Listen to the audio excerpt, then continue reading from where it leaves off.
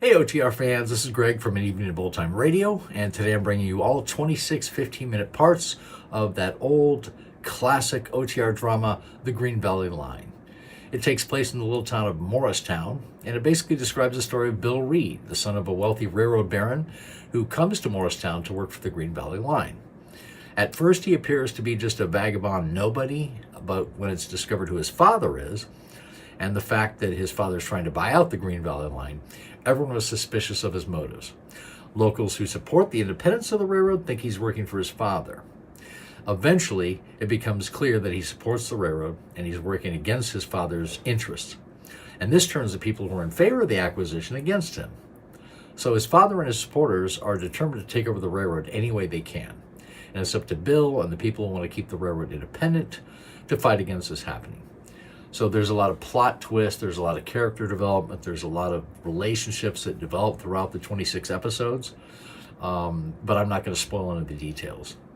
I hope you'll enjoy this little gem of an old-time radio show, and I want to thank you very much for tuning in.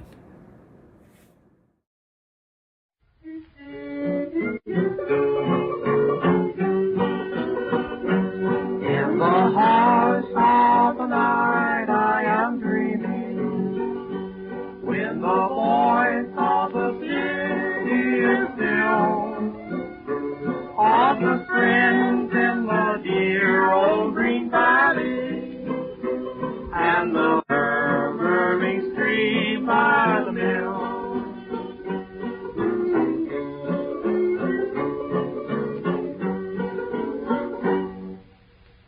We present the first episode in The Green Valley Line, a story of a small, backcountry railroad in the early years of the 20th century. A story of the lives of small-town people in the America of 35 years ago. Our story opens at a little water tank siding on the hill above Morristown, a small railroad terminal in the heart of the Green Valley. As the darkness gathers, the lights begin to twinkle in the little town below. In the shadow of the big water tank, two men sit waiting for an incoming freight. Both are important characters in our story, so let us introduce them to you.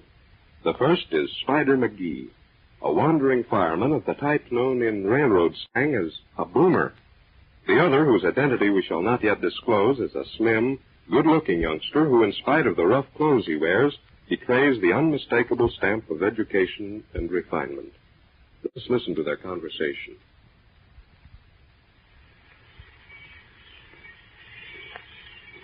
There she comes, Slim. Yeah? That's old 72. And Mickey Dunnigan's pulling her. We'll get right under town. Say, she won't take water here, will she? No, they most always stop before hitting the downgrade. She's slow up anyway. Get ready to jump for the engine cab. All right, here she comes. Hello there, Mickey, you old son of a gun. Hello. Well, right a horny cover. You're getting the old spider. Spider, you're looking fine, but what the devil brings you here? Oh, I know. Go put on your injector. I'll check it for me and my pal to get right into town, Mickey. Sure, hop aboard with you. Hurry now. Sure. Come on, Slim. Okay, Spider, let's go. Is it a job you're looking for on the Green Valley Spider, my boy? Sure. I'm just heading in to see old Pop Harkin. Figure the things to get busy around here. There's plenty doing, all right. Plenty doing. But you'll find a terrible change around Morristown. How's that, Mickey? Well, for one thing, there's a new master mechanic on the job. A master mechanic in Green Valley? Why, listen, ain't no Pop Harkness to handle things anymore? He's still the boss, of course. But there's here the fellow named Cronin from the CK&W. Cronin? Oh, yes, I know him. So that's the layout. Well, what's been going around here anyway? Search me, Spider, me boy, search me. There's a power of talk on the road. They do say there's a big chance of the Green Valley being sold to the CK&W. Well, I'll be darned. But say, Mickey, you don't suppose folks around here's going to stand for that? They've always been against it. There's a lot of trouble ahead, I'm thinking, but they'll be having a showdown pretty soon. John Graham's back in from the east. Here? Came in on the number 10 yesterday. Oh, well, he's the president of the Green Valley, ain't he? That's right. But it's himself that is wanting to swing the deal to sell the old Green Valley. Oh, what's old Dad Harkness got to say about it? Well, no, of course. He's against it. Sure. And all the valley folks is with him. Sure they are. There'll be the devil to pay around here, I'm thinking. But say, Mickey, what do you suppose is the chance to get a job with this here fella Cronin? Mighty little spite, me boy, mighty little. He's a pretty hard man. He's bringing quite a few men in from the CK&W. Oh. Listen now, Spider. You and the boy here had better be dropping off before we head in. I'll be slowing down to the switch in a minute. Stand by now. Hey, Joe! Tell that look we're heading in on track number 5. Okay, Mickey. And thanks for the good news. I'll be seeing you. Come on, Slim. I know. Which way now, Spider? We'll look over back at the house track and on ahead to cross over to Ma Flint's. I got to stand in there and we'll get us a handout. Gosh, but I'm hungry. No, hold on a minute, Spider. Oh, well, what's wrong now? Let's sit down a while. I want to talk things over. Okay, Slim. What's on your mind? Well, I've been thinking over what that engineer told you back in the cab. Yeah, well, what about it? Looks as if it's going to be tough to get a job round here. Sure, looks tough, all right. But that's okay, Slim. You stick with me and these here... There's nothing doing here. Why, we'll drift back on the main line and get us a job. Oh, I'm not worrying about jobs. Huh? Say, listen here, Slim. I don't get you. Of course, you've been staking me, but what is it you're aiming to do around here? Ain't going to stick up a bank, are you? No, nothing like that, Spider. Gosh darn it, I can't size you up nohow. Here you're beating your way clear from Omaha. I guess you got lots of dough. You ain't dodging the cops, are you? Oh, no, wrong again, Spider. Listen, you know this Green Valley Railroad pretty well, don't you? Sure. Worked here a half a dozen times. Mm-hmm. Always aimed to drift in this way towards fall and get a job in the rush season. I see. What's this talk about the Green Valley being sold to some other road? Well, you see, Slim, the CKMW's always been after this here streak of rush. Yeah, what for? Well, because it's a better grades through the mountains than the CKMW. I see. And that's, and now the competition's getting tough and traffic's speeding up. Yeah. You see, this here Green Valley looks like the answer. I see, but what's this about the local people being against selling out? Well, it's like this here, Bill. This here Green Valley Road was built by 2 men. That's so? One's Pop Harkness. He's the superintendent here in Morristown. Oh, yeah. And the other's John Graham, president of the road. Well, what's that got to do with it? Well, that's what I'm coming to. You see, it was old Pop Harkness that built the road. Yeah? John Graham did the financing. Oh. Now it's Graham that wants to sell out. Ah, and this other fellow Harkness is against it, huh? Sure, that's right. I see. All the Green Valley folks is backing Pop Harkness. Mm-hmm. They want to keep the Green Valley in their own hands. This Graham back from the east, picking with J.J. Reed. That's the old bloodsucker that controlled the CKMW. Here, hold on a minute, Spider. Huh? Well, what's the matter now? All right, never mind. Go ahead. Oh, well, that's about the whole story, I guess. But say, what's this to you, Slim? Oh, never mind that, Spider. Tell me, what's this old Pop Harkness like, anyway? Well, he's one of the whitest men you ever see. And he's a darn good railroad man, too. Runs the whole works around here. Or, anyway, he used to till now. Seems like things has kind of changed, though. And Pop Harkness ain't got all the say. Well, thanks a lot, Spider. I think I'll make a little stay here in Morristown and see how things pan out. Oh, well, listen here, Slim. Let's eat. Oh, you go ahead first, Spider. I've got to get over to the hotel. There'll be a bunch of mail there for me. Say, you ain't running out on me, are you, Slim? I know, Spider. You know I'm not. But we got some baggage at the hotel that I had sent ahead. I'm going over and change. All right. By the way, where is this place you're going? Oh, right over there, back at the station, the Green Valley Restaurant. Okay, Spider. I'll see you later. Well, I'll be darned. Who is this guy, anyway? Hello, Abby. How are you? Oh, well, for goodness sake, Spider McGee, where did you come from? Oh, just flew in. I'm 72. Where's Ma Flint? She's in back. Oh, Ma. Yes? What is it, Abby? Come and look who's here. What's the matter? Well, for land's sake, if it ain't Snyder come back. Howdy, Ma. Darned if you ain't looking 10 years younger than when I last seen you. Go on with you, Spider McGee. Say, where you been to all this time? Oh, most everywhere, I reckon, from Texas to Maine. But things are getting kind of quiet back east, and so I just thought I'd strike out here. You know. And so you struck out for the Green Valley, huh? Yeah. My land, it's a wonder you don't get tired of drifting and settle down You never can somewhere. tell, Ma. Hold on there, Abby. Say, Abby, Yes? get me some ham and eggs and a stack of toast, will you? I'm kind of hungry. Okay, Spider. Ham and stack. How's things, Ma? Busy? Oh, so. It's kind of quiet this evening, but business is picking up some. I'm glad to see you back, Spider. Fine. Say, listen now, Ma. I got to have a talk with you. Well, all right, Spider. Let's sit down in the booth for a while. The boys off of 72 will be in pretty soon, and then I'll have to get busy. That's okay with me. It'll only take about a minute. Well, Spider, what's on your mind? Well, I was talking to Mickey on 72. He says things is getting tough around here for getting jobs. Thought maybe you'd put in a word for me with Pop Harkness. I don't know, Spider. Things ain't what they used to be around Morristown. There's a new master mechanic. His name is Cronin. Yeah, I heard about him. bringing in his own men, ain't he? That's right. Tain't so easy, Spider, but I'll see what I can do for you. Oh, thanks, Ma. I got a friend with me, too. Uh-huh. A railroad man? Well, I don't know. He seems to be. He's kind of used to railroading. Kind of a mysterious guy. Ain't even told me his name yet. But we got friendly back in Omaha, and as we was both heading for the Green Valley, we kind of stuck together. Well, what's he after, Spider? A job? Don't exactly know, Ma. I ain't sized him up exactly. Guess maybe his folks got money in the Green Valley. Seems mighty curious about what's going on around here. Mm-hmm. There's a lot of strange faces been showing up lately. I heard how they was aiming to sell the Green Valley. Who's been telling you that? Oh, I just heard talk of it. Well, let me tell you something, Spider. Yeah? There's nothing to it. No? If John Graham tries to swindle us out of the money we folks put in, there's going to be trouble. Okay with me, Ma. It's that Jacob Reed he's in with. He's grabbed off most every little railroad he ever went at. Sure he Put did. his men in and throws out the stockholders. Sure. But this time, he's going to lose out. Now, I'll see here, Ma. Somebody's coming in. Huh? What'd you say? Why, gosh darn it. Slim, you old son of a gun. So it's you, is it? Yeah. All slicked up. Say, where'd you get them good clothes? Come on in, Slim. Shake hands with my friend. What'd you say his name was? Oh, just call him Slim. Uh-huh. Well, I gotta go. See you again, Spider. Sure. Well, sit down, Slim. I was just going to eat.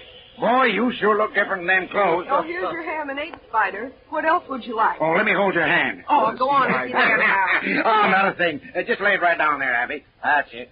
Say, meet my pal, Abby. This here's Slim that I was telling you about. Hello? Oh, pleased to meet you. Can I get you something? No, I just want to talk to Spider here. Thanks. Okay. Well, Slim, old partner, what's the good word? Say, the old lady seems sort of hostile. Oh, Ma? Yeah. Oh, she's okay. Ma's kind of head up ever since these rumors about the railroad being sold. Oh, don't pay no attention to her. Well, forget it. Hey, Bill, take a look at that dame that just come in. Ain't she a peach? Boy, I don't say so. Who is it, Spider? Don't know, Slim. Ain't nobody lives around here. Swell looker, though, ain't she? Spider, she's wonderful. I wonder who she is. Better find out from Abby. Looks as though they was pretty well acquainted anyhow. Sure, that's just what I'm going to do. And say, Spider, about that job you're looking for in the Green Valley. It's all fixed. What?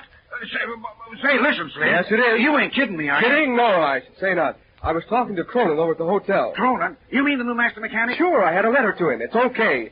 You go around and see him at the shop 8 o'clock tomorrow morning. big dog. Yeah, he's got a place for you. Good. He's going to put you firing with Mickey Oh, Dolligan. great. A job for me? Fired? That's right. Do you mean it, Slim? Sure, I mean it. I'll give you a note to take round. Oh, darn it all, Slim. That's mighty white of you. Oh, forget it. But say, how come you got this here stand-in with Cronin? Oh, never mind that, Spider. It's a long, long story, but the job's all right, though. Well, I'll be... Oh, want anything else, Spider? Say, Abby, who was that girl you were just talking to at the counter? Why, that's Carrie Graham. Graham? Sure. Her father's president of the Green Valley Railroad. Well, I must... Of course, she's been away at college the last 3 years. So that's Carolyn Graham. Well, I'm darned. Oh, you don't know her, do you, Slim? No, I never saw her before, but... Well, never mind, Spider. I've got to go back to the hotel now. You come round and see me sometime tomorrow, will you? Yeah, sure, Slim. I'll be seeing you. All right, good night, Spider. So long, Slim. Well, Spider, so you're getting into society, huh? What do you mean, Mom? Listen, Spider McGee, if that's the kind of folks you're running around with, you'd better stay out of here. Oh, now, say, listen, Slim's all right. He's fixing me with a job with Cronin. Fixing you for a job, is Yeah. he? Sure. Sure he is. And you telling me you don't even know his name. Now, see here, Ma. In case you don't know, that's Bill Reed, What? son of J.J. Reed, the old crocodile that's aiming to grab off the Green Valley. Huh? Getting you a job. Well, suffering Pete. And so the mysterious stranger who comes to Morristown in the guise of a wandering tramp is the son of J.J. Reed, multimillionaire owner of the C.K.&W. Railroad. What is his purpose in Morristown? Tune in for the next episode in The Green Valley Line.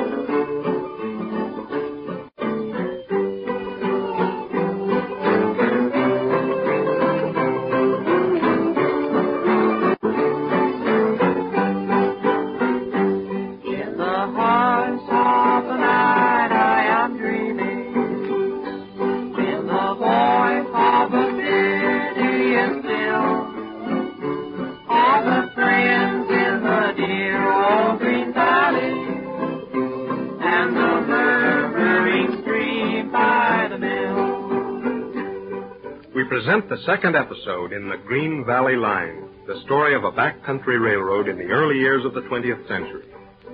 For years, the shareholders of the little railroad have fought against the efforts of the big eastern capitalists, seeking to control the Green Valley Line. Our story resumes at Morristown, the little railroad terminal in the heart of the Green Valley, where some excitement has been aroused by the arrival of young Bill Reed, son of Jacob Reed, the owner of the opposing railroad interests. As the scene opens, we find Bill Reed in company with John Graham, president of the Green Valley Line, just entering the railroad offices at Morristown.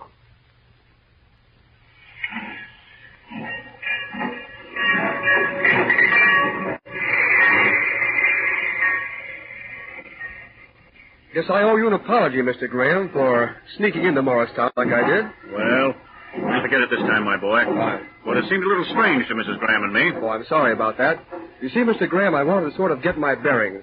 It was very good of you and Mrs. Graham to ask me to travel west with the family, but I just wanted to drift in here on my own so I could size things up. Yes? Well, we say no more about it. Now I want to take you in and introduce you to my friend Harkness. If our plans work out, I'm hoping you and he will be working together. Sure, I hope so, too. All right, let's go in. Hello there, Mark. Good morning, John. Good morning, Henry. Good morning. Here's a young friend of mine I want you to meet. I hope he'll be a good friend of yours, too. This is Bill Reed. Howdy, son. How are you, Mr. Harkness? Well, sit you right down. I've been looking for you, John. There's quite a few things to talk over. Yes, but first there's a proposal I talked over with this young fellow's father in the East. What's it, John? Well, you see, since Mr. Reed Sr. is going to work with us, he acquired some of the mortgage bonds of the Green Valley. Just about gotten all of them, ain't he, John? Why, as to that, I can't say exactly. Oh, just a minute, Mr. Graham. It may interest you to know, Mr. Harkness, that my father owns all the 3 mortgage issues on the Green Valley system. Thanks, son. I'm much obliged. I always did admire straight talking. Well, what's this here proposal of yours, John? Oh, quite a simple matter, and one that's partly understood already. The traffic on the road's increasing, and things have been getting heavy for you, Henry. Well, I'm making no complaints, John. Oh, of course not. We thought young Reed here could step in and give us a hand. In what capacity? As assistant to you. Well, sounds like a good idea. It's all right with me, John. Fine. Oh, good. Then we'll call it settled. I want to run up and see Bridges about the accounts. Then I'll be back. Meantime, you two talk things over. Sure. See you later, John.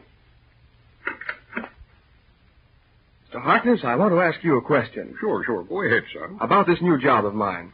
If it weren't for the fact that my father is J.J. Reed, owner of the CK&W, with a big financial interest in your railroad, would I have got this job or wouldn't I? Well, now, I'll be honest with you, young fella. Why shouldn't I? It certainly does make a difference. Matter of policy, you might say. Sure, I thought so. There's no need to worry about that as far as I can see, though. I understand you've had a good railroad training, been holding down important jobs on the CK&W since you left college. All goes well, you're going to be quite a help on the Green Valley. All goes well, yes, that's just it. But we may as well have this thing out right now so that I won't be sailing under false colors. Well, I don't know that I get you exactly, young fella. All right, I'll explain. Everybody here in Morristown is talking about the danger of this railroad being sold to the CK&W and the local people losing out. Sure is a lot of talk going on. Furthermore, my father, who owns the CK&W, seems to have a pretty bad name around here. Folks accuse him of trying to steal this road. Well, son, what's the truth of it? You ought to know. I ought to know, yes, you'd think so. But that's just it. I don't know a thing about it. Hey, hold on there now. You mean that, young fella? Sure, I mean it. Dad never said a word about it to me. Of course, I know he's grabbed off a lot of little roads, and there's been a good deal of soreness.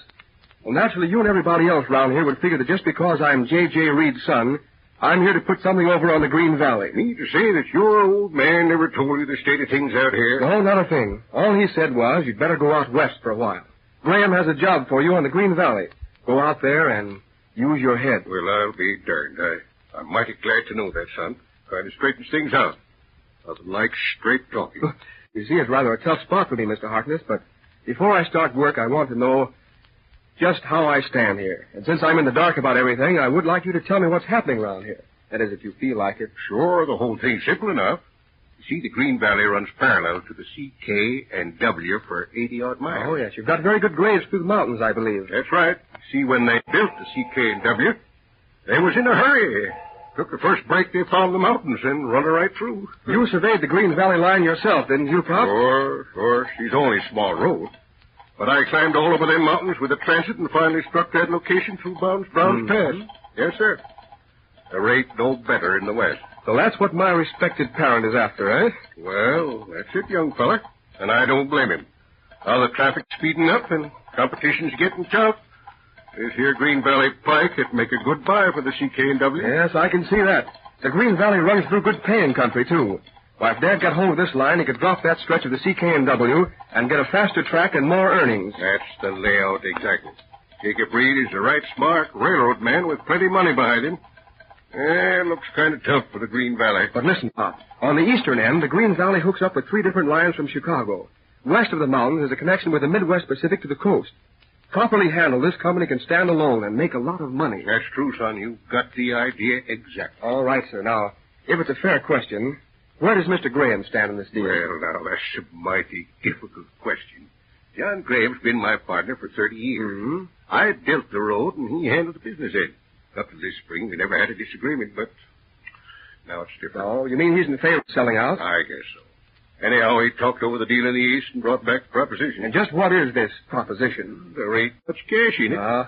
They aim to take over the road, cancel the mortgages, and give everybody stock in the CK&W in place of Green Valley Why, stock. Pop, that's a downright steal. That's how she looks to me. Of course, that's my side of It it. looks to me as though you were right. Hold on now, young feller. Hold on. Better take care before you start siding in with the Green Valley. I ain't aiming to set you against your own father. But I'm working for the Green Valley, Mr. Harkness, and nobody else. Well, now, if that's the way you feel... why- Sure. Why, I see the whole scheme now. If I'd accepted that invitation to travel west with the Grahams, I'd have got an earful. Why, they had it all fixed. Even to picking out a wife for me. You mean young Carrie Graham? Sure. Hold on there, young fella. Now, that's the right smart girl for you. Don't make any mistake about that. Why, she's a good friend of mine, too. That may be, but I think I'll do my own picking. Sure, but... Hello, who's this? Hello, Pop. Bob around? Hello there, Carrie. Well, we were just talking about you. Oh, that's so? Sure. Say, here's somebody you ought to know, Bill. She can't Carrie Graham. Good morning. How do you do? Excuse me a minute. I got to run upstairs. You two go ahead and get acquainted. Here, wait just a minute, Mr. Harkness. I'll be right back. What? I'll be back after a while. Well, won't you sit down? No, thanks. Oh, all right. You know, it's funny we never met before. I don't think it's funny. Oh? You chose to keep out of the way in Chicago. Then you beat your way out west like a tramp instead of traveling like a civilized person. Oh, so you heard about that. Of course. Hope you had a pleasant trip. Oh, not bad, not bad. It's a lot of fun traveling in a side door, Pullman. You ought to try it sometime. Oh, now, look here. I don't want to start fighting right off the bat. You and I should be friends. But what's the use if you're going to get steamed up over a little thing like that? It isn't that at all. It's something more serious. I'm not in the habit of snooping, but I was outside the door when you were talking to Pop Harkness just now, and I couldn't help hearing what you were saying. Oh, really? Well, what's wrong with that? What's wrong? You getting in solid with old Pop, telling him you didn't know anything about the deal to purchase the Green Valley. Pretty neat. Say, look here. Do you expect anybody to believe a story like that, except Pop Harkness? He thinks everybody's as square as he is. Sized him up pretty well, I must say. So that's the sort of fellow you think I am? Why not? The whole thing fits in beautifully. Your father gets hold of the Green Valley mortgages. Then he runs in a lot of his own men. The road starts to lose money. And you're the star artist who comes in to put on the finishing touches. I must say you haven't lost any time. All right. Have it your own way. But let me tell you one thing. If you think for one... hello, Pop. What's all the argument Oh, about? nothing, Pop. Just a little difference of opinion. Is Father busy? Yes, I reckon he is. We got a directors' meeting on in full swing. All right, upstairs. I'll run along. See you later, Pop. Goodbye. Goodbye, Carrie. Don't sound to me as if you've made a very good start, young feller. Well, that's all right. Let's not talk about it, Mr. Harkness. I want to ask you something. Yeah, what's that, son? Guess you thought I was a little too impulsive just now, talking about private business, didn't you? Oh, shucks, no, Bill. I'm glad you went right into it. After all, you don't know me very well, you know. I might be just trying to get on the inside for reasons of my own. Gosh darn it, what put them ideas into your head, eh? Well, I just thought of it. But I want to say this, Mr. Harkness. I am working for the Green Valley and nobody else. That's how I sized you up, son. All right, then. That's understood. Sure. Things is moving fast. We put up this here proposal to the directors, and they turned it down unanimous, all except Graham. I'm sending the wire to your father right now. Good. That ought to start something. I reckon it will. Well, Bill, ain't nothing for you to do till tomorrow. Better take it easy now. And have a look around. All huh? right. I'm going to have some lunch, and I'll be around the yard if you want me. Mm-hmm. I'd like to know what the old man says in answer to that telegram. Well, I'll let you know.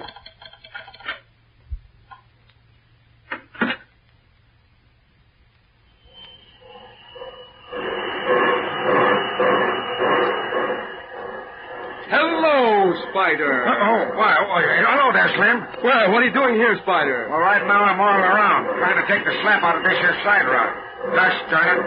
This here 1010 was a good engine when I left here last fall. And look at her now. Well, what's wrong with her? Oh, shucks, she's all to pieces. But near died on us, pulling a drag of empties up the hill. That's so?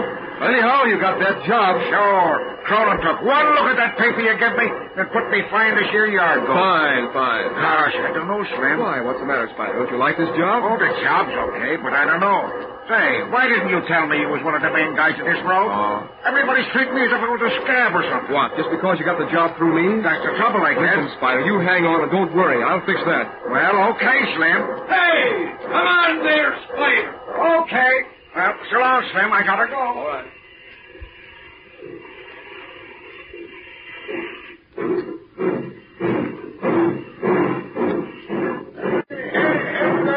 Hello, huh? What is it? Oh, you got an answer to that telegram. I sure do, did I? Now, Hunt, do you want to read it? Yes, I'd like to know what the old man has to say. President, Green Valley.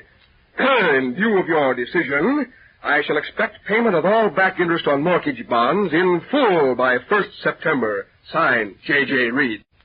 So here's where the war starts. Yep, it's war all right. There's close to $160,000 due on them mortgages. Not a chance in the world to make it. We only got 3 months. But we've got to make it, Pop. And somehow, I think we will.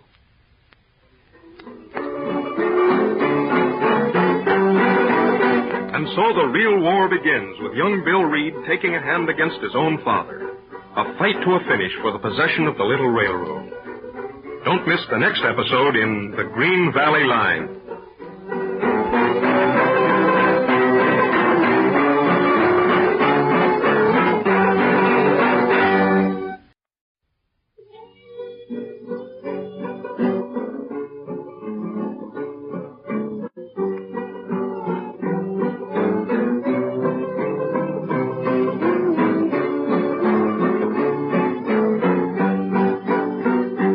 In the heart of the night I am dreaming, with the voice of the city is still, of the friends in the dear old Green Valley, and the murmuring stream by the mill. We present Episode 3 in The Green Valley Line, the story of a backcountry railroad in the early years of the 20th century.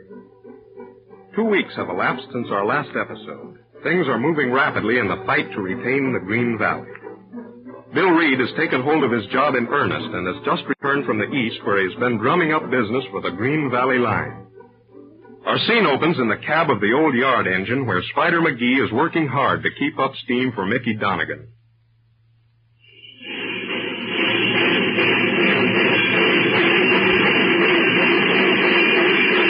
What's the matter with you?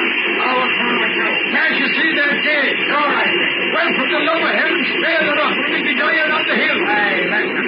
What's the use of me spacing this boat when you're holding it down on the company's notch and everything going up through the stack?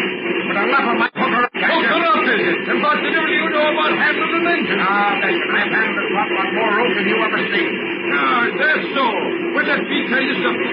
I'm not having any red-headed talent about trying to take me in business. Hooker up or I'll throw the shovel into the firebox. Oh, you're throwing the shovel into the firebox. Well, ain't that nice? Yeah, come on, Lucas. Don't wait. You don't mean that. Sure, I mean it. Come on, will you hook her up? Well, in that case, I give her a couple of notches just to show you there's no hard feeling.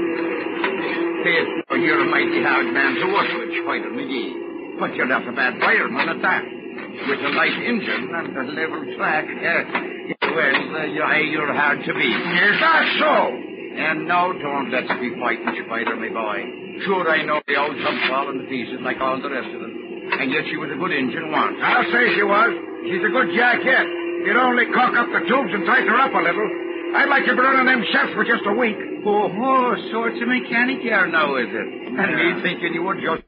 All right, Mickey. But let me tell you something. If I hid this goat for a couple of days, I'd put her in shape so she'd pass anything on this pike. Well, think of that now. How much time we got left? Barely 5 minutes to get into the clear before number 10 hits the siding. Well, she'll be here pretty soon now.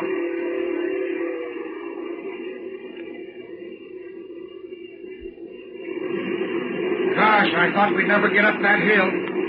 Hey, where's that main hook gone to? Just as I thought. He's asleep on the tank as usual. Hey, Rusty, wake up. Come on, hit the grip. Open that gate. Beat it. Okay, Spider. Okay, Mickey, come ahead.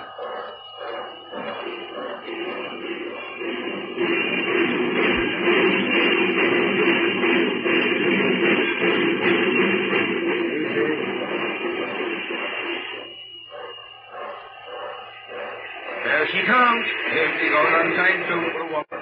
That 530 is one of the few good engines left. Say, young Bill Reed's aboard her, ain't he? Coming back from the east. He's been back there looking for business. I wonder, did he have any luck? Shouldn't be surprised. He's a mighty smart kid, that same youngster.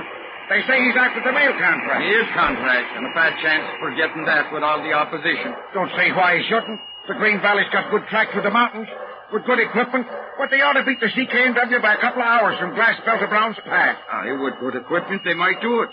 But with all the rolling stock falling to pieces, there's not much chance. Well, it does look tough. But I'm willing to bet a month's pay that the kid will pull the Green Valley out in the hole. Well, I won't bet with you, but I'm thinking you'd lose your money. Oh. All right, Ricky, take her ahead. Okay, me boy. Tell the conductor I'll be taking water before we drop down the hill. And say, listen, we work with signals on this pipe. Use your hands and I know what you're doing. Okay, Spider.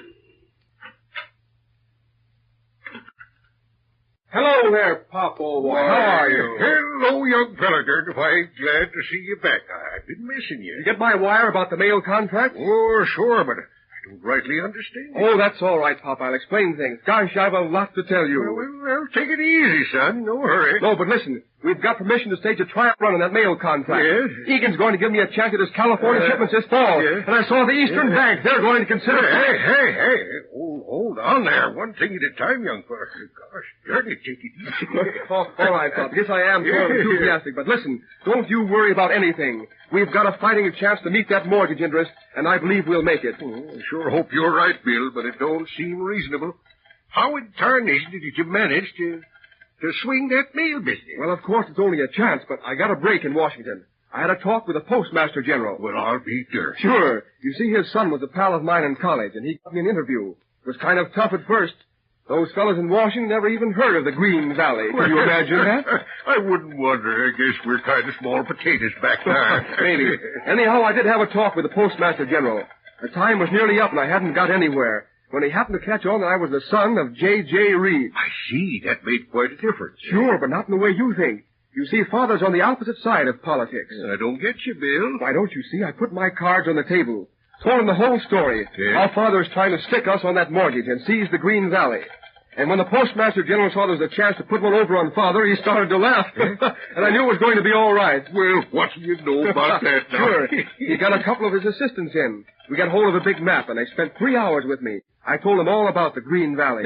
How we could cut an hour or more off the running time to the coast. And believe me, Pop, they're right behind us. Say, young fella, do you know, I've been trying to tell them that for 15 years or more. And here you hit the bullseye first crack. Oh, that was just a stroke of good luck. I call it darn good management myself.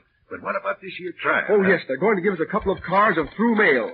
We get it off the S&M at Glassbell and hand it over to the Midwest Pacific at Sewell Junction, the full length of our line straight running. And when's it going to be? Pretty soon now, Pop. They'll give us 24 hours notice. And what's conditions? Well, if we beat the CK&W time by an hour, they'll give us a 3 years contract for that part of the run from Chicago to the coast. Gosh, dang it, we should be able to do it, Bill. Do it. We've got to do it, Pop. My goodness, look what it means. Sure, I know what it means, young fella. Oh, by the way, did you see about those engines? Oh, yes, sure. Mason will have 490 ready at Glassbell. Fine. We'll change engines here for the run west through the mountain. What about this end? Well, I told Cronin to have a good engine ready. You know, I just sure of Cronin. Yes, he's one of Father's men. All right, I'll talk to him. You didn't see your father back east, did you? I did see him. What? Say, what do you have to say? Not much, and of course I didn't tell him very much either. Only that we figure on meeting that mortgage interest in the fall. Yes? What did he say to that? Oh, he just smiled. We're going to have a tough fight, Mr. Harkness. Father's dynamite once he gets started. Don't I know it? When two railroads get to fighting, there just ain't no room. Sure, I know that. Father himself is all right as long as you don't oppose him, but he'll move heaven and earth to stop us getting that mail contract. You didn't tell him about that, did No, you? no, but he'll find out, sure enough. Father wouldn't do anything crooked himself, but if the men under him pull anything, he'll stand behind them. Well, we just got to do the best we can. Oh, say, young fella, Yeah? you ought to run up and call on the Grahams. Oh.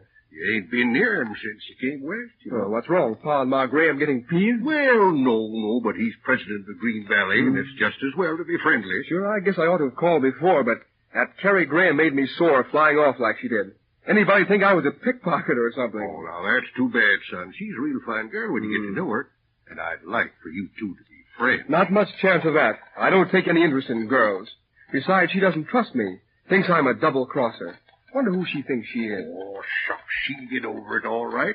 Say, Pop, Huh? if we should pull off this mail contract and get things really going on the Green Valley, maybe this Graham girl would be singing a different tune.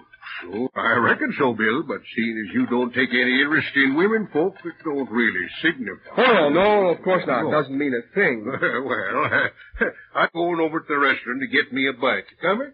No, I've got a lot of mail to look over. I want to see Cronin. You go ahead, Pop. Sure. I'm to see you. All right. Well, howdy, Sam. Hello, Pop. Howdy. Hey, Abby, did you fix that lunch for me? Sure, Mr. Harkness. I got it all ready in the kitchen. You just sit here in the booth and I'll get it. Uh-huh. Oh, say, did Yeah? you see Carrie Graham? She's looking for you. Well, no, I didn't. Oh, there she is now over at the soda fountain. Oh, Miss Carrie. Oh, hello, Pop. Hello there, Carrie. Yes. Come over here and sit down now. Thanks, Pop. I was looking for you over at the depot. They said you were over here. Well, I just stopped in the barber shop for a few minutes. Got any news, Pop? Well, quite a lot, Carrie. Things are sure starting to move. Young Beetle Reed got back this morning from the east. Didn't you see him over at the depot? Oh, yes, but he makes me sick. Putting on airs as though he was the only person that knows anything. Besides, I don't trust him. Ah, seems to be you're kind of unfair to young Bill. He's done quite a bit of hustling back east. Looks like we're going to get some real business for the Green Valley. I just can't believe he's really genuine. And I'm not the only one that thinks so. Folks around here think he's just stringing you along. Well, reckon we'll have to let him talk. Ain't much he was paying attention to gossip. But tell me, is it really true that the Green Valley Railroad is going to try for that mail contract? Say, what? Where did you hear that? Was it from your father? No, but it's all over town that there's going to be a trial run against the CK&W. Is it true? Well, sure, it's true, but it's kind of funny how folks got to hear about it. Oh, I suppose your wonderful assistant, the great Mr. William Reed, must have told about it. Just to show how clever he is. No, I don't reckon Bill would do anything like that, but such things is bound to leak out sooner or later. But listen, Pop, is there really any chance to land that mail contract? Sure, there's a chance. We've got good track and a shorter line. Might have been a couple of years ago when the engines and rolling stock was in better shape, but we'll give 'em a run for it. Supposing we do get it, will it save the Green Valley from being sold out? Well, not by itself, but if we can win that race with the CKW, it'll put the Green Valley on the map. There's a lot of fast freights moving these days, and we stand a good chance to get some of it. I see. Well, I hope it all comes true, Pop. Certainly would be terrible to lose the Green Valley. She ain't lost yet, Carrie. It's going to be tough. We got $150,000 to dig up by fall on top of ordinary expenses, and no chance to borrow a cent. Well, good luck, Pop. I've got to run along. Say, hold on a minute. No, I must go. Goodbye, Pop. Oh, Mr. Harkness? Oh, hello, Bill. Anything doing? Sure, I got the message from Washington about that trial run. You did? Say, what's in it, Bill? It's okay. They fixed it for the 10th. They're giving us a real break, too. 3 whole days to get ready. 3 days? Gosh darn it. We've got to get busy, young Sure. fella. Come on, Pop. We'll work out the schedule. Fine.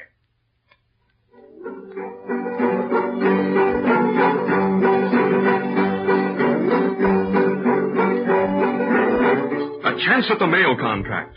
A race with the CKMW. Hope for the old Green Valley. The story of the race is told in episodes 4, 5, and 6 of The Green Valley Line.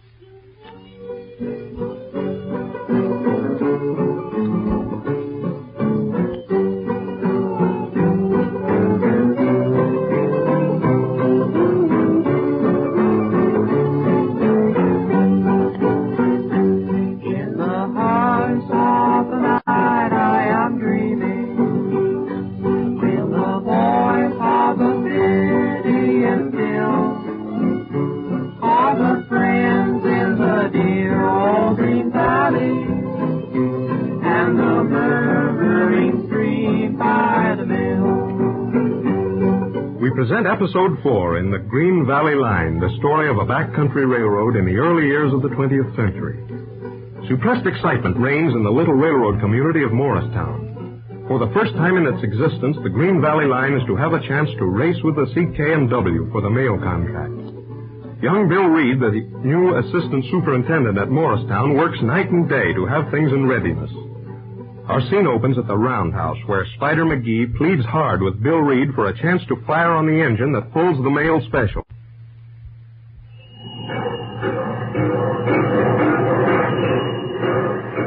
I tell you, Spider, there's nothing doing. Now listen here, Slim. No, besides, it's not my department. After all, Cronin's the master mechanic here. It's up to him. Couldn't you put in a word for me? Nothing doing.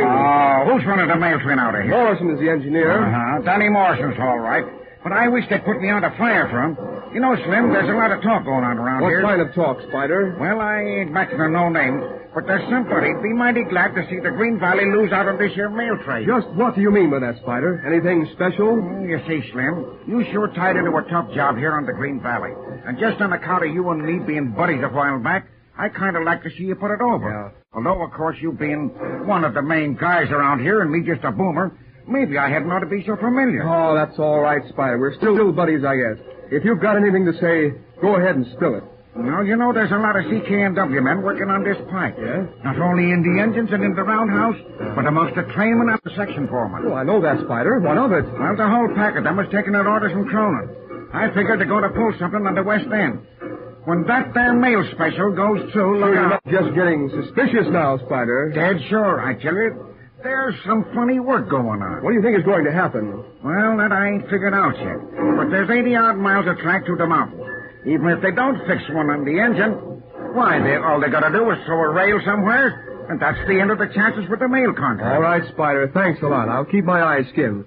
How's the old 1010? Oh, shucks. She's all to pieces. Darn shame to see a good engine run down like that. Can't get a thing done to her. All she needs is a couple of days overhaul, and she'd be as good as ever. All right, Spider. I'm going in to see Cronin. I'll speak about it. I reckon you won't get much out of Cronin. Maybe not, but we'll see. And say, another thing, Spider. I'll be working late tonight in the superintendent's office. If you've nothing else to do, I'd like you to drop in around 10 o'clock. Come in the back entrance. What? Hey, what do you think I am, a spotter or something? No, nothing like that, but we may need your help. Well, okay. 10 o'clock, then. Sure you don't forget now. Okay, I won't. Morning, Cronin. Oh, morning. Come in. I've been expecting to see you. Been back east, ain't you? That's right. Just got back yesterday. Well, I was a big chief. You mean my father? Sure, I used to work for him. I'd look as though I'd be working for him again pretty soon. You mean the rumor about the Green Valley being taken over by the CK&W? Rumor? But there's certainty, ain't it? I wouldn't be too sure of that if I were you, Cronin. Well, that's how she looks to me. I came to talk about this mail contract job. Sure, you ain't serious, are you? The Green Valley ain't got a chance in the world to get to swing that We contract. don't go into that, Cronin, but I'm glad you mentioned it. Gives me an idea of where you stand. Say, That's listen, all right, and I might as well tell you where I stand. I'm working for the Green Valley. I was the one who arranged for that trial run, and I'm out to make good on it. Get the idea? Mm-hmm. Your old man's going to be tickled to death when he hears about your working against him, ain't he? Don't worry, he knows about it already. Besides, that's my business. Now let's talk about engines. What have you got for the mail run? Well, we're tuning up the 590. He's the best engine we get in the West End. She ain't so good. You mean to say we've only got one engine in fair shape on the West End? Well, no, there's 3 or 4 engines in good shape, but they ain't got the speed. I see. What's the matter with this yard engine, the 1010? They seem to be having a lot of trouble on the hill. Suppose this here Spider McGee has been putting up a holler? Huh. If you go around talking to the boomers about the state of things, you'll sure get an earful. I asked you what was wrong with that engine. Oh, she's just a bunch of junk and scrap, that's all. Ain't worth fixing. And yet they say she was a mighty good engine 2 years ago. One of the fastest on the road. Here, this here home guard's sure getting some funny ideas. Cronin, I want the 1010 put in shape. What? You mean I'm going to waste good material on that old goat? That's what I said. Well, what do you want done? I understand she wants quite a few new tubes, new grates, and I want her tightened up. I guess you'll have to wait a while. Then, because, well, we ain't got enough men to do the work right now. You have 4 new machinists today. They'll report at 1 o'clock. Put 'em on the 10-10. Have her ready in 48 hours. Say, you ain't aiming to put her on the mail run, are you? No, I just want her fixed, that's all. Oh, well, I guess I'll have to talk to the super and see what he says about it. Don't waste your time. If you ring him up, you'll find out I've got his authority. Well, I'll be done. All right, Cronin. I'll be round this afternoon to see how you're getting on. Well, I'm blamed if he ain't just as bad as his old man. Come on, Mickey, let's eat. Sure, we'll be setting up to the counter. I want to talk to Maggie. Well, hello, Mickey. Hello. And look who's here, the great spider monkey in person. Thought you'd quit us, Spider. Oh, listen. The way you blowed me off the first night that I came in here with Bill Reed, you're mighty lucky to get me back here again. Well, maybe I sized him up wrong. They say that friend of yours is sure stirring things up. Sure, didn't I tell you? Pretty soon you're going to be mighty glad you got them shares in the Green Valley, Maggie. Gosh, I hope you're right. Well, what do you have, boys? Give me one of those big T-bone steaks, Maggie. Leave everything on but the horns and the hoofs. Just warm it on both sides and throw it on a plate. Same for me, Maggie. And when you're through with the order, I want to talk to you, Maggie. I have a letter from the old country. I get you, Mickey. I'll be back in a minute. You know, Mickey, I'm feeling kind of good today. Looks like we're going to get somewhere. Looks like it, Spider. With the old Chin-Chin going into the shops for a while for fixing up. I'll be feeling pretty good myself. Did you pipe the look on Cronin's face when we pulled into with the engine? I did that. I'll be glad when them repairs is done. That fellow's a bad actor. He can throw a monkey wrench in until the works, he'll do it. Not with young Bill watching him. That youngster means business, Mickey. Well, good luck to the boy. It's an uphill road he's after traveling. Here you are, boys. Oh, put her right there, Maggie. Don't nobody talk to me for the next 20 minutes. What's the news you got from the old country, Mickey? Well, you remember the little girl I was telling you about? Sure. You don't mean she's coming out here? Aye, she's on her way out. I had a letter from my sister Bridget to say the youngster was leaving 3 weeks ago. And I got a telegram from New York that just says she was on her way. My goodness, then she'll soon be here. Aye, if she comes straight through, she'll be here on number 10 tomorrow, I'm thinking. Well, ain't that nice? You're not forgetting the promise you made me? Of course not, Mickey. I'll be glad to give her a chance. Has she had any experience? In service for 3 or 4 years now. Fine, and she's coming tomorrow. Land's sake, who's going to meet her? Well, I'll be at the train myself, I'm thinking, if I'm not working. And you could slip out for a few minutes, maybe. You leave it to me, Mickey. I'll be there. Just think of that girl coming all this way alone. How old is she? What's her name? I'm thinking she'll be just 18 this fall. Her name is Sheila McGuire. Fine. I'll look after her, Mickey. And if she makes out all right, there'll be a job for her at the Green Valley restaurant as long as she wants. That's mighty generous of you, Maggie, and I'll not be forgetting it. Oh, shucks, that's nothing. Excuse me now, Mickey. I have to get busy. Look, come on now, Mickey. Eat your dinner. There's some extra stuff to straighten out in that yard, and only a couple of hours before it gets dark. Hurry now. It's mighty bossy you're getting around here lately, Spider McGee. Anybody think you were running the whole railroad? Ah, come on. We got to get through. I got some business to do tonight. Oh, I suppose the superintendent is after consulting you. Maybe you ain't so far wrong at that. Yeah, come on, eat so. your dinner.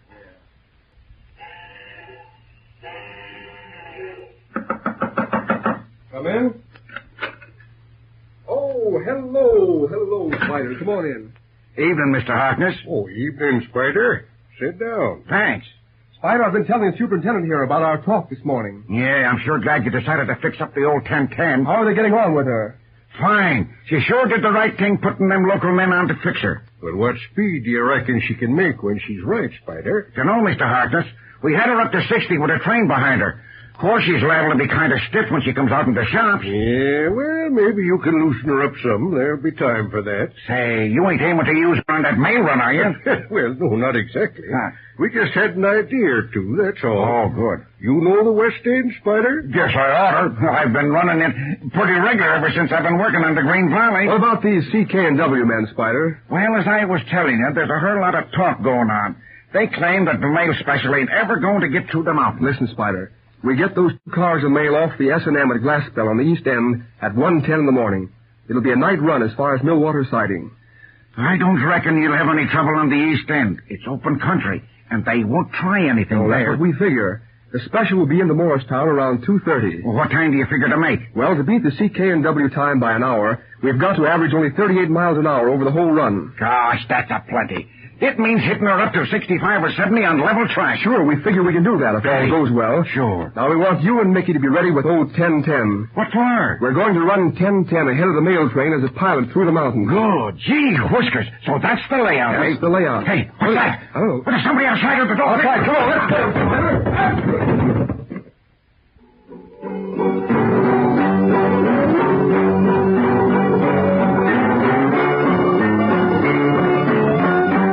Treachery in the Green Valley, a race for the mail contract against the power of the big interests. Bill Reed will require all his ingenuity to meet the coming opposition.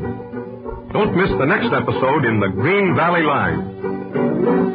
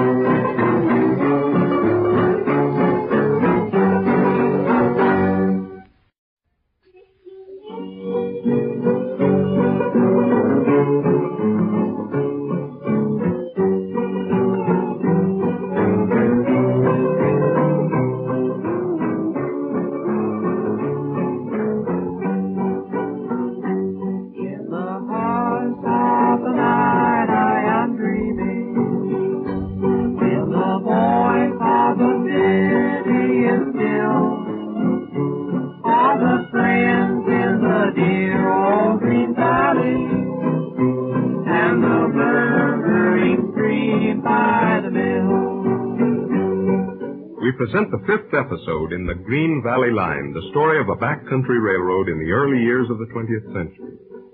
Preparations for the trial mail run, in which the Green Valley Line is to compete with the CK&W for the mail contract, are just about complete. In spite of its shorter line, the odds are against the Green Valley. All over the West, sympathy is on the side of the little railroad. Bill Reed is out to win against his father's company. The old 1010 is out of the shops, all tuned up for action, and is just returning from a trial run over the West End. The scene opens in the engine cab where we find our friends Mickey Donegan, Spider McGee, and Bill Reed.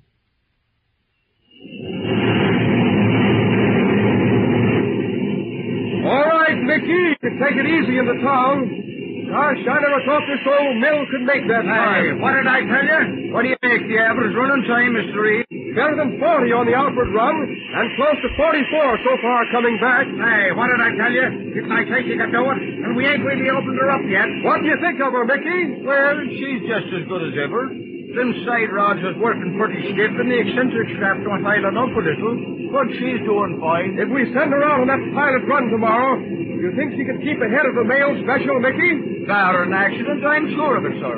What do you say, Spider? Don't you worry about keeping ahead. As far as running goes, as long as you don't lay us off with this bum dispatching. I'll see to that. Hey, what about that fellow who was snooping around the office last night? You suppose you heard what you was planning? You mean about running the 1010 ahead as a pilot? Sure. I don't know, Spider. I hope so. If it was somebody spying for the opposition. What do you mean? You wanted it to be heard? Sure. Never mind why now. You'll find out later. Well, suffer Pete, I don't get you. Where's now, Spider? Quit your blathering and watch out for that yard signal.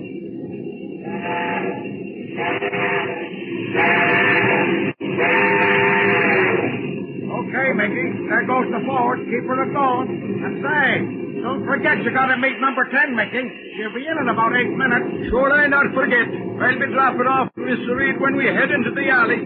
You can take it into the shops and tell him to loosen up that key on that left side rod. Okay, Mickey. Oh, what's doing, Mickey? Friends coming on number 10? I'm expecting a young girl from the old country, Mrs. DeBridge's daughter. Oh, is that so? She coming here on a visit? Begorra, she's coming to live here. Maggie Flint at the Green Valley Restaurant has given her a job. Fine. Hope she likes it here, Mickey. I hope so. Oh, hello there, Mickey. My goodness, I was afraid you wouldn't be able to make it. Well, now, Maggie, and it's all dressed up you are. Sure, 'twas good of you to come. Oh, that's nothing. Do you know this girl when you see her? Well, bedad, and how should I? When I left the old country, she was buried the height of me knee. For land's sake. How you going to pick her out? Hold on now. I have the description. Yes? About 5'3" in height, Yes? slim built, Yes? with dark hair and blue eyes, Yes? with a black dress on and a green feather in her hat. We'll be spotting her all right. There's number 10 now, coming down the hill. My goodness, you're all excited, Mickey. Sure, it's the first one of me own people I've seen for many and many a day. Well, here we are.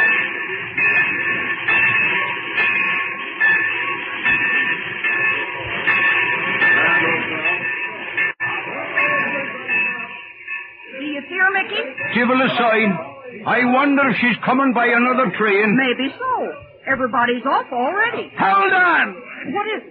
The carriage herself now. You see the little girl over yonder packing the old green carpet bag? Yes. Hello there, young lady. Would your name be Sheila Maguire now? Sure, that's me name. And you'll be me Uncle Mickey. That's right. Well, now it's fine to be seeing you, Sheila darling. Shake hands with Mrs. Flint here. She's after coming to meet you. Hello there, honey. My goodness, I'm mighty glad to see you. Catch hold of that grip, Mickey.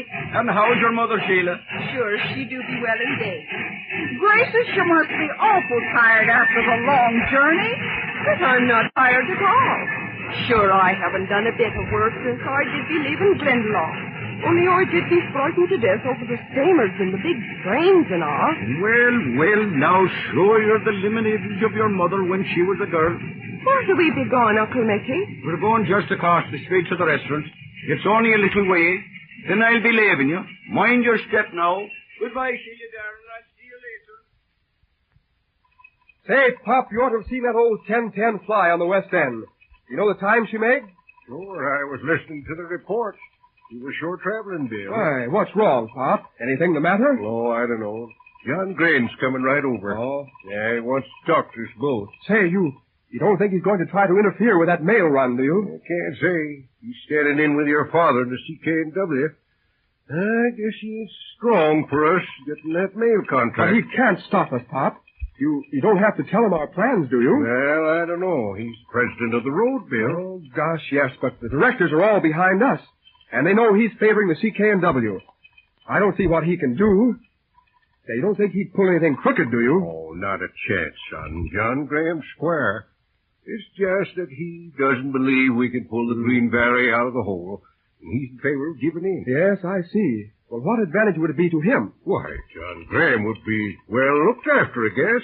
Be able to retire comfortably. Well, it's quite a mix-up, all right. Anyway, here comes Mr. Graham. Morning, John. Morning, Henry. How are you, young fellow? Just fine, Mr. Graham. Won't you sit down? Thanks. Well, what's on your mind, John? Oh, I just want to have a word with you and Reed here. It's about this mail contract idea. Oh, yeah? Yes. Don't you think you're going at this thing a little hastily, Henry? Oh, shucks. Why, we've been trying for the last 15 years to get a chance at it, John. Yes, of course. But the way things are, why, you're going to antagonize J.J. Reed more than ever. And we're in a mighty bad position. Well, no good going over that again, as far as I can see, John, unless you've got something to propose. Now, that's the point. I had a letter from Mr. Reed today. And if we could abandon the idea for this mail contract, I think you'd find him very reasonable. Well, I reckon it's too late to think of that now. How about you, Reed?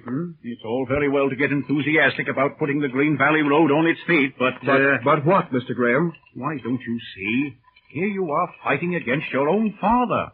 Unnatural, I call it. Is that so? Let me tell you something. I've worked for my father ever since I was a kid. Whatever I got for it, I've earned 10 times over. He never gave me anything, not even a college education. I had to pay for that out of my own savings. Maybe that was the best thing that could have happened. Maybe it was, but it means that nobody has any strings on me. Father's made a pile of money by doing just what he's trying to do with the Green Valley. Getting hold of mortgages, then freezing out the stockholders and grabbing the property. But that's nothing new. It's being done every day. Sure it is, I know it, but it's not going to happen to the Green Valley if I can help it. But you haven't a chance. Oh? Why, even if you did get this mail contract, we've only 90 days to meet the interest on our mortgages. $150,000. There's not a bank in the country that would lend us $1. I know all about that, Mr. Graham. What do you say, Harkness? Can't you use a little sense before it's too late? Well, what's the proposition, John? Why, Reed is willing to reopen the deal to buy the Green Valley. He'll make us a little better offer. It would mean a more substantial cash allowance for you and me and the other directors. Now, hold on there now. Tain't a bit of use going into that, John, and you ought to know it. Well, I wish you luck with the venture, Henry, but it's a pretty hard road you're traveling. Maybe you're right, Mr. Graham, but we're going to give it a whirl. We might surprise you yet. I hope so, young fellow. And now there's another matter. Yes? Mrs. Graham and I have been expecting to see you before this up at the house. Oh, I'm sorry, sir. I've been intending to call, but it's been quite a rush lately. Well, what about dinner tonight? Why, really, you see, we've got the trial run on tomorrow morning, and things are kind of busy. Oh, shucks now, Bill. You better go along. Everything's ready, and I'll tend to the work here. Well, all right, Mr. Graham, tonight then. Well, that's fine. 7 o'clock then. All right. Oh, quite informal. Just Mrs. Graham and my daughter Carrie. Oh, yes. All right, 7 o'clock then, sir. Good. So long, Henry. So long, John. So that's that. Well, I forgot about that fire-eating daughter. I suppose we'll have another run-in tonight. Now, say, listen here, young fella. You got the wrong idea about Carrie Graham. Yeah? There's the finest girl in the whole country. The pride of the old Green Valley, eh, Pop? I will say she's not hard to look at, if only she hadn't such a mean tongue. You're all wrong now, Bill. There's nothing mean about young Carrie. She sure hopped onto me the first time we met. Made me feel like 30 cents.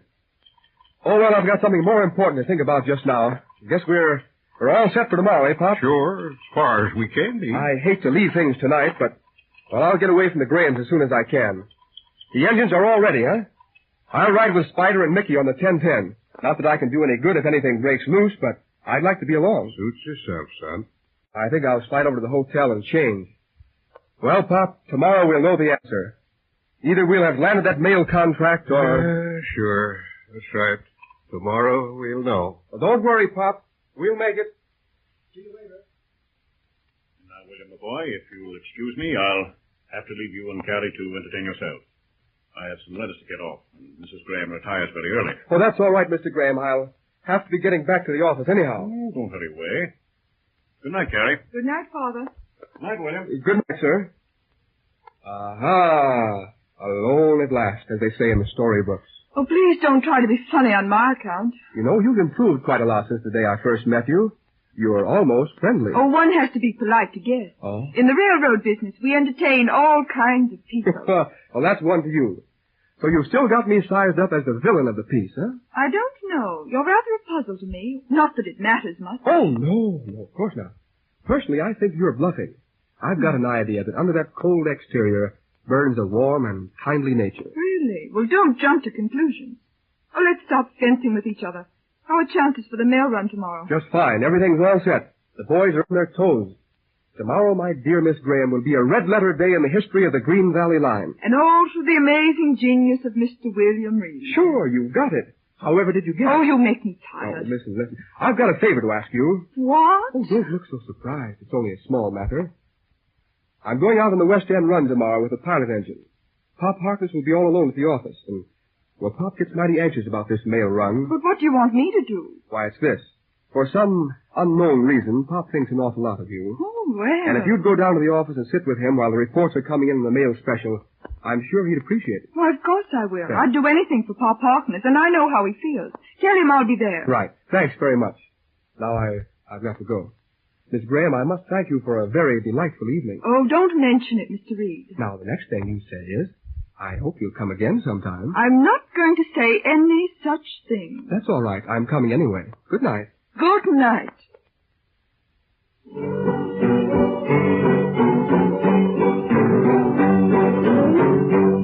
All set for the big mail run. All along the old Green Valley, the men are on their toes, out to win against the big opposition road. Don't miss episode 6 of the Green Valley Line.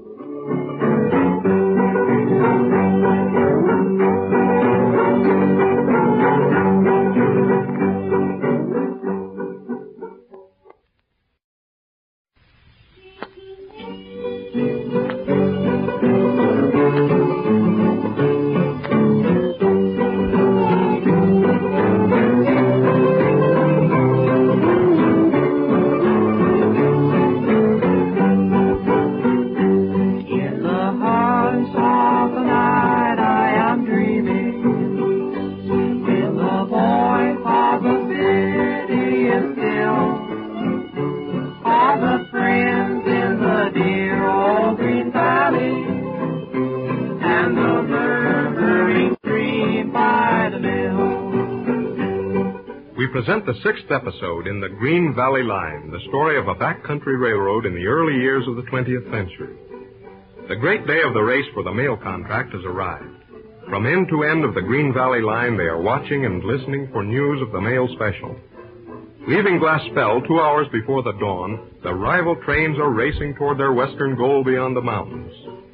On the Green Valley, the special is nearing Morristown, where Pop Harkness and Bill Reed are anxiously listening to the telegraphic reports. Well, what's it say, Bill? That's the special out of Dexter. Right on schedule, Pop. She's doing fine. And here's a message from Glaspell. Quite a lot in it. Well, what's it say? Oh, bad news, Pop. The CK&W are running their train wild with a clear track and rights over all trains. Yes, but that's against instructions. We're supposed to run under ordinary traffic conditions.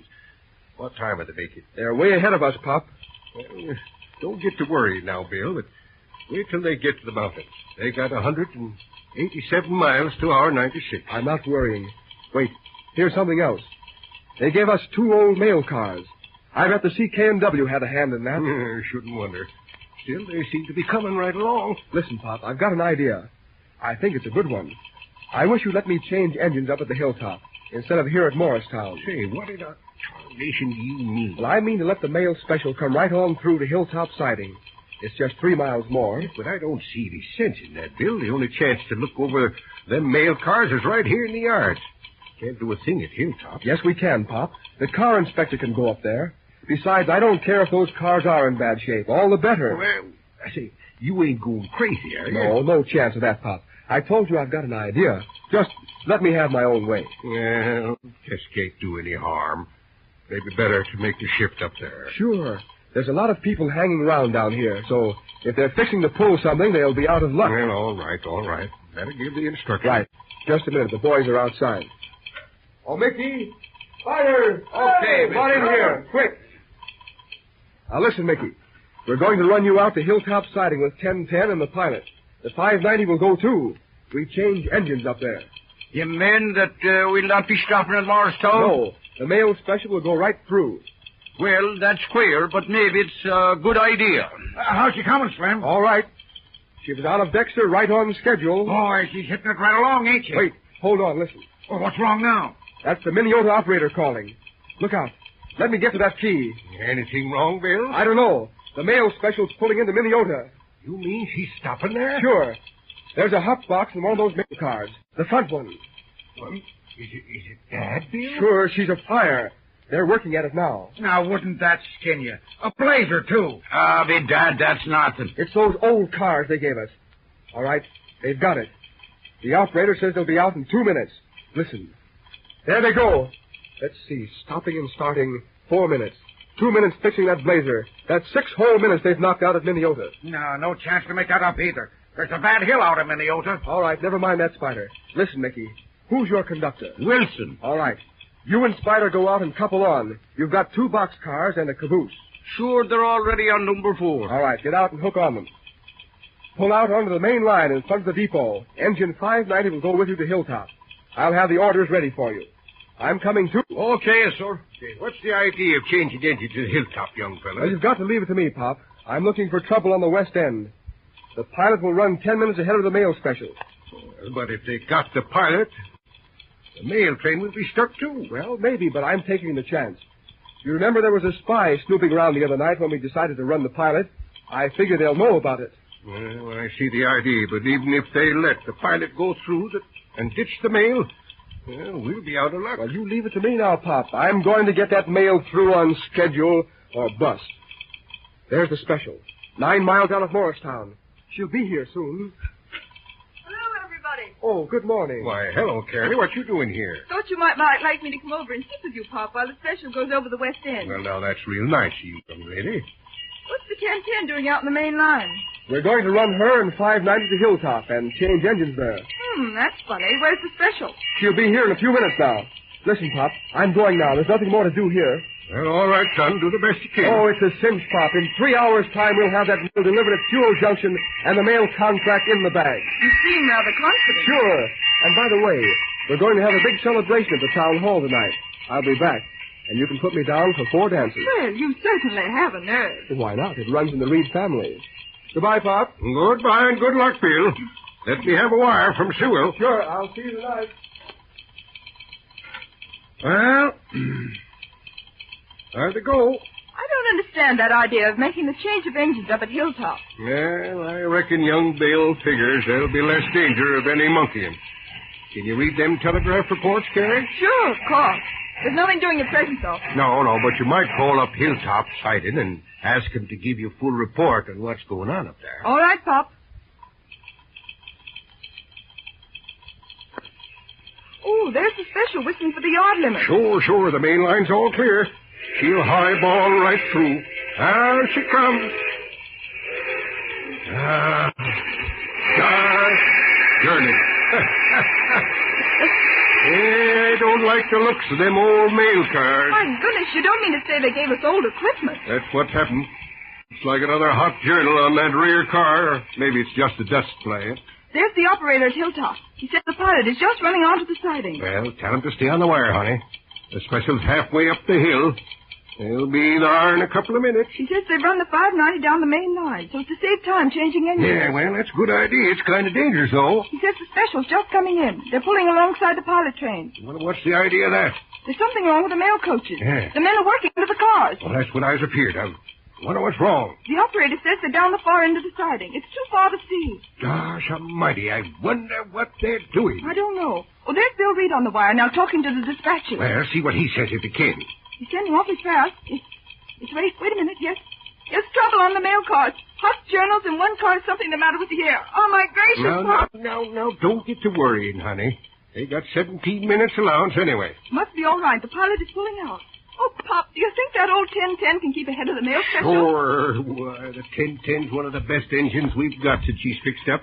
I only wish she had the mail behind her. There she goes.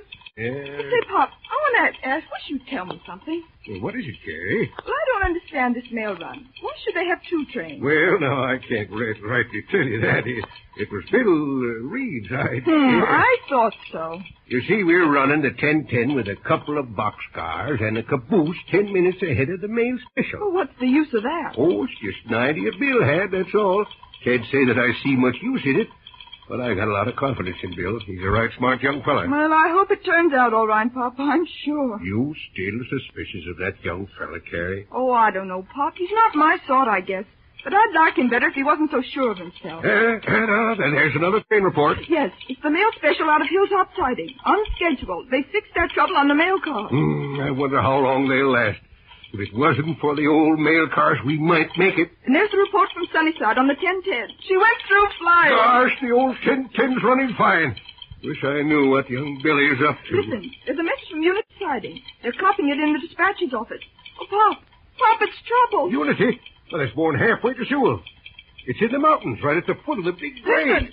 It says that a gang of men broke into the tool house at Unity Siding. They've gone east along the track from Unity. Gosh almighty, I should have known they might have done something like that. We gotta get word to the pilot and the mail special, too. It's all right, Pop. The dispatcher is talking to the operator at Parslow. He's got the message. He's going to flag the pilot. My high, that's the worst place of the whole system. They could throw the track there at the foot of the big hill and nobody near to stop them. Do you think it's CK and W men? Sure. Who else would want to make trouble like that?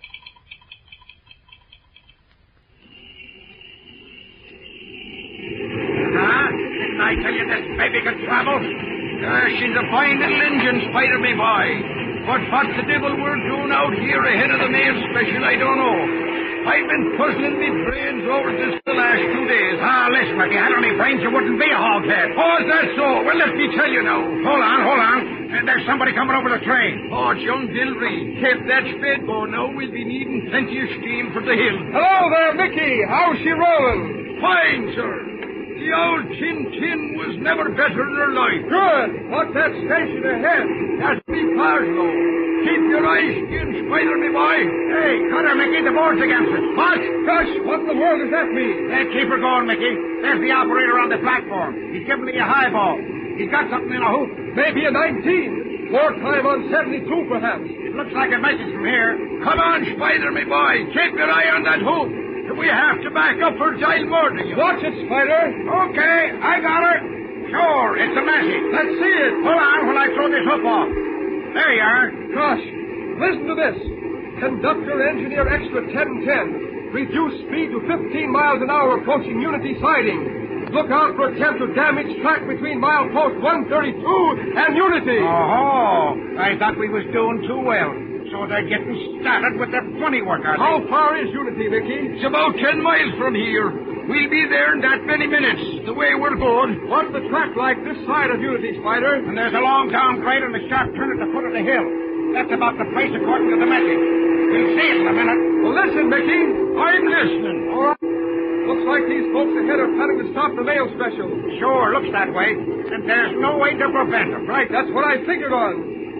Oh, you did, eh? Sure. That's why I decided to run this pilot.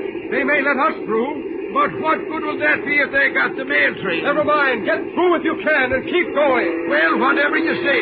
Here, Spider, keep your eyes skinned. Watch out now. There's the bend. I can see it now. Ain't nothing in sight. Better ease her off then, Mickey. Sure. Hey, there's some men there. What? A bunch of them close about the track. Yeah. I see them. They're on both sides of the track. And murder and gibbles, they're starting to monkey with the track. All right, open her up. Listen. Now we'll be in the ditch. Open her up, I say. It's our only chance. Come on before they get that rail loose. By the holy poker, I'll open her up. You'd better say your prayers. Hold tight now. We're on top of them. Come on. Give it to her. Look now. They got a charge under the track, and they're running out of fuel. For the love of Mike, look out! Mother of Moses, we bet them. We're past. But what's the use? They dynamited the train behind us. They got the mail. The race is over.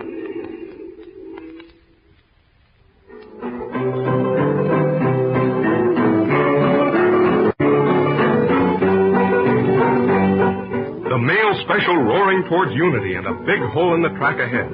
They may pull up in time, but the big race is apparently over. And still you never know what young Bill Reed may have up his sleeve. Listen for the next episode in the Green Valley Line.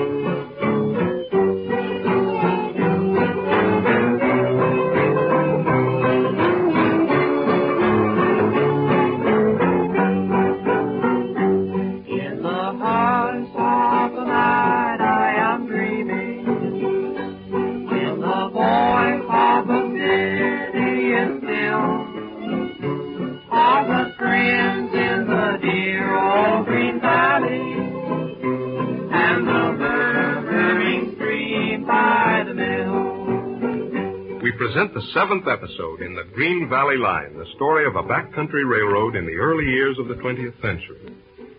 The close of our last episode spelt disaster for the little railroad.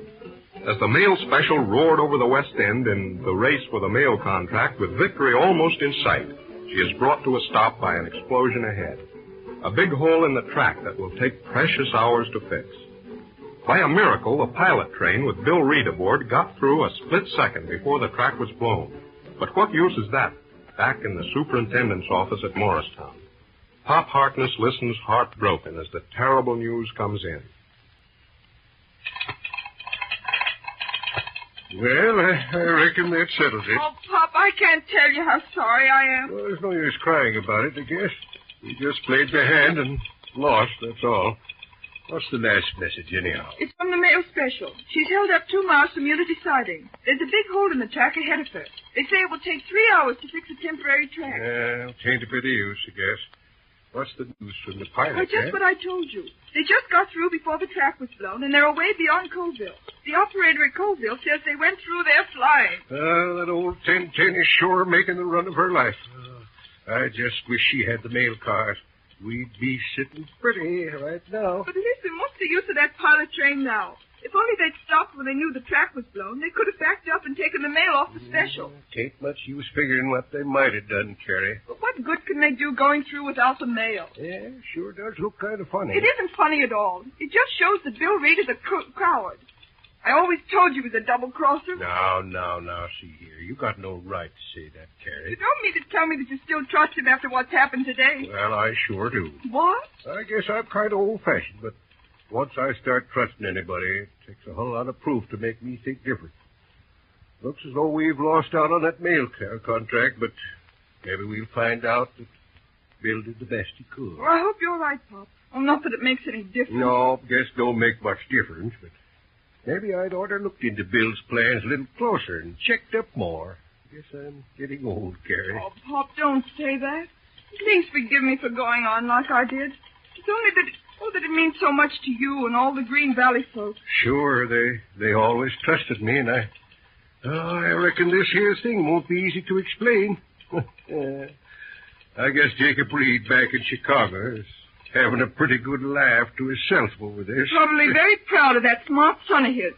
There they go. That's the report from the pilot passing Webster. They'll soon be in Sewell Junction. Gosh almighty, what a run that 1010 is making. They've bust all records on this road. But I sure would like to know what young Bill's idea is. And a fine lot of use it is running wild with an empty train. Well, we just got to wait and see.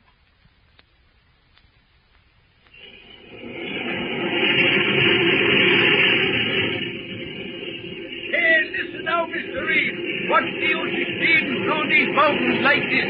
They got the mail special. The jig's up for the mail contract. What's the good of going through with an empty train? You got your orders, haven't you? Yes, I know. Hillera, I thought you said this old 1010 could travel. And so she can on a fair track.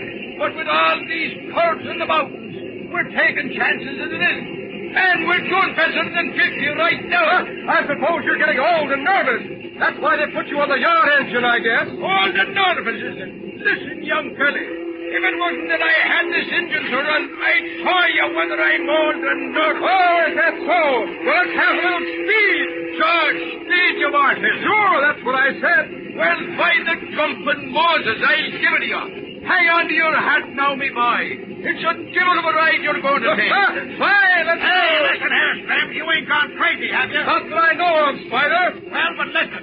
They got the mail train stopped back there. What's the use of running like this? We could back up and get that mail. We still can make No it. chance. I'm running this, Spider. You keep that steam going. I know what I'm doing. Well, of course, it ain't my business. But we're ahead of time now. That doesn't matter. There's nothing moving between here and Sewell Junction. We've a clear track. Nothing to worry about. Nothing to worry about. Look at the speed he's at. If we take that Black Mountain curve at this speed, we'll be talking to St. Peter in a couple of minutes. Come on with you, Spider. Quit your blathering and spare that engine. Hold on, nervous. Come on, baby. We'll show 'em the speed that they want. Hello, boy, Mickey. Well, I'm a son of a gun. I've been in some tough spots in my time, but I never rode with a couple of lunatics before. What's the matter, Spider? Can't you stand it? I can stand it if you can. Here, turn off that injector. You're drowning her, you are. And give me the heat, can't you? Holy cats, look at that speed, will you? Thank the Lord we'll soon be out of the mountain. Who's that? Hey, what's gone wrong? What is it? Hey, what's gone wrong? Cut out that speed, can't you? Have We'll you? be in the pits in a minute. Okay, Brennan. Get running this. Get back in the caboose and take it easy.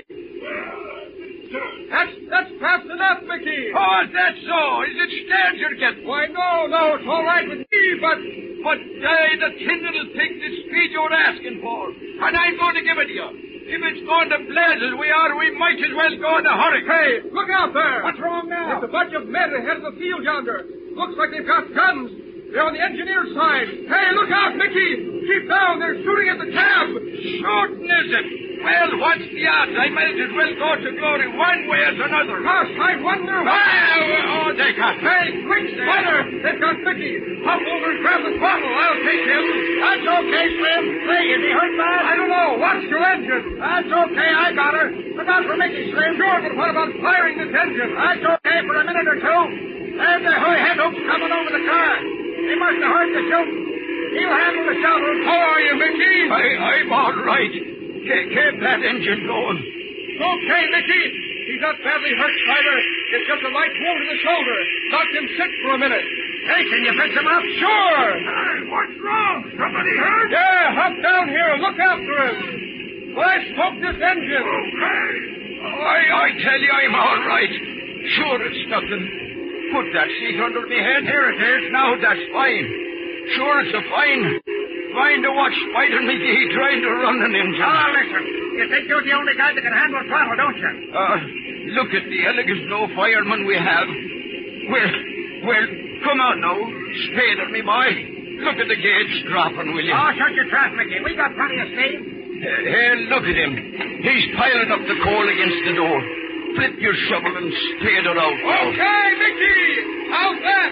Sure, you're not doing so bad. Or maybe it's because I'm used to bonfire. Oh, is that so? Hey, Slim. What is it, Spider? What do you reckon them fellas were shooting at us for? We ain't the mail special. Wait till we get to Sewell Junction. You'll get the answer. Gosh, I don't savvy this business at all. How far is it to Sewell from here? About 15 miles. A level track now all the way. That's fine. I'm glad we're clear of those mountains. Oh, I'm thinking I had you scared after all. Well, Mickey, I'll admit you did have me going for a while. You sure made a great run. I'll say so. If only we had got that mail. Say, Slim, you don't seem to be worrying none. You realize we lost out on that mail contract? What's old Pop going to say? Leave that to me, Spider. What time is it? It's 9:17. 11 miles to go. We're hitting 72 now. You're there in less than 8 minutes. I wonder where the CK&W mail special is. Oh, listen. After that run we made through the mountains, I'll gamble we beat her into Sewell by full 90 minutes. Gosh, if we only had that mail. No use worrying about that now, Spider. I'm glad we made that run, though, just to give an idea of what we can do. Boy, and what a run. If I live to be 90, I'll never forget that trip. That goes for me, too. I'll be slowing for the semaphore pretty soon. There's Sewell Junction ahead. Where do we go now? You head on the Y, back down the passing track. I'll drop off when we slow for the switch. I've got to see somebody. Okay.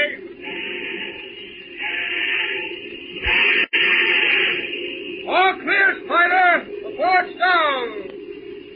Golly, I'm getting How are you better. feeling? I'm getting better every minute. Fine.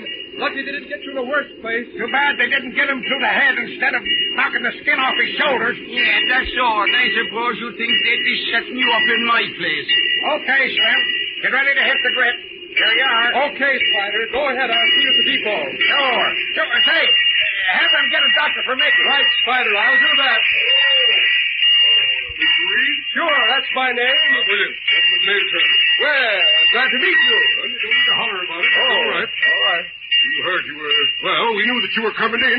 I'm this pilot. I just dropped down to find out when you expect to get those mail coaches through. Couldn't tell you. Personally, I don't care if they never come through. Sure. It's a mighty tough break for you, Mr. Reed. We're all betting on you, too. I'm mighty sorry you lost out. Hold on a minute. Where's the opposition train? You mean the CK&W mail special? You'll be in here about 11:17, I guess. Then that means that the Green Valley has won the race for that mail contract by an hour and 50 minutes. What? Say, wait a minute. I don't get you. No?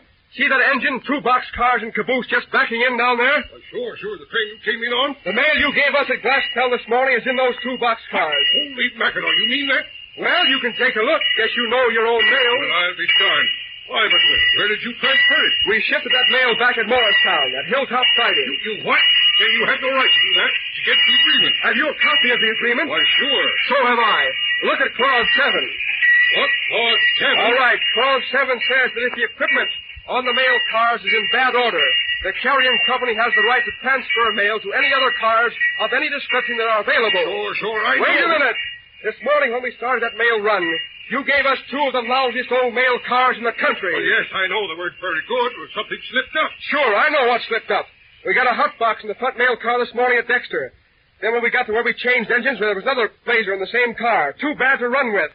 Also, we found the air equipment out of business on the other car. As the responsible official present, I ordered that mail transferred, and here it is. Now, how about it, Williams? Well, in that case, I guess you will. I'll say we do. Say, listen, Slim. Is that right? We got that mail in them boxcars? Of course. Do you suppose I'd come tearing through the mountains with an empty train? Well, I'm a son of a gun. So we beat them. Sure we beat him. How's Mickey? Okay, here he is. Says that right that what you're telling me? That we had the mail with us? Sure, right in them boxcars. Holy hallelujah! So I'm the engineer that pulled the mail, and I didn't know it.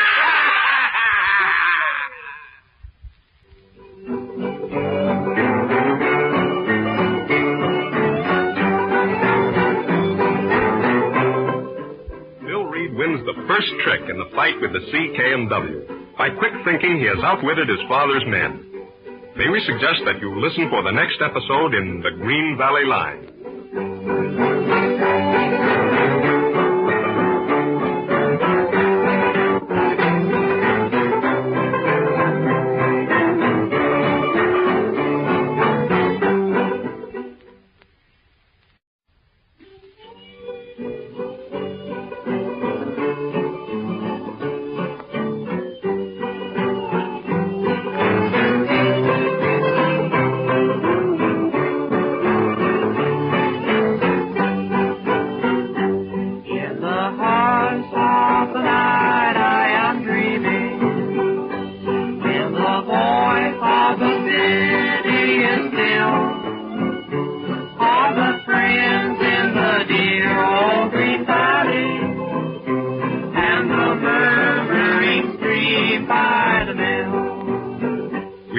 Episode 8 in the Green Valley Line, the story of a backcountry railroad in the early years of the 20th century. Our last episode told of the exciting race between the Green Valley Line and the C, K, and W for the mail contract. In spite of heavy opposition and foul play, in spite of the stoppage of the mail special and the attempts to kill the engineer on the pilot, Bill Reed wins the fight against his father, owner of the opposing railroad. The Green Valley beats the running time of the C, K, and W by 1 hour and 50 minutes into Sewell Junction. Our scene shifts to the superintendent's office at Morristown, where Pop Harkness, superintendent of the Green Valley, is still unaware of the good news.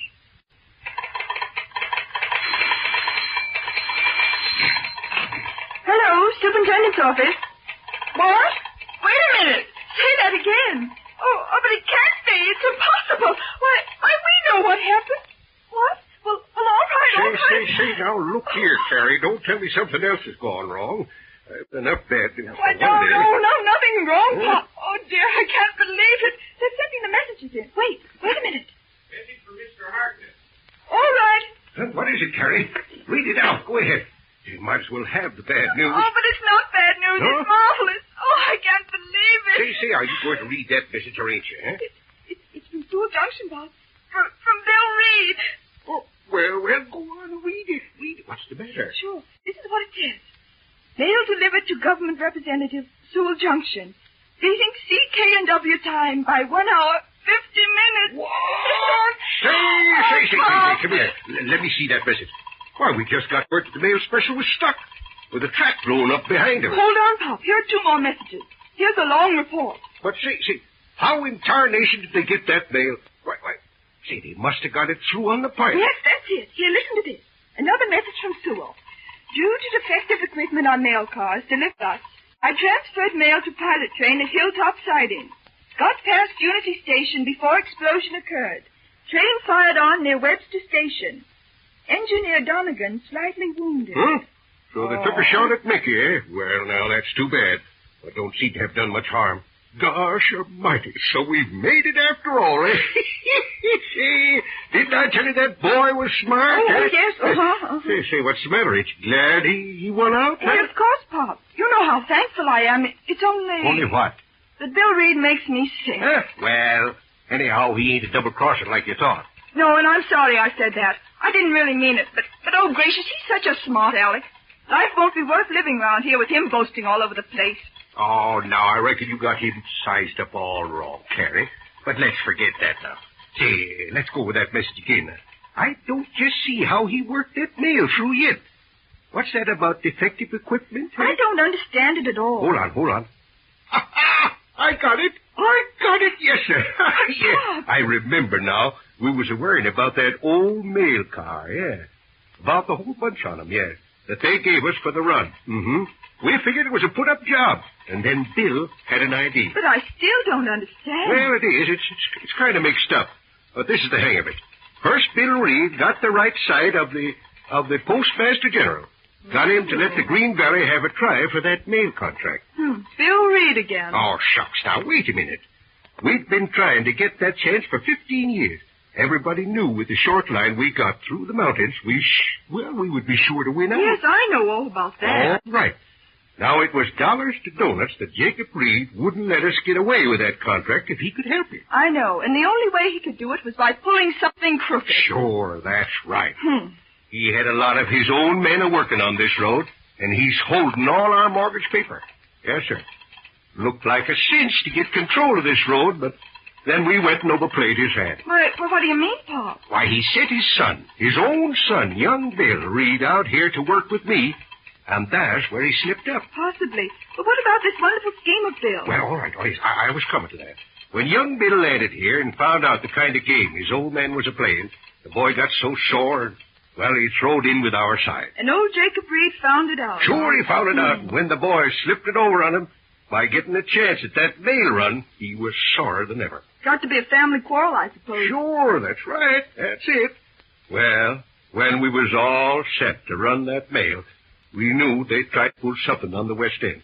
And there was no way we could see to prevent it. So Bill got the idea of running the old 1010 with a pilot train ahead of the mail special. Well, I can't see that was so clever. Well, we didn't rightly know what we could do ourselves, neither of us, until we heard about the defective mail car. How did we come to get that old car like that anyway? Well, that was a friendly little surprise the CK&W cooked up for us. Yes, sir. They figured those old cars would cut down the time. I see. Instead of that, it gave Bill his big idea. You see, according to the contract, we got to run the mail through in the cars we got at Glassmouth. Unless anything goes wrong with them, in that case, we got the right to change to anything that's handy. I see. So Bill Reed used that excuse to switch the mail over to the pilot and went ahead with it. Sure. But the cars weren't all that bad, Pop. Oh, not at first. No. But by the time Bill got through fixing the hilltop siding, I guess they were pretty bad. Then he is crooked after all.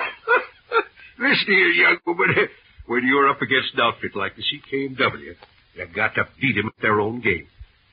Bill has a little of the old man's nature in him at that. Yes? A nice business, I must say. And so he transferred the mail to the pilot and went ahead. Mm-hmm. But he never told you what he was doing. And you were sitting here worrying. Even when the mail special was stopped, you didn't know the mail was on the pilot train. I don't call that clever. Hey, now, hold on. Bill knew all the wires was tapped with spies listening in. He darsn't take a chance even to stop for a minute. But they very nearly got the pilot at that. Sure, they came mighty nearly getting her. Yes, sir. Yes, she just slid through by the skin of her teeth and the track blew up behind her. Yes, I begin to see. Yeah. But what's this about the shooting later on? Well, now, that ain't hard to figure out. We're up against a pretty tough crowd. They must have got on the mail. Well, they must have got onto that mail idea, being on the pilot train, so they wired ahead to try and stop her. And they got shot at old poor Mickey, huh? Oh, that's awful. Surely you can find out who did all this crooked work and have them arrested. Well, maybe and maybe not. See, when two railroads get to fighting, it ain't no use going after the little fellers. Gosh almighty, but that must have been a great run through the mountains. Fastest thing I ever saw. Yes, sir, and the fastest time I ever heard of. I must say Bill Reed had a nerve, taking all those awful chances. Well, Harry, young Bill knew I was trusting him. Knew I'd trust him right through to the end. That's what you couldn't understand. Oh, but I do understand it now, Pop, and I think it's wonderful. Well, no, not wonderful. It's just my idea of being partners. Young Bill and me is going to make a pretty good team. I reckon I'm sure we'll give him a run for the money. But my gracious, surely there won't be any more trouble. Surely old Jacob Reed will pull in his horns after the lesson he's had. What? Oh. Him pull in his horns? Say, that old buzzard ain't even started. He's the smartest old cuss in America. And a right smart railroad man. Why, he's just getting his dander up. Oh, my goodness. Why, shucks, when this here story gets spread around, how the Green Valley outsmarted him and his men at every turn in the game, why, Jacob Reed's going to take hold of this thing personally. Say, this is only the beginning of the story. You ain't seen nothing yet. Anyway, answer that, will you, Carrie? Yes. Hello. Superintendent's office. What? Oh, wait a minute. It's the editor of the Green Valley Herald, Mr. Smithers. He wants to speak to you. Sure. Hello there, Hank, you old stick in the mud. How are you, eh? Huh? What? You want a story? Say, you got any type about a foot high that you can use for headlines? Huh? Well, come on over. I got the biggest story you ever heard. Yeah. And I want you to bust her wide open. I'm going to spread her from here to New Orleans and up to the Kennedy border. Huh? Sure. Get your pencil sharpened and come on over. I'll give him a story. Oh, dear. Huh? Well, now what's wrong, young lady, huh? Oh, I don't know, but I feel as if something tremendous is going to happen, and I'm just a little scared, Pop. Now, honey, you take it easy. You've been worrying about things too much. We got to have a little talk. But hold on now. There's a bunch of messages I ain't read yet. Here's one from Sewell. It's rather silly, but you better read it. Huh? Let me see it. Why, it's from young Bill. Yeah. Temporary track at Millpost 131 now okay for traffic. Well, that's good. Leaving here with a 10:10. We'll pick up engine 590. Running a second section, 72, arrive Morristown about 4:15. How about that celebration tonight? Suggest you make arrangements. Inform Miss Caroline Graham I expect at least 4 dances. Signed, Bill Reed. So that's what's worrying you, eh? Well, I'll have to talk to that young scallywag. Going and putting them sort of things in the railroad message. But I guess under the circumstances, it's kind of justifiable, huh? If you'd only leave me out of it. I don't want anything to do with him. Huh? Oh, I guess we got to have a little talk now, young lady. There's something back of all this. What is it you got against this boy, huh? Oh, it started in the East when Father and Mother were visiting with the Reeds. Well, I know, but you didn't even meet Bill till he got out here. No, but somehow the idea started that... Sure. I know. They figured you and young Bill would make a good match. Yes, I think it was Mother's idea mostly. Yes, I wouldn't be surprised.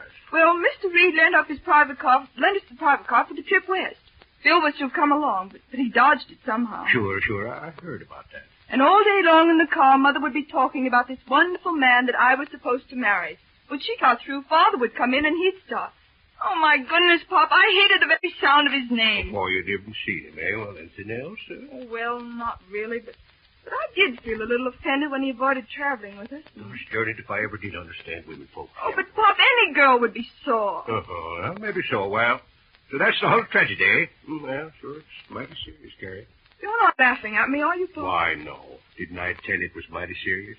Guess there ain't anything to be done about it, but I'm glad you told, Carrie. I'm glad you told. Thanks, Pop.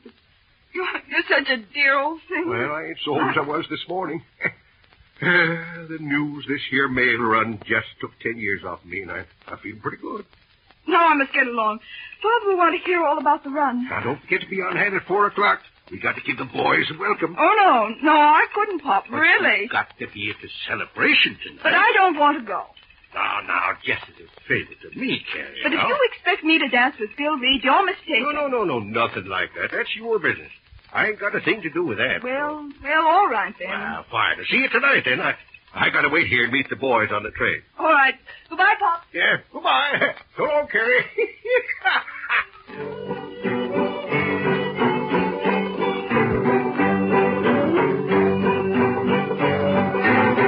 Victory for the old Green Valley Line. Tune in and listen to the big celebration in Morristown tonight.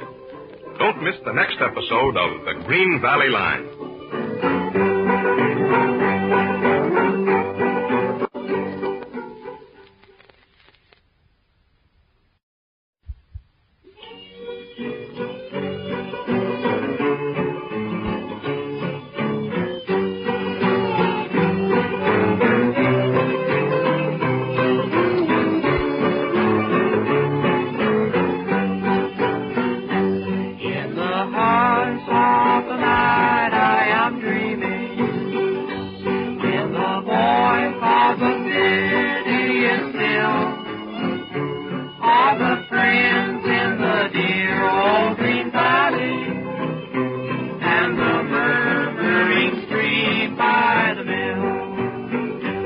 Present the 9th episode in the Green Valley Line, the story of a backcountry railroad in the early years of the 20th century. After many years of hard striving, the old Green Valley Line has won recognition. In a showdown for the coveted mail contract, the little railroad has beaten its big competitor, the CK&W, and the Green Valley Line is on the map. As the good news of the thrilling finish to the mail run spreads through the countryside, folks are flocking to Morristown. Main Street is crowded with rigs from all over the Green Valley, and everybody is heading for the town hall where the big celebration is already in full swing. It If you want to be in on the party, let's go.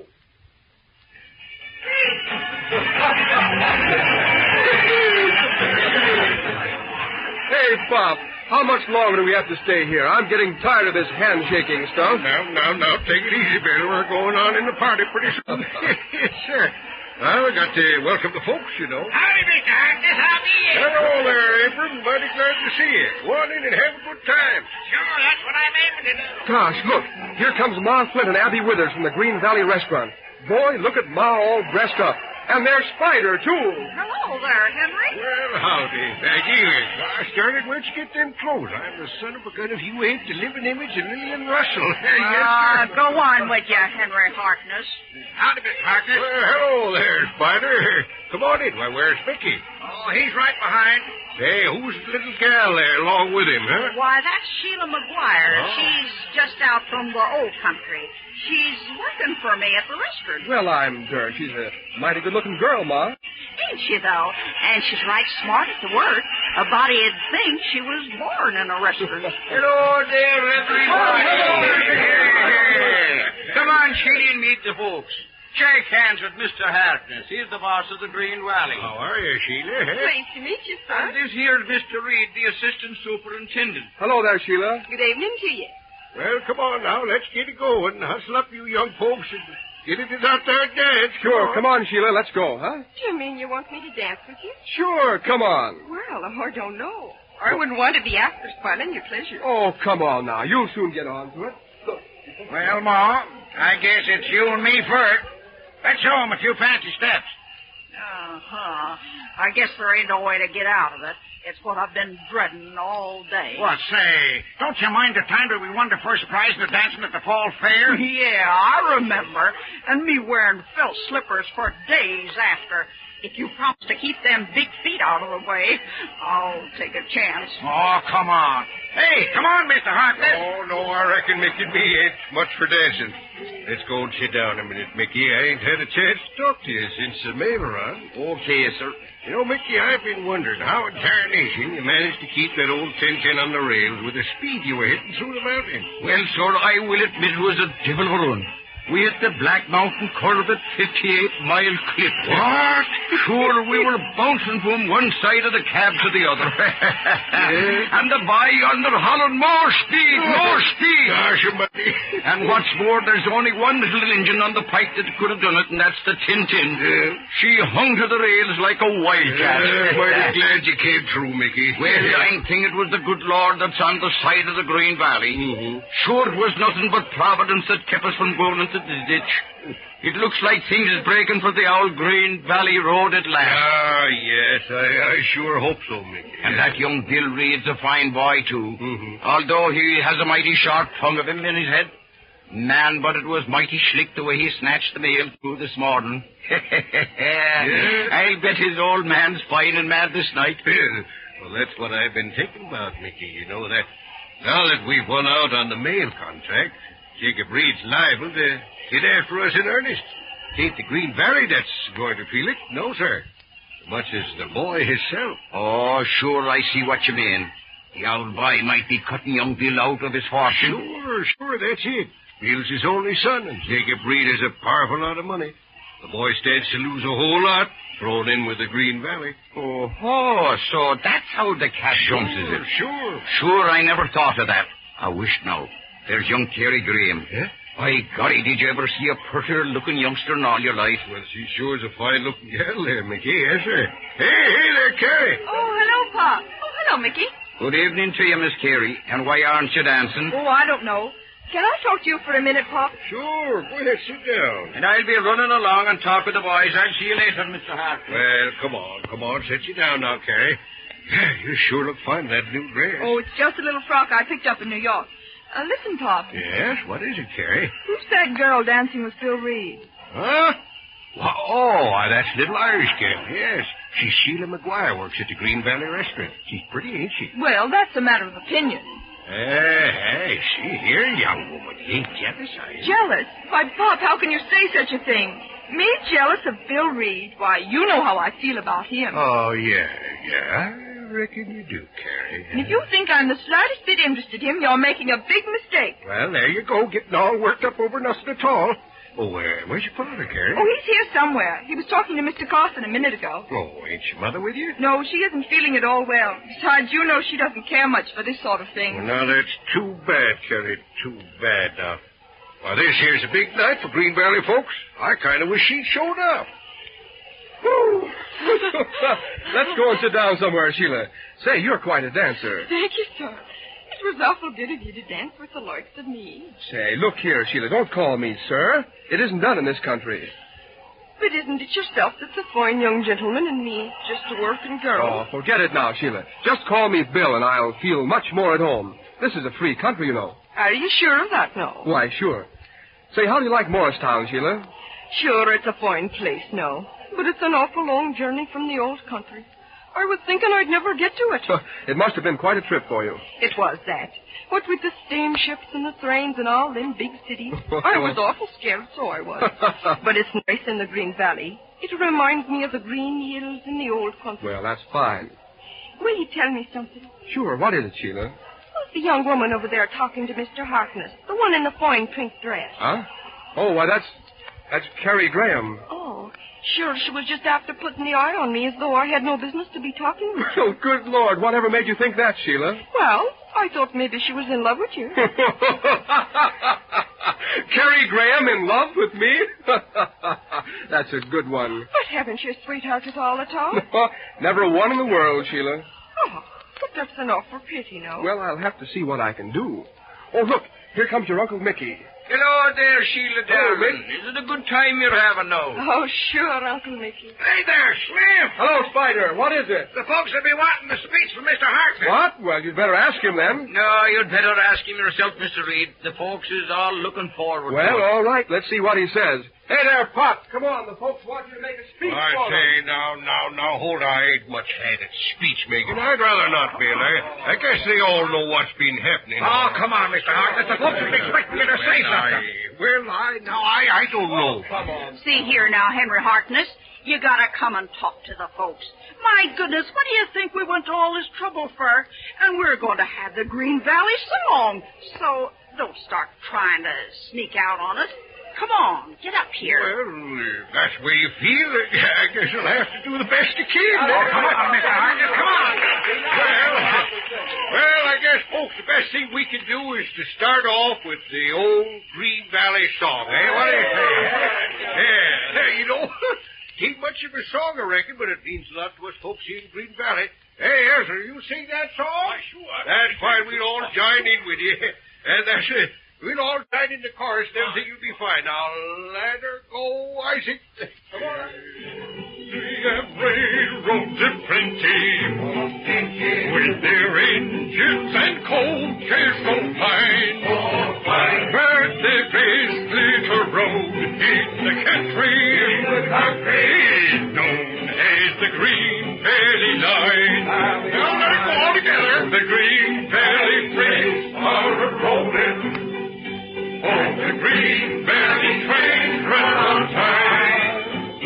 And the Green Valley folks bid you welcome as you ride on the Green Valley Line. Yeah, all right. Now, you know that was pretty good. Pretty good.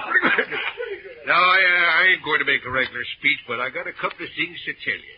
First thing is, I just got a message from Washington, and a mighty important message it is, too. It's just a message to say that they're giving us the mail contract for 3 years instead of the CKW. Now, that's mighty good news, friends. I want to give you, I want to give credit where it's rightfully due.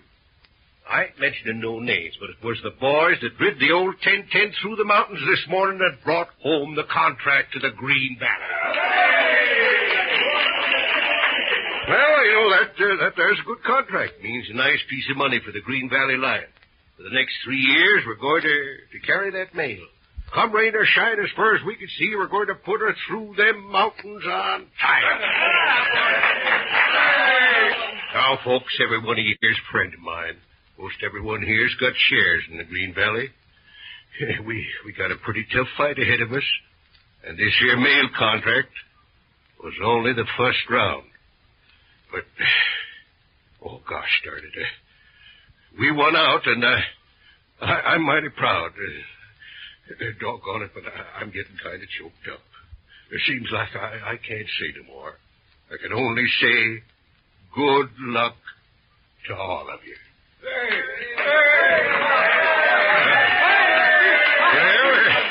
Well, all right, then. Go on with the dance, folks. Go ahead.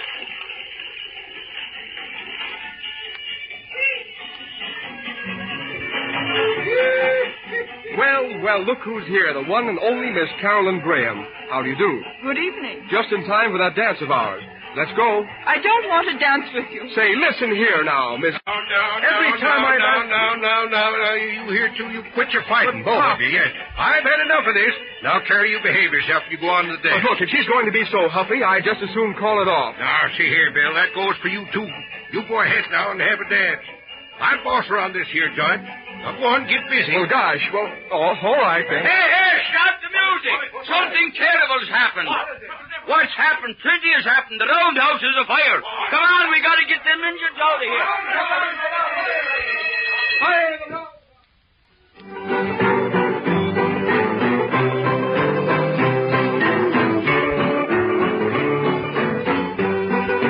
Right in the middle of the celebration, the grim specter of trouble again raises its head. Is this fire an accident, or is it another move by the opposition road to make things tough for the Green Valley? Don't miss Episode 10 in The Green Valley Line.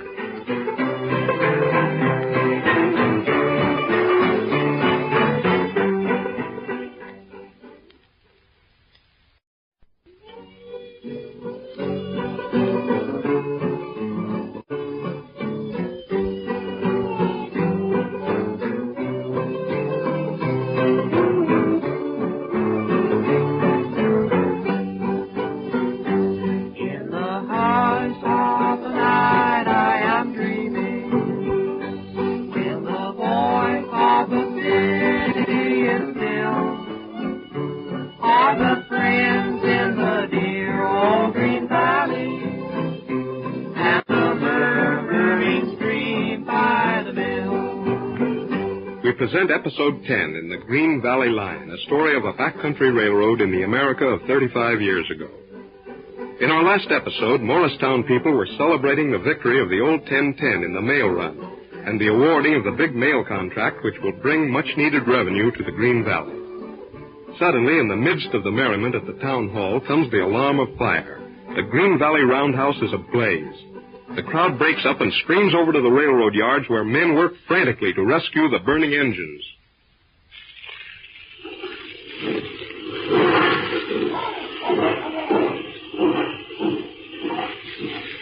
Boy, that's a bad fire, Spider. Sure it is. And now I wonder where they got that old 1010. Hey, the old 1010's in the fire stop. They're not trying to save her. I'm going in to get her. Hey, hold on, Mickey. Catch hold of him, Spider. Hey, listen, you can't go in there, Mickey. I can't, Ed. Stand out of me way or I'll bend you over the head. Now, check that out. Hey, quit that Mickey and talk sense now. You can't get that engine out by yourself. Well, then why don't you do something? I'll not stand here and see the old engine destroyed. Just a minute now. Hold on. You got any ideas, Spider? Sure. The steam up on the 590. I can crawl in through the pit and hook a chain under the drawbar of the 1010. I can make it swim. Okay, hop on the 590, Mickey, and back her down. I will that, but for the love of heaven, hurry with you. All right, then, Spider. But take care now. Leave it to me. I'll keep this hood over my head. Where's the end of that chain? Here you are. Now, take it easy, Spider. Sure. You make fast to the drawbar of the 590. Here we go. Okay, Mickey. Hold it a minute till I get this chain hooked on. Hold, I'll hold. Give me the signal when you're ready. All right, Mickey. Come back easy. Hold her, Mickey. That's close enough. All right. Oh, too much smoke. Look out. Here he comes now. Here, Spider. You hook on the 1010. Sure. Tighten on that chain. Take her easy. All right, Mickey. Easy now. Easy now. I couldn't get to the handbrake. You'll have to drag her. Now, should that cable only hold? Keep her going, Mickey. Pull on her. Gosh, here she comes. She's on fire. Get those fire hoses working.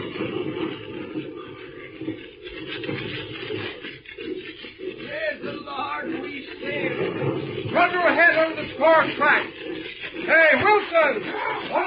Take the 590 and push those coaches out on the main line. How about the other engine? All out now, Spider. How are you feeling? Oh, got me lungs full of smoke in there. Gosh, I was out for a minute, but I managed to hook onto that drawbar. That's good. Well, Look out. Beat it, Woodman.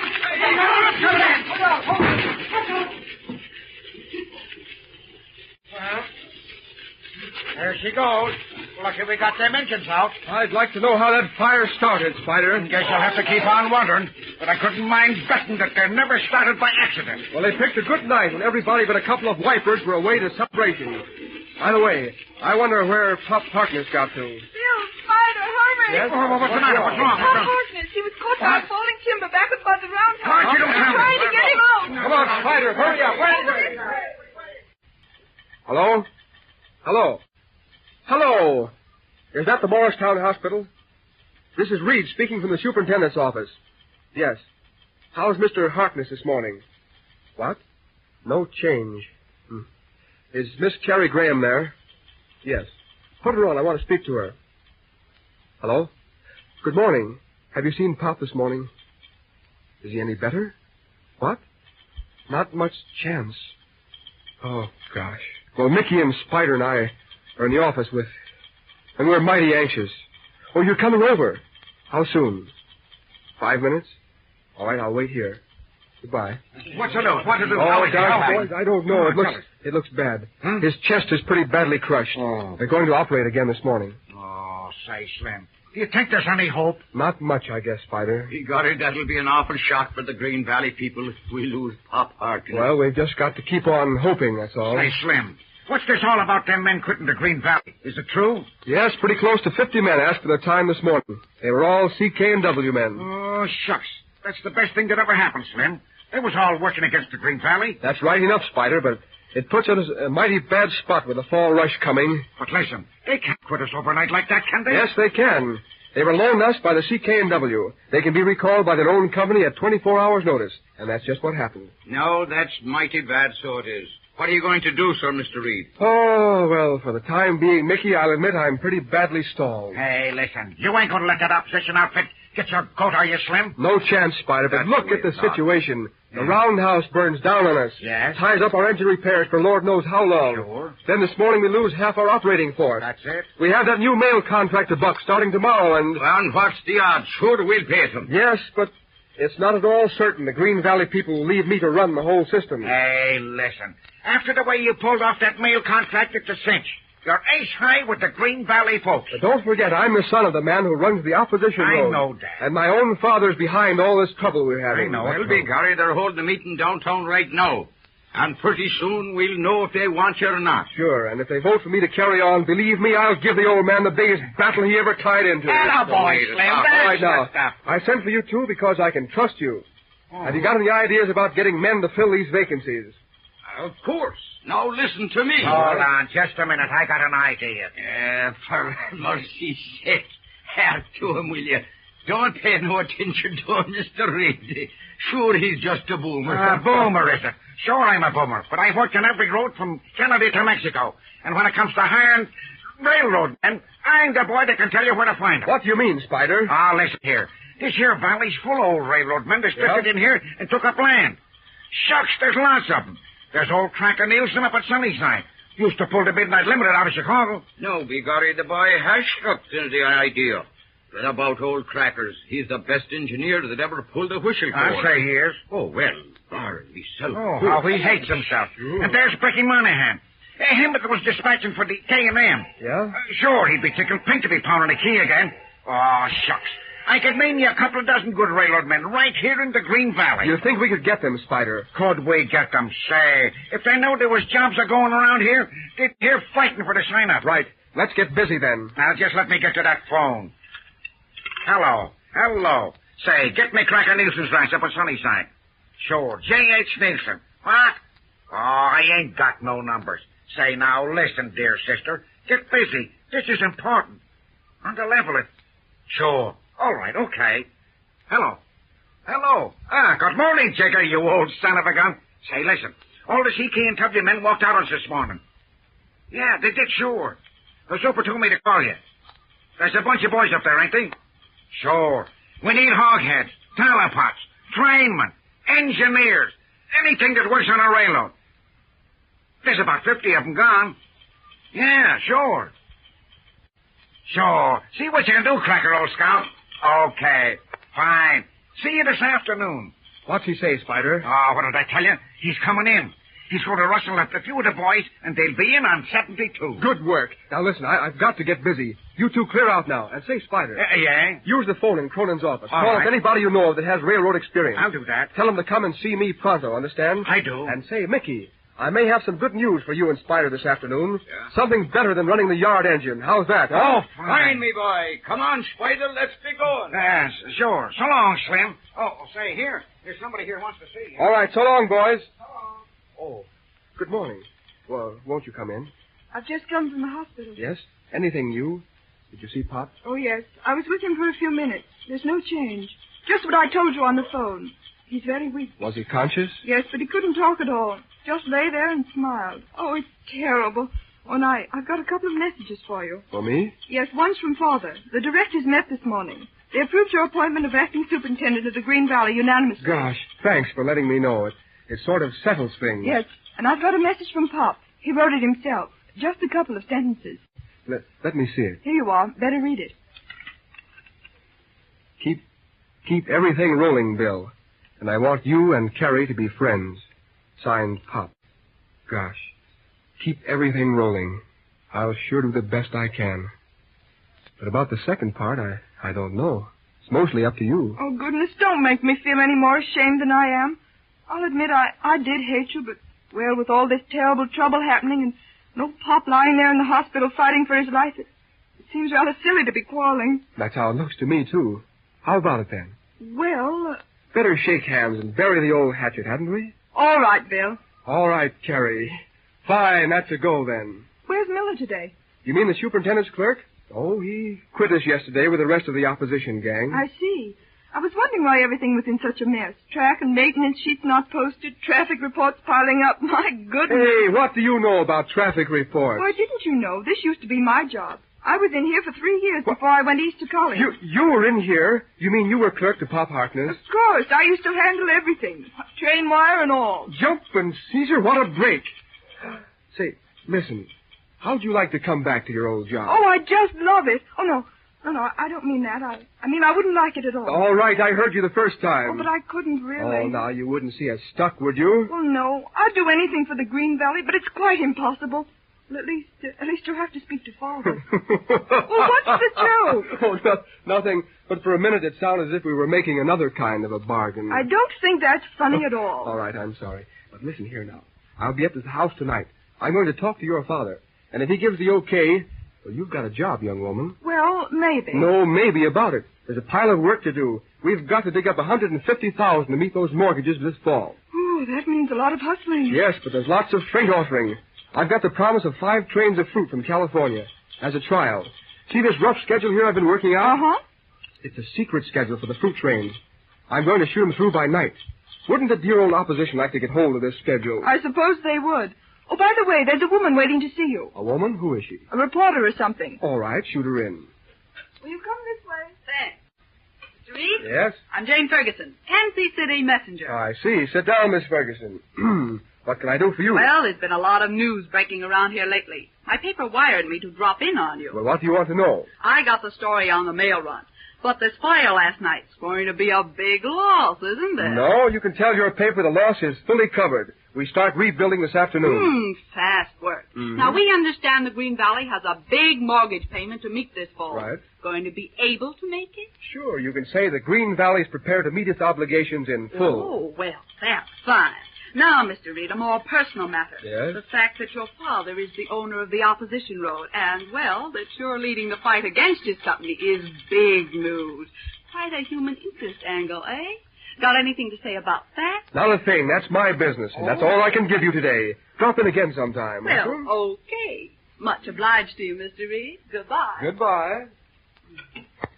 Well, you certainly disposed of her in a hurry. Nice work, Mr. Reed. Oh, don't mention it, Miss Graham. I'm like that. Oh, gracious, look! What's the matter? The secret schedule. What? It was on that table. That woman was sitting there. She had her notebook over it. It's gone. She's got it. Up and Jiminy, so she has.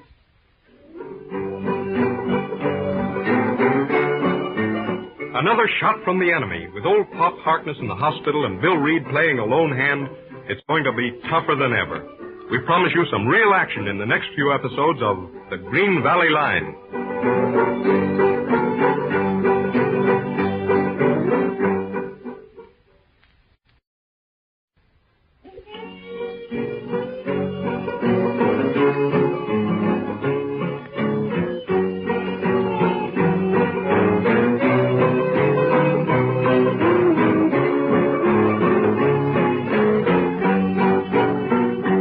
In the hush of the night I am dreaming, with the voice of the city is still, of the friends in the dear old green valley, and the murmuring stream by the mill. We present Episode 11 in The Green Valley Line, the story of a backcountry railroad in the early years of the 20th century.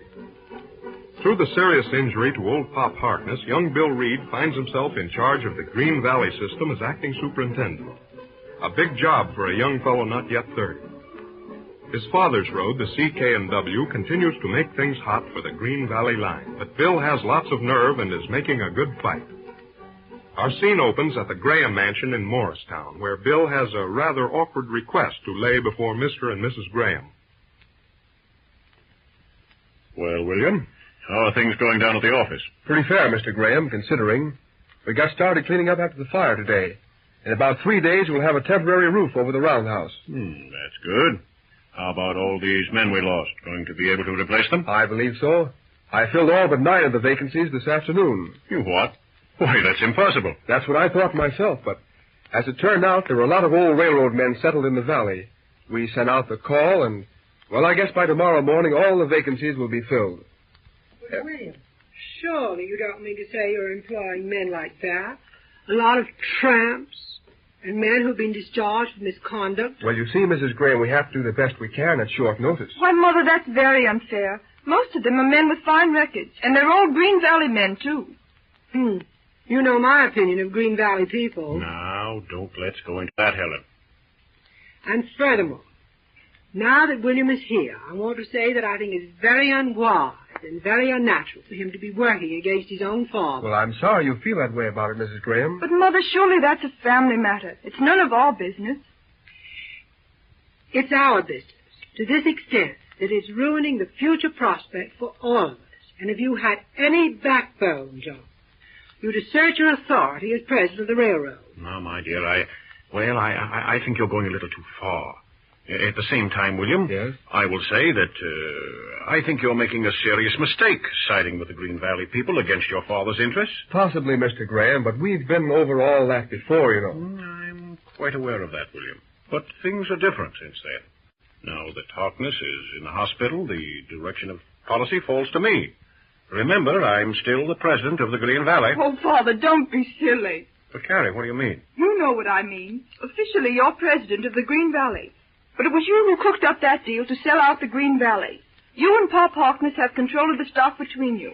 But he wouldn't stand for it, and so you lost out. Carrie, how dare you say such things? Oh, we might as well be sensible about it. Father, you know very well that all the Green Valley shareholders are against you. And by yourself, you haven't enough shares in the company to force any issue. Oh, see here, everybody. I'm awfully sorry this argument started.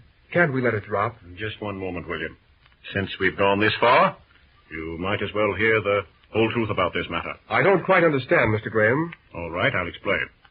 My daughter was correct in saying that, standing alone, I haven't enough stock to force an issue. Also, it's true that I was the one who arranged the deal to sell this road to your father. I believe it's good business. It's bound to happen sooner or later. Yes, I've heard all that before, too, sir. Just so. But there's something else that no one but myself and Harkness knew before. Whatever do you mean, Father? Well, merely this. Years ago, Harkness and I entered into a little agreement. If either of us became incapacitated by accident or sickness, the other has the right to vote all the stock we own between us. Gosh. You mean that gives you control of the Green Valley? Precisely, my boy, precisely. Father, do you mean to say you'd use that agreement to do something against old Pop Harkness's wishes? And he's lying there helpless? Carrie, I shall do what I consider to be in the best interest of my friend Harkness and the Green Valley. Oh. Just one thing more. William? Yes? You know I'm in communication with your father. Yes, so I believe. Yes. He's naturally rather sore at the way you've opposed his interests since you came to the Green Valley. Especially when we stung him over that mail contract, eh? Yes, but that's a detail. Now for the last time. If you're prepared to, give up this foolish position you have taken up, and, if you're willing to cooperate with your father and me, he's prepared to overlook everything. Otherwise... Sure, I know the rest, Mr. Graham. If I don't, he'll cut me off without a cent. And what's more, if you and he manage to grab off the Green Valley Railroad, I'll be out of a job in the bargain. Well, you put it somewhat crudely, but I see you grasp the situation. You'll have 24 hours to consider the matter, my boy. Thank you, Mr. Graham, but I don't need any 24 hours. Now, don't be hasty, Listen, Mr. Graham, you can tell the old man there's nothing doing. After what he's tried to pull in the Green Valley since I came here, I've a good notion to change my name. And as for his money, he can... Well, I'll leave it to your imagination. Oh, attaboy, Bill. Carrie, don't be vulgar. All right, Mother dear. Just one thing more, Mr. Graham. I was appointed acting superintendent by the board of directors this morning. That's quite correct. Sure. Now, I mean no disrespect to you, sir, but for the present, you can't give me any orders except through the directors, and they're all opposed to your policy. That's true, too. All right. Now, according to the agreement you mentioned, you can swing any deal you want to by calling a shareholders' meeting. But you've got to give 30 days' notice. Well, yes, but what does that signify? Just this. For that 30 days, I'm superintendent of the Green Valley Railroad and nobody else. And after what's happened in the last week, I think you'll agree that a whole lot can happen in 30 days. I'm sorry we can't agree, William. But I've done the best I can. Now let's drop this unpleasant subject. All right. I'll be glad to. Oh, by the way, wasn't there, seems to me there was some request you wanted to make to me, wasn't there? Yes, there was, but I guess it's too late now. Well, I might as well tell you. It's about Carrie. About Carrie, eh? Oh, really? Yes. You see, I just learned this morning that she used to work with Mr. Harkness before she went to college, and that she had a good railroad training. Yes, that's correct. She was superintendent's clerk at Morristown for 3 years. But, what of it? Well, seeing the jam we were in down at the depot, I asked her if she'd like to go back to the old job again just to help us out. How perfectly ridiculous.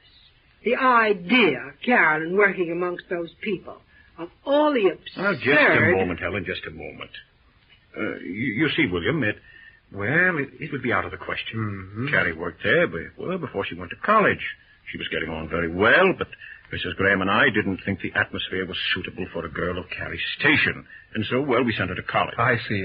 So that's that. And now I'm going to make a little speech. Be quiet, Carrie. Now, Helen. The girl's of age. She has a right to speak. Well, what is it, Carrie? As you say, Father, I'm not a minor, and I've a right to choose for myself. I'm going to line up with Bill and Pop Harkness and the Green Valley folks. In other words, I'm going to take that job. You awful girl. Joe, do you hear what she says? She's going back there with those horrible people. I won't have it. Now, Mother, please don't make a scene. It's so vulgar. Oh, to be insulted by my own child. After all I've done for her. I won't have it. I won't stand it. Now you see what you've done, Carrie. Well, I hope you're ashamed of yourself. Oh, that's all right, Father. Mother's only putting on a show. I'll go to her. No. You'll only make her worse. You stay and talk to William. I'll go look after her. Boy, what a peach of a row, huh? How do you like my family? Oh, listen here. They're all the same. You ought to see my family put on a battle. If Dad had been in on this party, there wouldn't be a whole piece of furniture in the room. Well, don't let's talk about it. Say, you better sit down and take it easy. Well, you're trembling all over. I'm not trembling. All right, you're not trembling. Goodness, I don't like rows, Bill. They're so ugly. No good being too sensitive, Carrie. But you don't see what I mean. When I worked with Pop Harkness on the Green Valley line, I saw plenty of rows. We had a big strike, and there was a lot of violence. I didn't mind that so much. But in one's own home, with one's own people, it's different. Yes, I see what you mean. Family rows are bad medicine. That's just it. They leave a sort of a scar that never heals up. Oh, well, let's forget it. I have something else to think about. Of all the sweet situations I ever saw, this is the prize. You mean about the fight for control? Yes, that's part of it. But just figure it out for a minute. I sit into the game to put the Green Valley on its feet. And Dad pulls that threat to foreclose on the mortgages if we don't dig up $150,000 by September. And then you pull off that mail contract and make him sore than ever. Sure, and then the roundhouse burns up and Pop Harkness is knocked out. And to cap the whole business, your dad springs that old agreement and threatens to steal the whole works on us. But you've still got a fighting chance, Bill. A fighting chance. Just about one chance in 100. Now, see here, Bill Reed. We're going to make it. Hold on a minute. You're not going through with that job after what's happened tonight. I certainly am. Well, gosh, isn't it enough for me to be in wrong with my father without you breaking with your people on top of all this other trouble? I tell you, if you'd given in to Father in that showdown tonight, I'd never have spoken to you again. So you're really shot on jining us rebels, huh? Sure thing, Bill. When you get in the office in the morning, you'll find me on the job. Well, all right. I'll sure be glad to have you, Carrie. My goodness, you ought to have seen that office when I had charge under old Pop Harkness. Everything ran as smooth as a top. And look at it now. Well, you'll find it a much bigger job now, Carrie. I'm not sure it isn't too tough for a girl of your age. Oh, you wait and see. You're going to get the surprise of your life. Well, let's hope so. I've got to run along now. Oh, don't hurry. I want to know about the plans.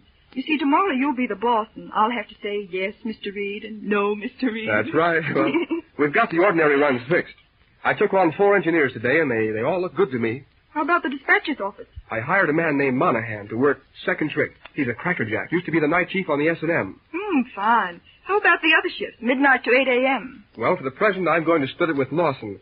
I'll go on tonight midnight to 4 a.m. Oh, Bill, you simply can't do that. When are you going to sleep? Oh, I'll grab off plenty of shut-eye between times. It won't be for long. My goodness. And how about this new fruit business from California? Oh, yes, it starts on Friday. It's a trial job like that mail run. A train every night for 4 nights. 25 reefers in each train. What engineer are you putting on? The old firm. Mickey's going to pull the freight special with spider firing. It's a fast schedule, but nice money. If we make good, there's 3 months' business in it. Oh, how splendid. But do be careful, Bill. You know what we're up against. Oh, sure. You leave it to me. Now I really must go. Where's that hat of mine? Oh, here it is. Oh, good night, Bill. Good night, Carrie. See you in the morning. Oh, sure. Oh, Bill, just a minute. Well, what is it? Why, I just wanted to tell you, I'm awfully glad we quit fighting each other, and now that we're going to be friends, and it's silly of me, I guess, but... Well, that's all right. I'm mighty glad, too. Good night, Carrie. Good night, Bill.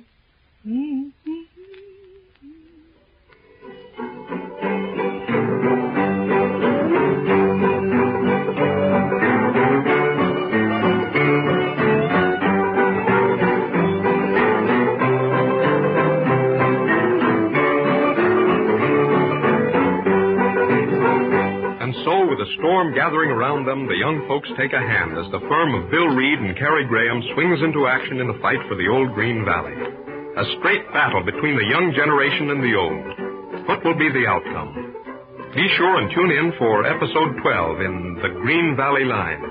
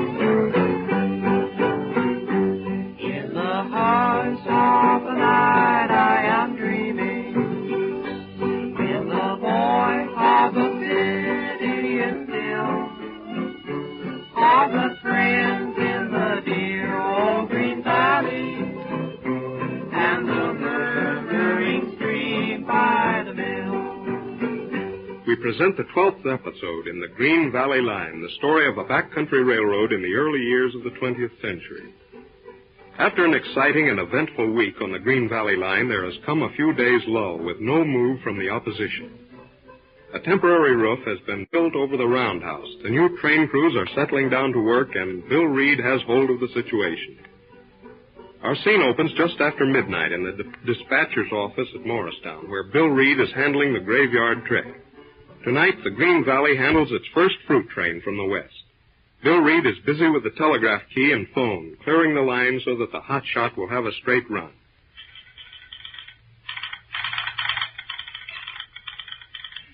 Oh? Hello? Hello? Any sign of that 84 yet? Just whistling for the grade? All right, put your board on and get Corey to the phone. Call me when she's there. Okay.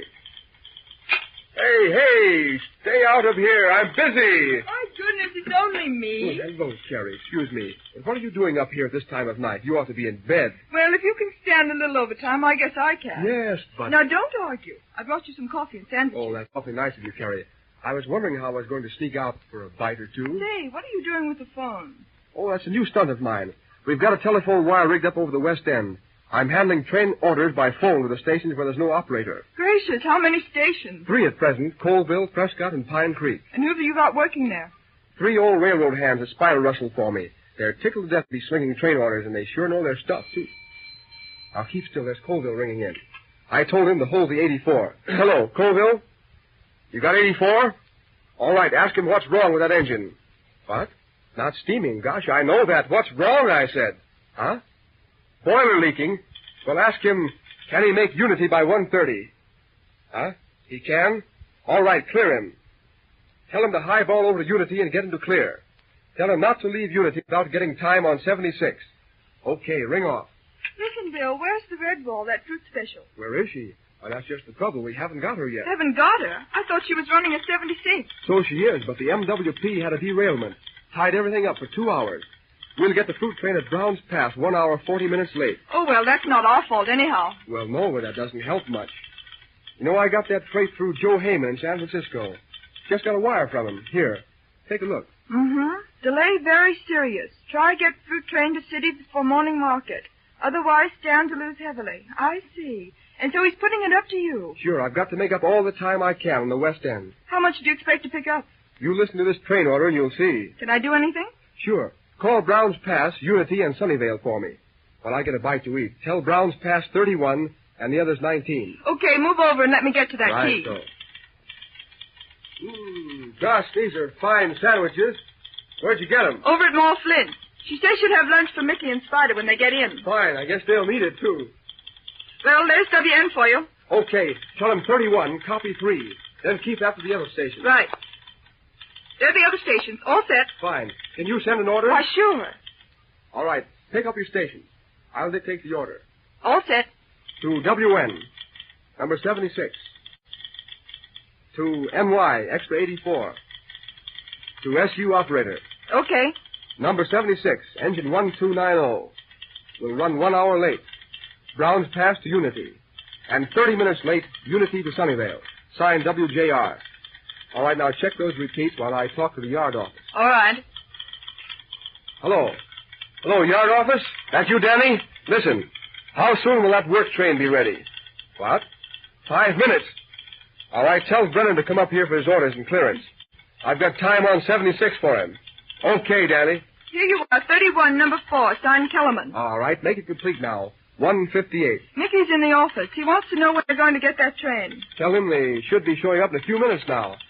Did he say anything about that order? Not a word. But my goodness, Bill, you don't expect them to make up 1 hour and 40 minutes on West End. Well, not all of it, but Mickey's a swell runner. I bet he knocks a big hole in that hangover. Well, what's this engine 1290? I never heard of her. Oh, that's an engine I picked up the Midwest Pacific. She's a brand new big T-type hog with 10 drivers. She has loads of power, and Mickey'll have the time of his life. Hey, what do you got for the work train, you Oh, fella? hello there, Brennan. Just running order in time on 76. Hello there, Miss Carey. How be you? Hello, Mr. Brennan. Gosh, mighty nice to see you back on the job, young lady. Thanks. It's just like old times, isn't it? Sure is. Say, how's Pop Harkness coming? Oh, not too good tonight. I was in there to see him at 8 o'clock. He's pretty low. Gosh, Journey, that's mighty bad. Well, tain't no use of worrying. Say, listen here, young fella. Yes, what is it, Brennan? Why, this here time on the 76th. You ain't surely expecting Mickey Donegan to make up all that time, be you? That's what I figure. It's a very important thing for the Green Valley to get that train of fruit through in a hurry. I'm giving him all the breaks I can. Well, I hope it don't lay things out too bad. Now that it matters much to me. Work train don't signify, I guess. Oh, Mickey won't hold you up. No, not if your train stays on the track. And say, be sure you're in the clear for that mail train tomorrow. She'll come through in a hurry. Oh, sure, we'll be out on the road. All Got right. a clearance for me? Right here. Well, I'll be getting along. We'll be out of town 2-3 minutes, I guess. Fine. Well, so long, Brennan. So long, and good night, Miss Kay. Good night, Mr. Brennan. Oh, Bill, there's the fruit special coming into Brown's Pass. Gosh, yes. There she is at last. And here's where the Green Valley starts to earn some money. Hope so. And you better clear off the bed, too. There's nothing else you can do now. Oh, my goodness, I'm not going with that red ball starting to run. I just couldn't sleep. Well, there's nothing I can do either. It's all up to Mickey Donegan now.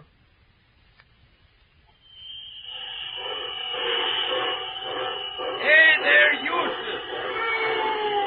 Golly, there's one shack that knows the name anyway. Hey, take a good look down the trail. I'm going to wheel the devil out of it through them mountains. And if we have any blazers, I'll skifflicate you. Oh, applesauce, the same to you and many of them, by. Say, did you look at them orders? I did that, and it's a fine compliment the boys after giving me. I'd say so. Say, you don't expect to make up an hour and 40 minutes from here to Morristown, do you? I do that. With a fine new engine, I'm expecting to be on time before we hit the Morristown grade. Gosh, that's going some. I'll say we got a good engine. But we want to be careful, Mickey. This here jack needs handling, and you ain't got the old 1010 this time. So you're starting to tell me business already, are you? Listen now, I've told you once before, and I'll tell you again. I can run any engine that was ever made. Don't stand there talking to your betters. Take your eye skin for that eyeball. Okay. And what the devil are we doing waiting here now, I'd like to know. Oh, they're putting in new brasses. A couple of cars in the caboose. They'll be throwing a minute or two. All right. There's the highball. Give it to her, Mickey. All right, here we go.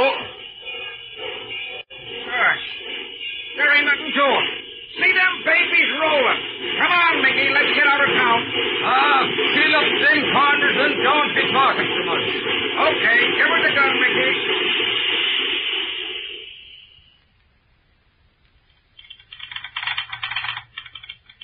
How are they coming, Bill? Oh, hello. I thought you were asleep. Mickey's doing fine. He's chiseled off 35 minutes already, and they are just hitting the long down grade at Colville. Fine. How many loads has he? 31 freezers. Gosh, if nothing happens, we're going to pick up that time easy. Listen, there's Colville now. All right, I've got it. Hello. Hello, Colville? All right, go ahead. OS 76. By 219. Block. All right, thanks, Jimmy. Huh? Yes. Okay, fine. Goodness, I hope Mickey stays on the track. Oh, don't worry. Mickey knows his stuff all right. The Colville operator says they went by in a cloud of dust, and they're out of sight already. Oh, I forgot to ask you about that secret schedule that woman stole from the office. Do you think they got it? I don't know. I don't care if they did. It's changed anyhow. We're 2 days ahead of it, and I changed all the time. Oh, that's good. By the way, Carrie, did your father say any more about that stunt of his, calling a shareholders' meeting and forcing a showdown on that agreement? Yes, I meant to tell you. He sent out the notices. He means business, Bill. Gosh, we've got to think up something. I wish we could talk to Pop Harkness for just a few minutes. It's no use. He's been unconscious for 2 days now. Dr. Wayne doesn't think he'll ever regain his senses. Oh, that's a tough break, Carrie. We'll have to do some thinking. If your father gets that meeting, he'll vote the Green Valley Railroad right out of our hands. Anyhow, we've got a month from yesterday, and plenty else to worry about meanwhile. By the way, how's number 3 from the east? Ah, she's way behind. Late connection's a glass bell. It's just as well. I can give Mickey a good hour on her now. Call Unity and I'll give him a 19. Okay. You know, I love train dispatching. Well, that's kind of lucky, because if we have another crack like yesterday, any more men quit us, why, you may have to do it in earnest. Fine. All right. Here's your station. Right. I'll take the key. Say, Carrie, I wish you'd run down to the yard office and get me the 125 for that work train. Sure. I'll be right back. All right. Hey, stick him up there. What is this? What do you mean, stick him? Come on. You can't do that. You... Get away from that tree. Come on, get a hold of him, Joe. Now, wake up, sir. What are you doing? Pull that gag good and tight. We think this is smart. Remember now, we got to hurt him, Mike. That's okay. I didn't hit it very hard. Come on. Stress them instruments. Come on, get busy. Cut them wire connections. Come on. Hurry now before that girl gets back. I guess I've got the train wire.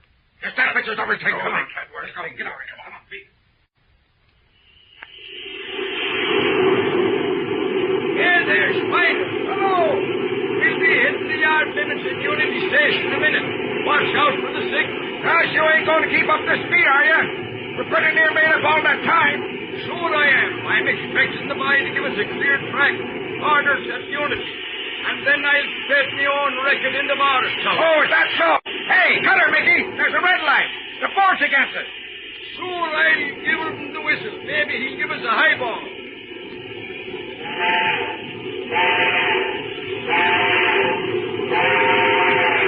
No, he's flagging us down. Cut her. We'll be past there in a minute. Now, what the devil's wrong, I wonder. Bad luck to it. See what he's got. Hey, Mickey. What's wrong now? The operator says he's got the call at display signal for a yard order. And then the wires went out. The whole works is gone. There's something wrong. Jumping bishops. Here I make the run of me life with a red ball. And they lay me out at 40 miles from town. I'd like to murder somebody.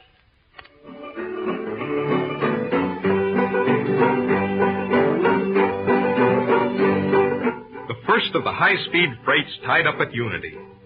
Back in the dispatcher's office at Morristown, Bill Reed lying unconscious, and the train wires out. What will happen? Tune in for episode 13 in The Green Valley Line.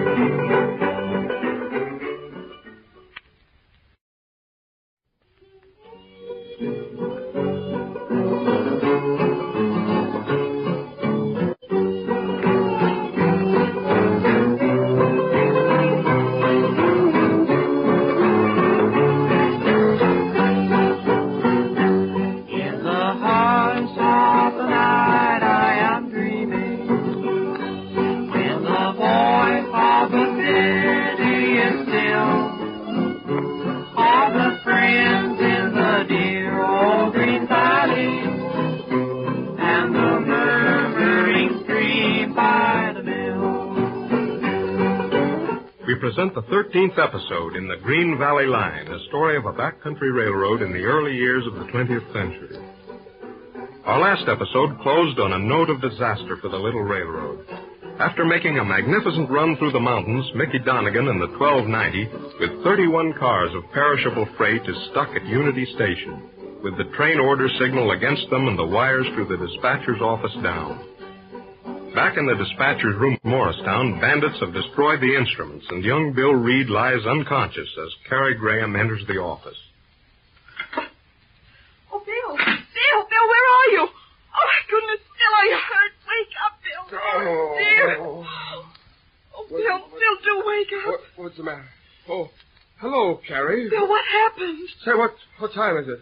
How long have I been here? Just a few minutes. Get hold of Unity, the fruit train. Oh, but I can't, Bill. The wires are out and the instruments are all smashed. Hurry, get Unity. My goodness, how can I, Bill? Try the telephone. See if it's okay. Phone? Oh, yes, it's all right. But there's no phone to Unity. Never mind. Try Sunnydale. The phone's in there. All right, I'll try.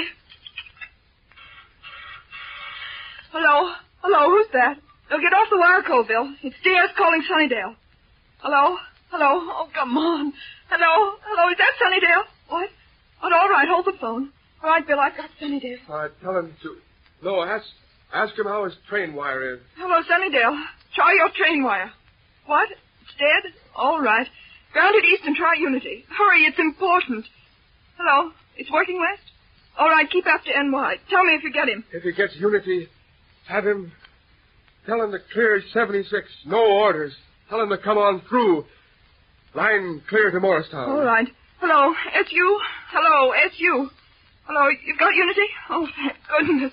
Listen, Morristown Dispatcher's office speaking. Tell Unity to clear number 76. No orders. Hurry. What? Oh, my gracious. What's wrong now? He wants to know who I am. Oh, Bill, can you come to the phone? Sure. I guess so. Oh, give me a hand. My head's going round. All right. Take care, Bill. Hadn't I better wake Monahan? No, there isn't time. Every minute is precious. I can make it. Oh, gosh, what a head. All right, give me that phone. Hello, Sunnydale? Have you, Benny? This is Reed speaking. We've had a raid on the office. They smashed our connections and knocked me out. All right, tell Unity to clear 76. Let her come through on schedule. No, he doesn't need any order. Hurry, Benny. Let me know when she leaves. Okay. How do you feel, Bill? Oh, I'm all right. Got a peach of a lump on the back of my head. Gosh, what a night. Let me call the town exchange and get a doctor. No, not yet. Wait till we get that OS from Unity. Once we get 76 going, I'll feel better. How much time have we dropped over this business? About 17 minutes. Oh, gosh. Oh, that's nothing. Mickey will soon pick that up. I hope so. There's Sunnydale again. Good. Hello, Benny. What? Oh, fine. Put this on the sheet, Carrie. All right, go ahead. OS 76 out of Unity, 337. Block. Thanks, Benny. Take off your ground now and stay on that phone, understand? Okay, goodbye. Oh. Bill, what's the matter? Oh, my goodness. Hello, yard office. Oh, is that you, Joe? Listen, get a doctor right away, will you? What? Yes, Mr. Reed is hurt. We had a raid on the dispatcher's office and the train wires are out. Hurry, Joe. Ask how his wire's working east. Oh, that's all right, Bill. I'll look after that in a minute. You keep quiet. I'm all right. Say, Carrie, it's lucky you were here. Don't say so. Wait a minute. I have a yardman on the line. Oh, hello, Joe. They're getting the doctor? All right. How's your train wire? What? Working east? Good. When you get a lineman, send him over here. I think the break is just outside the depot here. They tried to lay out the 76 fruit train. Yes, she's coming all right now. We got her by phone. I guess we fooled them that time. They never suspected we were using phones to handle trains. Oh, Bill, do be quiet. Hello, Joe. Listen, get a hold of Lawson, the first trick dispatcher. Tell him to come on duty right away. I'll watch the phone till he comes. All right, thanks, Joe. Life on the old Green Valley. One blame thing after another. What a life. Oh, Bill, darling, for heaven's sakes, keep quiet. Hey, woman, don't get sentimental with me. I won't stand for it. Gracious. Oh, if only somebody would come.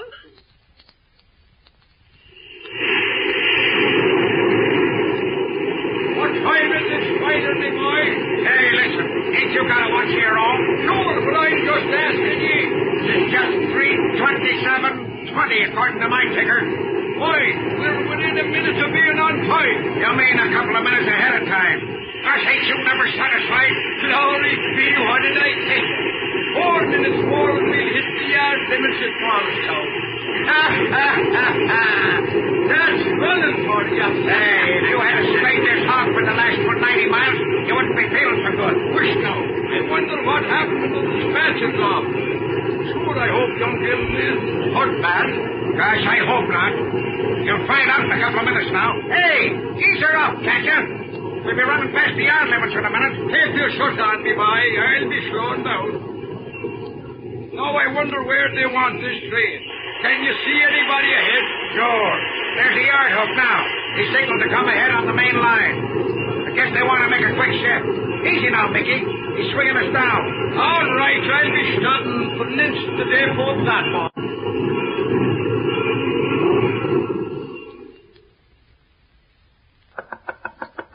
Come in.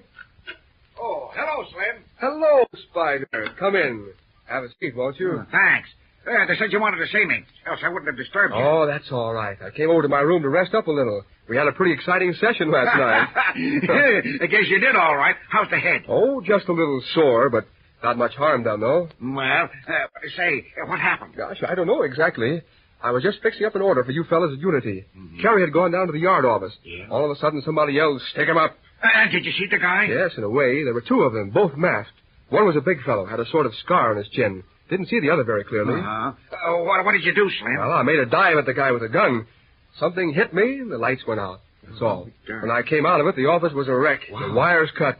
I guess that's all. Well, did you put the sheriff after him? Oh, sure, but I guess it isn't much use, Spider. No, I guess not. What else you wanted to see me for, Slim? Oh, I just wanted to have a talk, Spider. You see, I've been so darn busy. This is the first chance I've had since the day you and I drifted into Morristown. Gee, Slim, it's only 5 weeks since we were sitting at the water tank at Hilltop Siding, waiting for the old 72. And look what happened since then. Yes, it seems more like a year to me.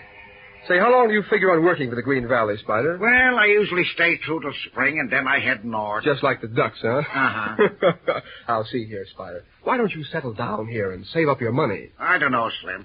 I've kind of got used to being a boomer. Seems like I just got to keep moving. But supposing I give you something better than firing, huh? You mean you'd set me up with a run of my own? Sure. You've had lots of experience running engines. Gosh, that's mighty white of you, Slim. Oh, it's not that, Spider. You've been a big help to me since I started to take hold of things in the Green Valley, and I hate the thought of losing you. Uh-huh. I sure appreciate it all, Slim. But you see, once a guy starts booming, it kind of gets into his blood. I'm just a bum, I guess. Cut that out, Spider. You know it isn't true. You're one of the best railroad men on the Green Valley system. Cut it. Of course, now it's none of my business, but how you ever got started as a boomer, it beats me. Well, it's kind of a long story, Slim. I guess it wouldn't interest you. Not unless you'd like me to know, Spider. Lots of good men get into trouble railroading through no fault of their own. Oh, take that kind of story, Slim. What set me going was a private affair. Oh, I see. Yeah. You see, I had been railroading ever since I was 14. 14? Learned me trade as a machinist back in Pittsburgh. Mm-hmm. Then I went firing, and pretty soon I gets a break. I was running a passenger, making good money for them days. Well, what started you drifting then? Well, that's what I'm coming to. I got acquainted with a gal named Sadie Morrison. She was a trooper. She was a right smart gal. Had a kid about 3 years old. Mm-hmm. Her husband was dead. She was shot on getting married again. Counted the youngster, you know. Mm-hmm. Oh, she couldn't take him along with her on the road, see? And you married her? Sure. We gets married. She was crazy about that kid. Mm. And for a couple of years, we was mighty happy until... oh, shucks. What happened? Another man? Nah, nothing like that. The kid gets sick and goes to a hospital with typhoid. Oh. We done the best we could for him, but he died one day when I was out on the run. Said he took it pretty hard. Then a little while after I come home, one day she was gone. Left a note to say she couldn't stand it no longer without the kid. What happened? Did she go back to the show business? Sure. Went up to Canada with a traveling company. Wrote me a couple of times and keeps to home a going, thinking maybe she'd take a notion to come back. She never did. I lost track of it. So that's how you started to be a boomer, huh? Sure. The next spring I heads north. Worked on the Grand Trunk out of Montreal for a while. Then I works me way west and down south again. Every time I hits a town or a city, I takes in all the shows. Thinking maybe I'd meet up with Sadie. But, oh, shucks. What no use. And you never found her? No. Closest I come to seeing her was on a playbill back in New Orleans. But the bill was 3 months old and the company had gone bust. Didn't get no track of her. So you see, Slim, I did have kind of a reason for turning boomer. I'll say so. That was sure a tough break, Spider. Yep. Well, I reckon that's about the whole story, Slim. Thanks for telling me. Suppose we change the subject. Okay with me, Slim. Right. Now listen, Spider. You and I are pretty good pals, I guess. Sure. Kind of funny, though. You being the big boss and me just a talent. Just the same. I mean it now. I want to do something for you. Oh, shit. Hold on now. If it hadn't been for you, we'd never have won out on that mail contract. Next now. I hate to break up the partnership between you and Mickey, but I'm giving you the first engineer's job that comes up. Nothing doing, Slim. What? It's mighty good of you. But I ain't looking for no running job. Yes, but look here, Spider. No, Mickey and me gets along fine. I know. I kind of reckon he'd be lonesome without me firing for him. I'd sooner stick with Mitty for the present anyhow. Well, all right, Spider, but if you change your mind, the chance is still open. Much obliged, Slim. Got another one of them fruit trains for tonight? Sure. We made good time with the first one in spite of all the fireworks. The firm is tickled to death. Looks like we'll get a lot of business. Fine. Well, I'll be satisfied as long as the Green Valley makes good. Guess you'll want Mickey and me to deadhead it out on number 9, eh? Sure. You'll get 35 cars at Brown's Pass tonight, and the same engine. Fine. Well, then I'll be getting along. Wait, hold on. Oh, what's the matter? I've got a favor to ask you. Yeah? Well, what is it, Slim? Spider, I want you to stay here with us on the Green Valley. Couldn't you quit drifting for a while and stick with me till we get the road back on its feet? Well, I don't know. Well, if you want me to, I guess I... Sure I want you. How about it, Spider? Well, okay, Slim. As long as you're the superintendent of this pike, I'll stick with you. Fine, that's a go, Spider. Sure, slip us your mitt.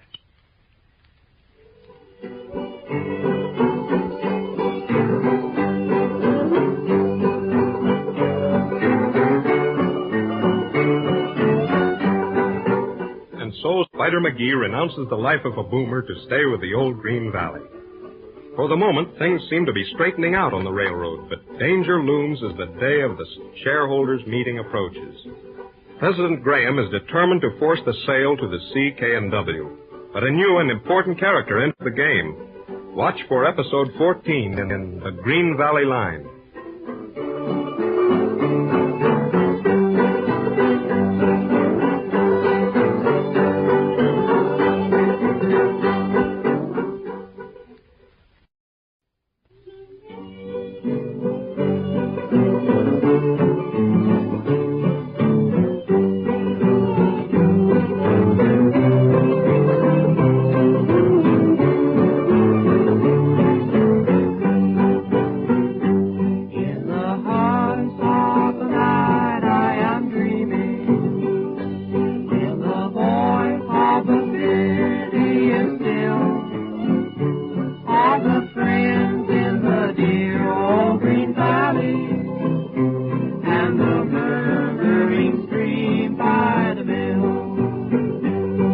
Present the 14th episode in the Green Valley Line, the story of a backcountry railroad in the early years of the 20th century. 3 weeks have elapsed since our last episode. 3 weeks packed full of hard work and long hours for Bill Reed and his new assistant. With the autumn season opening, the Green Valley Line is handling more business than ever before in its history. But trouble still threatens. The day of the shareholders' meeting is drawing near. John Graham, controlling a majority of the Green Valley stock, threatens to force a sale of the road to the C.K.&W. What is to be done? Our scene opens in the Green Valley restaurant, where we find Carrie Graham talking to Ma Flint.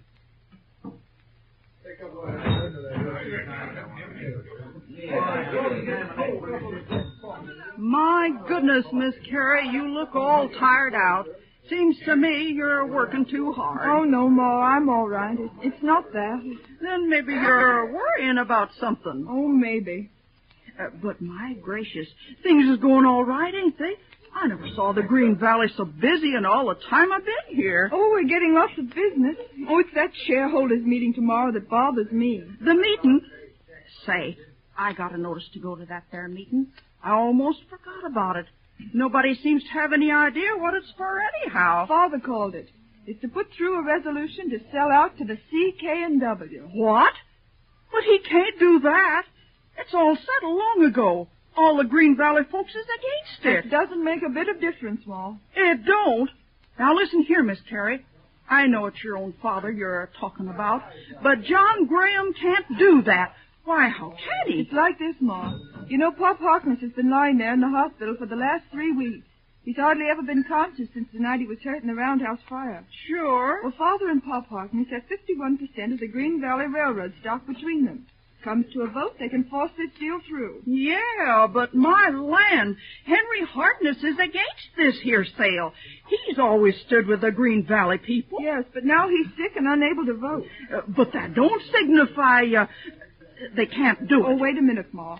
Father and Pop Harkness had a private agreement that if either one of them becomes incapacitated through illness or injury, the other has the right to vote all the stock they own between them. For mercy's sake. Well, that's how the thing stands anyway. Let me tell you something. I don't care if John Graham has got this here agreement.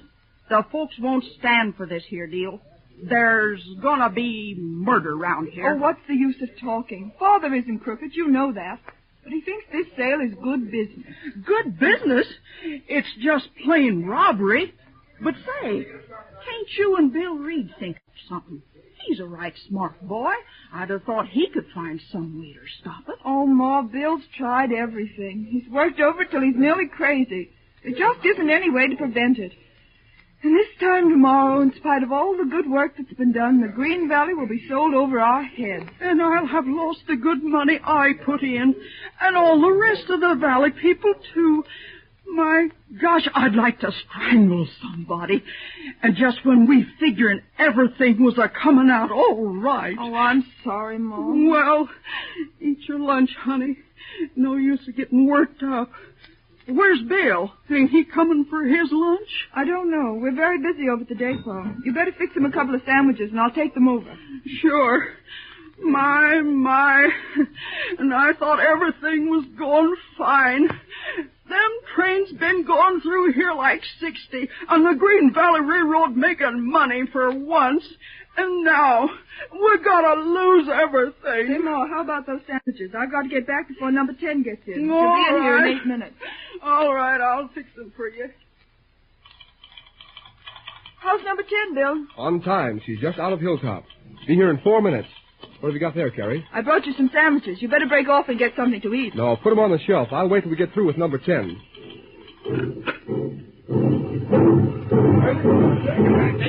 Yes, here's a package of trade mail, Jimmy. Get a signature from the baggageman. Okay. I say, they're switching out a passage coach and Star Track. What's that for? Extra coach for number 10. My goodness, she has 2 extra coaches already. I know, Carrie. Mason says the train's crowded and we have 40 passengers getting on here. Every train on the system is making money. Oh, Bill, and to think that tomorrow we're going to lose it all. And the CK&W will get all this traffic you've worked out. Oh, gosh, Carrie, don't talk about it. I'm feeling sick enough as it is. For 2 pins, I'd jump in front of that train out Bill, there. don't be ridiculous. We haven't lost yet. No, just a few hours more. Somebody else will be sitting at this desk. Just look at the crowds. Mm-hmm. My gracious, 7 cars. 4, 5, 6, 7. Oh, Bill, look at that man getting off the rear coach. Huh? Now, that's what I call a distinguished-looking man. What? Look, there he is coming along the platform. That elderly gentleman with the white vest. Hold on. Why, darn if it isn't. Gosh, that's right. Of all the people to come to Morristown, well, I'll be darned. But who is it, Bill? Somebody you know. Somebody I know. I'll say it is. You've heard of Judge Merrick, haven't you? Judge Merrick? What? Oh, yes, of course, your uncle. But you don't mean... Sure, that's him. He's an attorney, isn't he? I'd say he is. One of the biggest and smartest corporation lawyers in the United States. Gosh, I hope he isn't here to represent the opposition tomorrow. If he is, why, we're certainly dead out of luck. Oh, Bill. Listen, Carrie, I can't leave right now. Would you please run down and tell him I'm here? Darn it, he and I are good friends, even if it does turn out to be on the other side. Don't worry, he's coming up here anyhow. Gosh, just fancy the old boy showing up in Morristown. Come in. I'm looking for Mr. Reed.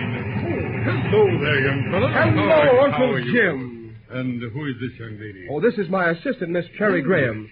Carrie, shake hands with Judge Merrick. How do you do? Oh, I'm very happy to meet you. Sit down, Uncle. Thanks. Well, William, how are you, my boy? Oh, pretty good, thanks. That's right. Say, what brings you out here? Business? Business? No. I've been out in California for a short vacation. Everybody's talking about the excitement on the Green Valley. And so, I decided to swing round by Morristown on my way home to look you up and find out what all this shooting's about. Well, I'm mighty glad to see you, Uncle.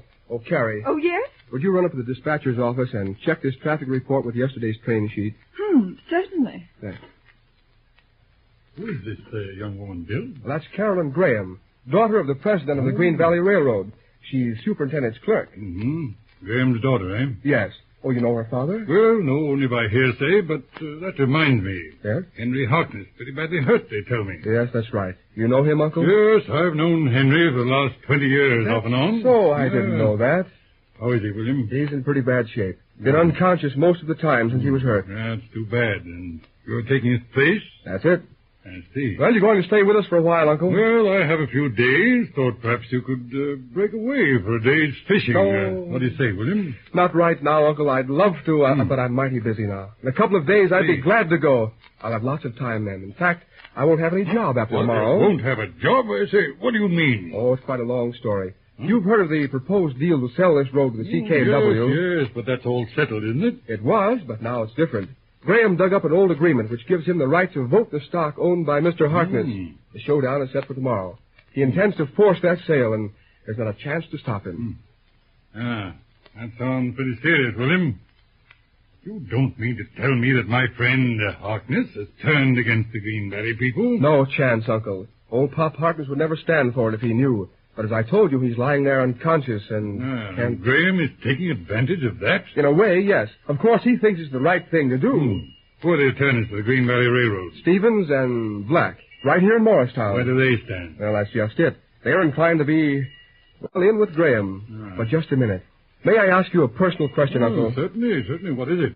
Isn't your firm acting as attorneys to my father and the CK&W? Oh, no, not any longer. No? No, we have done quite a lot of business with your father in our time, but, at present, he and I don't just hit it off. I see. In fact, I'm very seriously considering taking a job in opposition right now. That's so? What job is it, Uncle? Oh, you might call it the case of the minority stockholders of the Green Valley Line versus Graham. Gosh! Say, you don't mean that, Uncle. Oh, never was more serious in my life. Well, that's boy. great. But see here, you're a mighty big shot in the legal world. The folks here haven't got much money. Oh, I'm afraid your services would come too high. That's too bad, young fellow. Can't work for nothing, you know. No, of course not. I know that. I sure appreciate the offer, Uncle. But I'm afraid they couldn't stand a very big fee. Mm-hmm. Now, let's see, William. Yes? Do you suppose that, well, the sum of $1 in United States currency would be too extortionate as the fee for my services? Say, you don't mean that seriously. Oh, that's my proposition, young fellow. Well, hold on just a minute. I think I have $1. Yes. Judge Merrick, on behalf of the minority stockholders of this railroad, I hereby tender you the sum of $1 for your professional services until further notice. Well, let's be serious. Where's that agreement? I haven't any copy of the actual agreement. Oh, well, we'll move for examination of the document in meeting tomorrow. Have you the article of incorporation, bylaws, and that sort of thing? Yeah, right here, sir. And, look here, young fellow. Just sit down and take it easy. You're looking pretty shaky. Oh gosh, I guess you're right, Uncle. Yeah. You see, I've been working pretty hard lately and keeping up appearances. And having you walk in like this just when I needed someone pretty badly, well, I just can't tell you how much it means to me. Yeah, that's all right, Bill. You know, your mother was my favorite sister. You and I have been, we've been friends ever since you were a little shaver in shop pants. When I heard of the way you tied into this job, well, I just had to come and see if I could do anything. Do you really think you can get round this jam, Uncle? I don't know, my boy. Oh, there's probably a little twist in it somewhere. You know, I've managed to chisel a hole through some extremely tight agreements in my time. I'll say you have. Yeah. Now tell me, has this Mr. Graham held any conversation with Harkness since Harkness was injured? No, I'm positive they've never talked together since that date. And these bylaws of the company, have they been added to or in any way amended since they were first issued? No, sir, there have been no changes. I see. Could you get hold of, say, half a dozen Green Valley stockholders who are definitely on your side in preventing this sale? Why, sure, right here in town. I can get them inside an hour. Good. Better pick out about 4 and keep it secret, will you? Yes. Get them here as soon as you can. All right, sir. Do you really think you can upset this scheme of Graham's? I don't know, Bill. Graham's a pretty hard-headed man, I imagine. And he has your father's road behind him. But there's just one little flaw in this plan to force this sale. Yes? Unless he's a mighty smart man, I think we're going to trip him up. Gosh, I hope so. Yeah.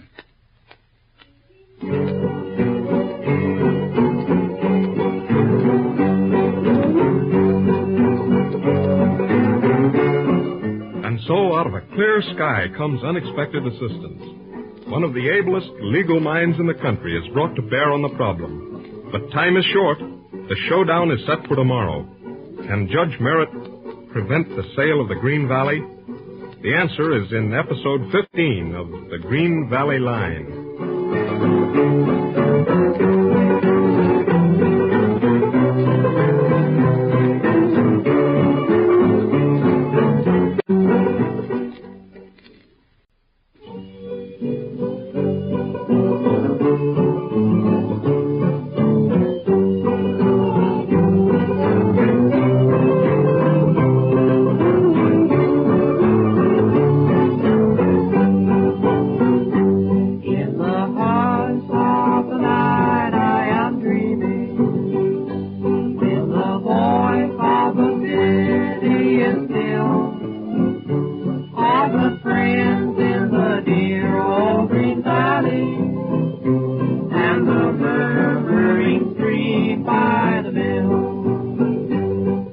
Episode 15 in The Green Valley Line, the story of a backcountry railroad in the early years of the 20th century.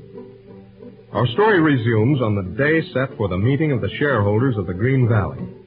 President Graham is determined to force the sale of the little railroad to the big opposition company. All the Green Valley folks are against him. It looks like a stormy meeting.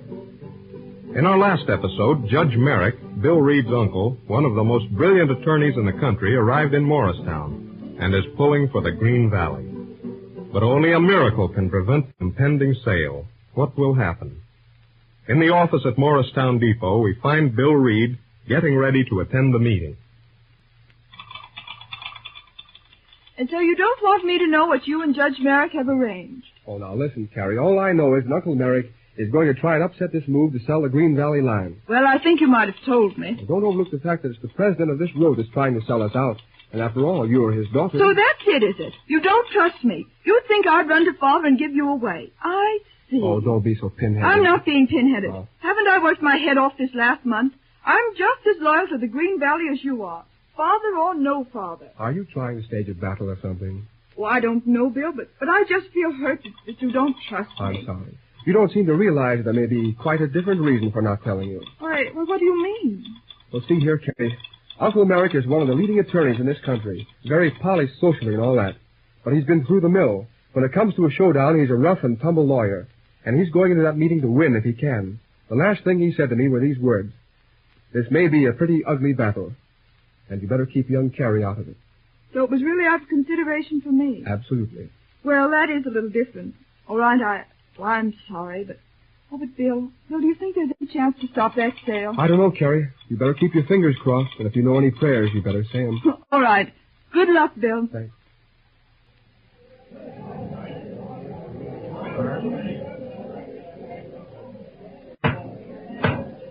Any more unfinished business, Mr. Secretary? No, that's all, Mr. Graham. All right. Now we come to the business for which this meeting was called. Since I have an important proposal to make, I'm going to vacate the chair. Before doing so, I invite you to name a new chairman. Hold on. I move that Mr. William Reed, Superintendent of the Green Valley, be chairman of this here meeting. And I'm going to second that there motion. Any other nominations? Question. Very well. Feeling seems to be unanimous. I declare Mr. William Reed duly elected chairman of this meeting. All right. I'm not much of a hand at this kind of a job, but if you'll come to order, we'll get on with the business. Mr. Chairman, before we get to this here business, I just want to say a word or two. Attaboy. All right. Mr. Abe Meadows has the floor. Mr. Chairman and neighbors, I reckon we know what this here meeting is for. You betcha I think it's just a low-down frame-up to steal our railroad away from us. Mr. Chairman, I object to this sort of language. Well, okay then. But I reckon I ain't the only one here as feels that way. Anyhow, what I want to say is that John Graham, the president of this here railroad, up until the time he started this here deal to sell us out, we always trusted in him. But now it's different. I tell you, Mr. Chairman, this sort of thing is out of order. You better come to the point, Abe. Sure. I'm coming to that right now. Seeing the way things is a-going, me and a few more of the stockholders has appointed a lawyer for to speak for us. Why, this is ridiculous. Just a minute. Have you got any reason for this, Abe? Of course I got a reason. President Graham here's a right smart talker. None of us folks here is a match for him. And so we decided to get us a good attorney for to speak for us. And I'm a-telling you, Mr. Graham, we got a darn good one. What is this? Who is this representative? If you'll just keep quiet a minute, I'll tell you. His name is Judge Merrick. What? Sure. In case any of you here don't know him, he's a member of the firm of Merrick, Dean and Rothwell, New York City. He's the consultant attorney to some of the biggest railroads in the country. He's waiting right outside the door. Open that door, Hiram. Sure. Come in, Judge. Thank you. Look at him. Have you any objection to this proposal, Mr. Graham? Well, no, it's quite in order, of course, but I'm, just a little surprised that an eminent man such as Judge Merrick should, associate himself with such as this, and you're going to be surprised a whole lot more before he gets through. Order, please. Judge Merrick, you have the floor. Give it to him, Judge. Mr. Chairman, I have very little to say at this juncture. I note that the President is surprised at my presence here. Well, I was a little surprised myself to receive the very flattering invitation from Mr. Meadows and his friends. But at the same time, Mr. Chairman, I am honored to represent the minority stockholders of the Green Valley Railroad in such a worthy cause. May I suggest on behalf of my client that you proceed with the business of this meeting. All right, Mr. Graham. Mr. Chairman and stockholders of the Green Valley Line, in the matter of the sale of this railroad to the CK&W interests, I regret that practically all of my old friends are against such a wise and timely proposal. Shame on you, John Graham. Order, please. You all know that if this sale goes through, why, each of you will receive CK&W stock of equal value to the shares you now hold. Ain't worth the paper it's written on. Nevertheless, I am here to demand a stock vote on this question. I regret that through the injury to my friend Superintendent Harkness, he cannot be present. Yeah, like fun you do. Without further waste of time, I must inform you that by agreement with my friend Harkness, I hold the right to vote his stock, which gives me control of 51% of the stock in this company. Just a minute, Mr. Chairman. Yes, go ahead, Judge Merrick.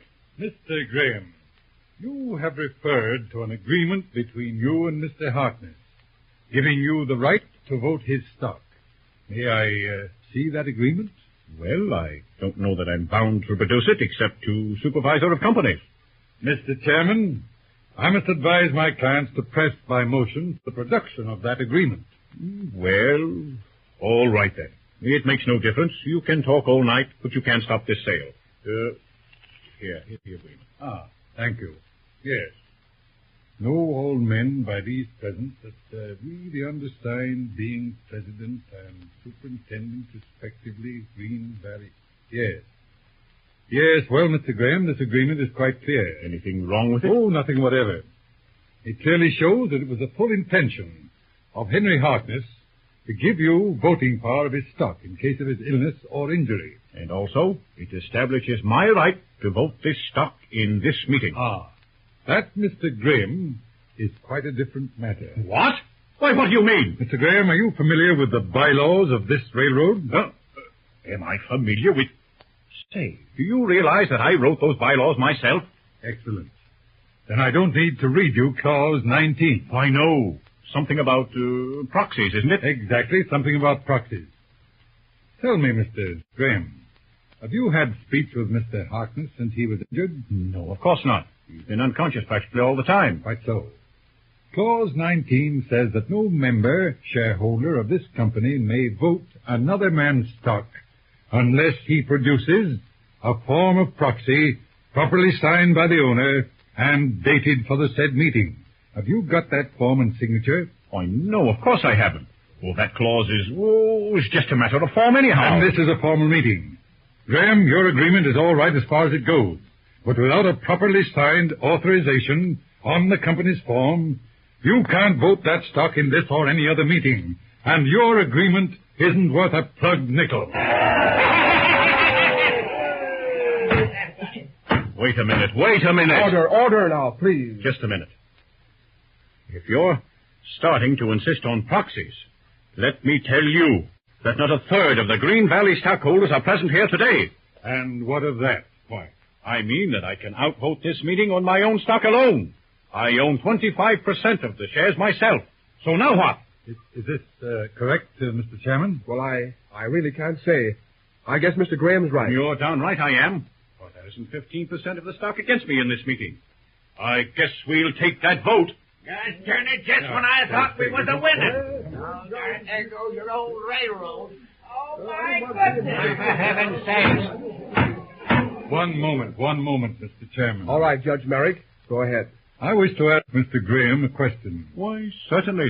Go ahead. It won't do you a bit of good. Mr. Graham, are you familiar with the laws of this state? Not particularly. I leave that to you, fellow. Thank you.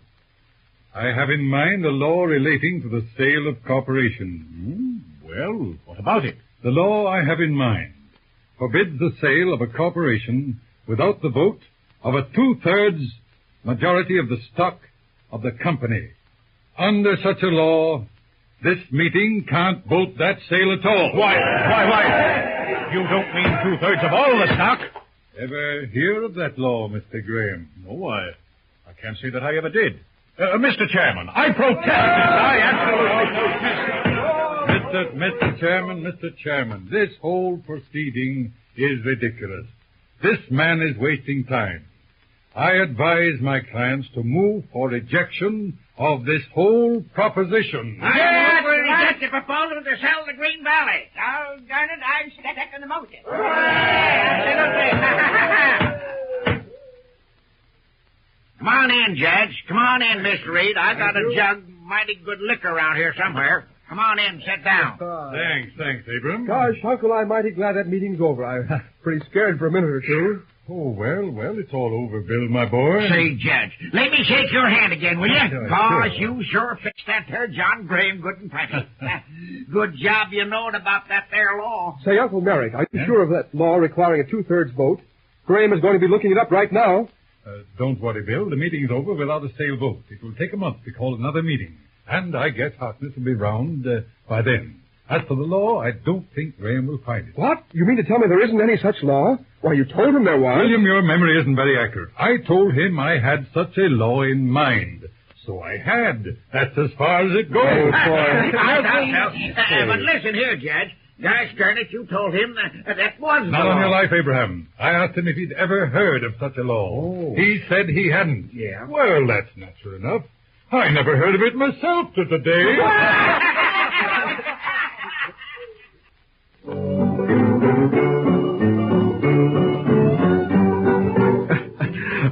Very close call for the old Green Valley. Only the wily brain of Judge Merrick saves it from disaster. One more obstacle passed. But there are plenty of rocks ahead. 3 weeks are left to find the $150,000 due on the mortgages. It will take more than clever talk to meet that payment. Don't miss episode 16 in the Green Valley Line.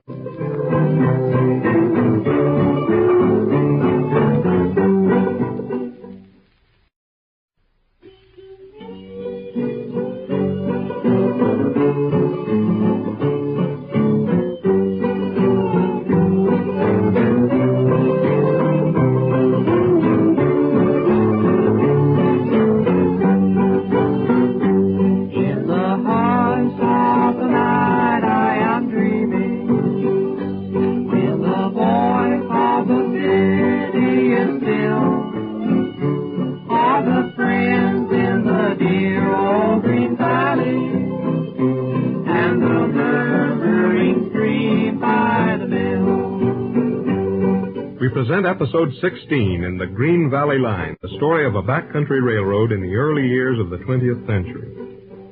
In Morristown tonight, there is great rejoicing over the news that the seemingly unavoidable sale of the little railroad has been once more staved off, for a time at least. Out on the west end, Mickey Donegan and Spider McGee on the 1290 are roaring towards Morristown with 37 cars of fruit behind them. Since leaving Brown's Pass this evening, the 1290 has made no stops. Spider and Mickey are still unaware of the good news.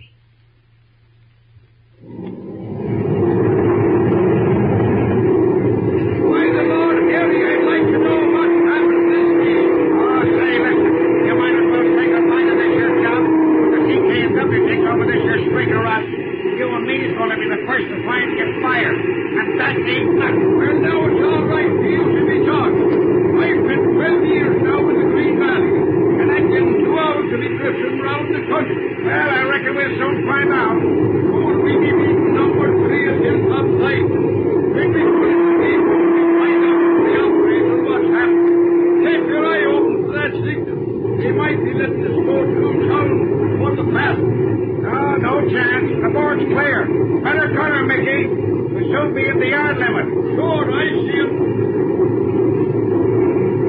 Hey, lively! Open that gate! There's number 3 coming up the hill, Mickey. All right.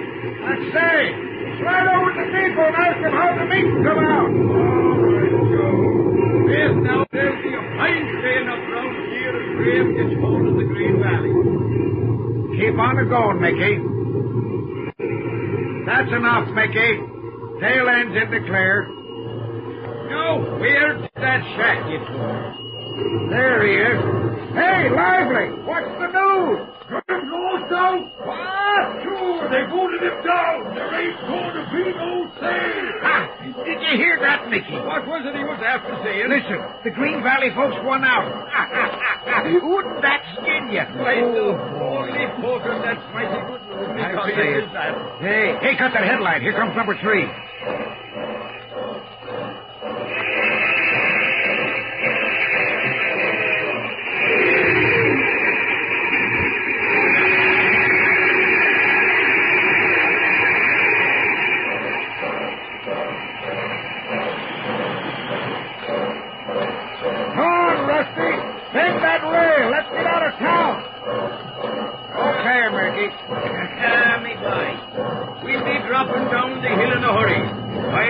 There'll be a hot time in Morristown this night.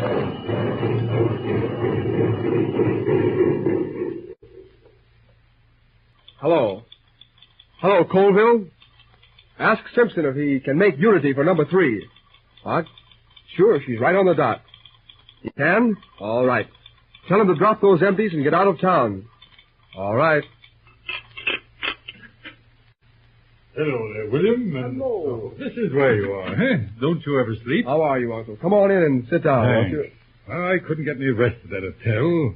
This whole town seems to have gone mad. Sure, and you're the hero of the occasion. I guess nobody's likely to go to bed tonight in Morristown. Well, how much longer are you going to be working here, William? Oh, just another half hour. Then Lawson comes on. I've got to see that fruit train in. That's our big money train, you know. Fine. But, this working night and day doesn't look so good to me, young fellow. Oh, I've just got another 2 weeks of this night shift. It's only 4 hours, then we get a full staff. I see. By the way, William, about this mortgage business. Oh, just a minute, Uncle. There's the headlight of the 1290. Oh. She's just dropping down the hill. I've got to give her the semaphore. Okay. Now, what was that you asked me? I'd like to talk over those fall obligations of yours. How do you stand for meeting that mortgage payment? Well, not so good, Uncle. Our earnings have mounted up pretty well this last few weeks, but expenses are pretty high, too. What's that mortgage total? Well, Graham raised 3 different mortgages. 1, 2, and 300,000. 600,000, eh? That's right. Well, that's not serious for a paying road. No, but the first of those mortgages falls due this September 15th. No chance to renew it. It's 100,000. And what arrears of interest? Around 50,000. Well, pretty big, pretty heavy money, Bill. Yeah. 150,000, eh? What have you in sight? Well, I figure we can meet the 50,000 interest and maybe 30,000 of the principal. Mm-hmm. At 70,000, you'll be still short, eh? That's right. But after the good luck of this morning, I feel sort of hopeful. Yeah, if you don't find that odd 70,000, you still lose the railroad. Is that it? That's right. What have you got for the red ball? Oh, hello, Morrison. Excuse me a minute, Uncle. Yes, certainly. How many cars tonight? 37 out of here. Uh-huh. Say, what's this? Meat order? Dexter? Yes, I'm sorry, but can't be helped. You meet the 1010 there. She has a long train of empties, too. They're too big for the passing track, so you'll have to saw by. Well, I guess that won't lay us out much. All right, Mr. Reed. Book me out at 140. All right, Andy. And don't forget to keep 'em rolling tonight. Sure, we'll do that. Good night. Good night. Good-looking man, that, William. Yes, Morrison's a good railroad man. One of the old freight conductors here. Now that we've cleaned out the deadwood, we have a good outfit at the Green Valley, Uncle. I wouldn't trade them for any bunch in the country. Well, that's fine. You know, Bill, you're doing pretty well with this railroad. Oh, I don't know, Uncle. We've had a lot of grief, but we've managed to get by.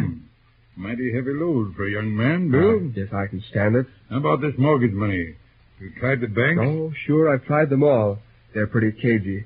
Nothing doing in that line. I see.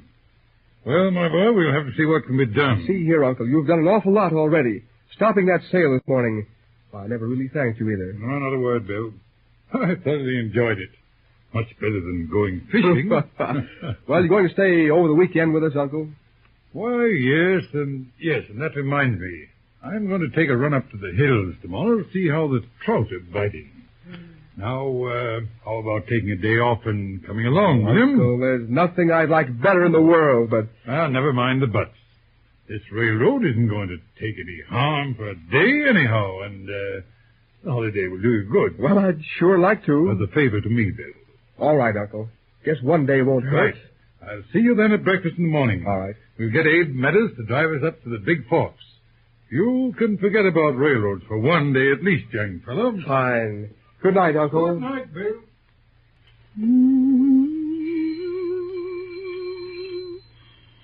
Superintendent's office. Hello, Mr. Friedman. Who? Mr. Reed, no, he isn't here today. What? Yes, he went up to Big Forks with Judge Merrick. Yes, just a fishing trip. He'll be back tonight. Oh, don't mention it. You're quite welcome. Goodbye. George Freeman inquiring where Bill is. I wonder. Good gracious, what a fool I was to tell him where they'd gone. Come in. Oh, hello, Spider. Come in. Why? Well, what's the trouble? I don't know, McCarry. Guess I ain't got no right butting into the super's office like this. But it's kind of important. Oh, that's all right, Spider. I'm glad to see you. What can I do for you? I was looking for the super. Mr. Reed, well, you're out of luck, Spider. Gosh, darn it, just my luck. Where is he? Out on the road? No, he went fishing with Judge Merrick. They're up to Big Fork. Gee, that's so. Well, I guess it don't matter. But I'd sure like to have a word with him. Now, see here, Spider McGee. What's all the mystery? Oh, tain't nothing, I guess. My goodness, first you say it's important, then you say it isn't. I wish you'd tell me what's wrong. All right, I'll tell you, but it's kind of awkward. Spider, is it anything to do with what happened yesterday at the meeting? Well, kind of, you see... Is it because my father is connected with a deal to sell the Green Valley that you don't like to talk to me? I reckon you hit the bullseye right there, Miss Carey. All right, never mind about the relations. If it's something that Mr. Reed ought to know, you better let me have it. It was Ma Flint that tipped me off. There's something funny going on. For heaven's sake, Spider, hurry up and tell me. There's Father coming along the tracks now. He's coming in here. What is it? Did you get a phone from Freeman's office? Sure, just now. I told him Bill had gone fishing. Gosh, you know Freeman's with the opposition. I know it was stupid, but... Listen, your dad was in Freeman's office. Him and Mason. He's kind of sore about yesterday. I reckon they're framing something. All right, listen. Quick before Father comes. Get to the phone. Call Jordan's post office. Yeah? It's on the Big Fork Trail. They may not be past there yet. All right. Tell Jordan to get hold of Bill Reed and Sure. tell him to get back in right away. Understand? Sure, I'll get right to him. All right, hurry. Oh, my goodness, here's Father. Oh, hello. Good morning, Mr. Graham. Morning, McGee. Morning, Carol. Hello, Father. Well, this is a nice state of affairs, I must say. Entertaining ordinary firemen in the superintendent's office. Nice way to run a railroad. Oh, I don't know. I find Spider rather amusing. Evidently. Where's Reed? My dad, didn't Mr. Freeman tell you? Freeman? What? Well, what do you mean, Carrie? Why, it's perfectly simple. I saw you leave George Freeman's office a few minutes ago. Just before that, George phoned me, and I told him where Bill was. Possibly he forgot to tell you. Really, Carrie? I object to this flippant manner you seem to be acquiring lately. I must say, Father, you changed the subject very neatly. Oh, but let's not quarrel. What can I do for you? Carrie, I want to have a serious talk with you. Oh, dear. All right. I've got a few minutes before I start on the mail. What is it, Father? First, a family matter. Your mother is very much hurt that you have moved to a room in that hotel.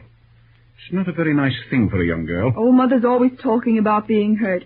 She'll get over it, and as for going to the hotel, well, it's quite a natural thing. I've a lot of work to do, and the house is so far out. Is that the only reason, Carrie? No, I'll be quite honest, Father. I'm working for the Green Valley Railroad, and you seem to be working against it. If you'd had your way yesterday, the line would have been sold out. Lock, stock, and barrel. Carrie, I know what is best for the Green Valley. The idea that a small road can stand alone in these days is, why, it's absurd. It's not only going to stand alone, but pretty soon the Green Valley line is going to be important as railroad.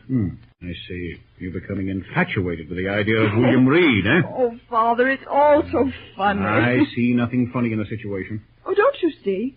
A month ago, you and Mother were singing the praises of Bill Reed. Now you haven't a good word to say for him. I consider him a traitor to his father's interests. All right, have it your own way, then.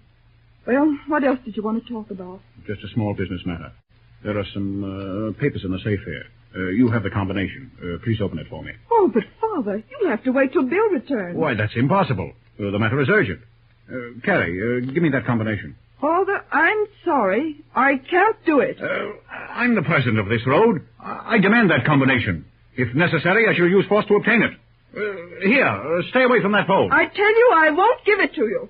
Miss Carey, I just got word that... Oh, excuse Spider, me. don't go. Stay right here. I want you. All right. Father, I think you'd better go. Very well. But understand, I'm going to get that combination. What is it, Spider? Say, I phoned Jordan at 10 Mile. They went up the trail a piece, found Meadows lying unconscious. No sign of Bill Reed at the judge. Reckon they've run into trouble. Hurry up, Spider. Get the sheriff's office on the phone. Okay, quick. going.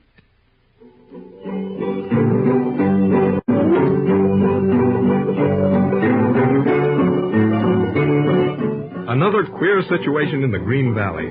Bill Reed and Judge Merritt missing. Harry Graham alone in the office. John Graham in another desperate attempt to upset the apple cart. Watch out for episode 17 in The Green Valley Line.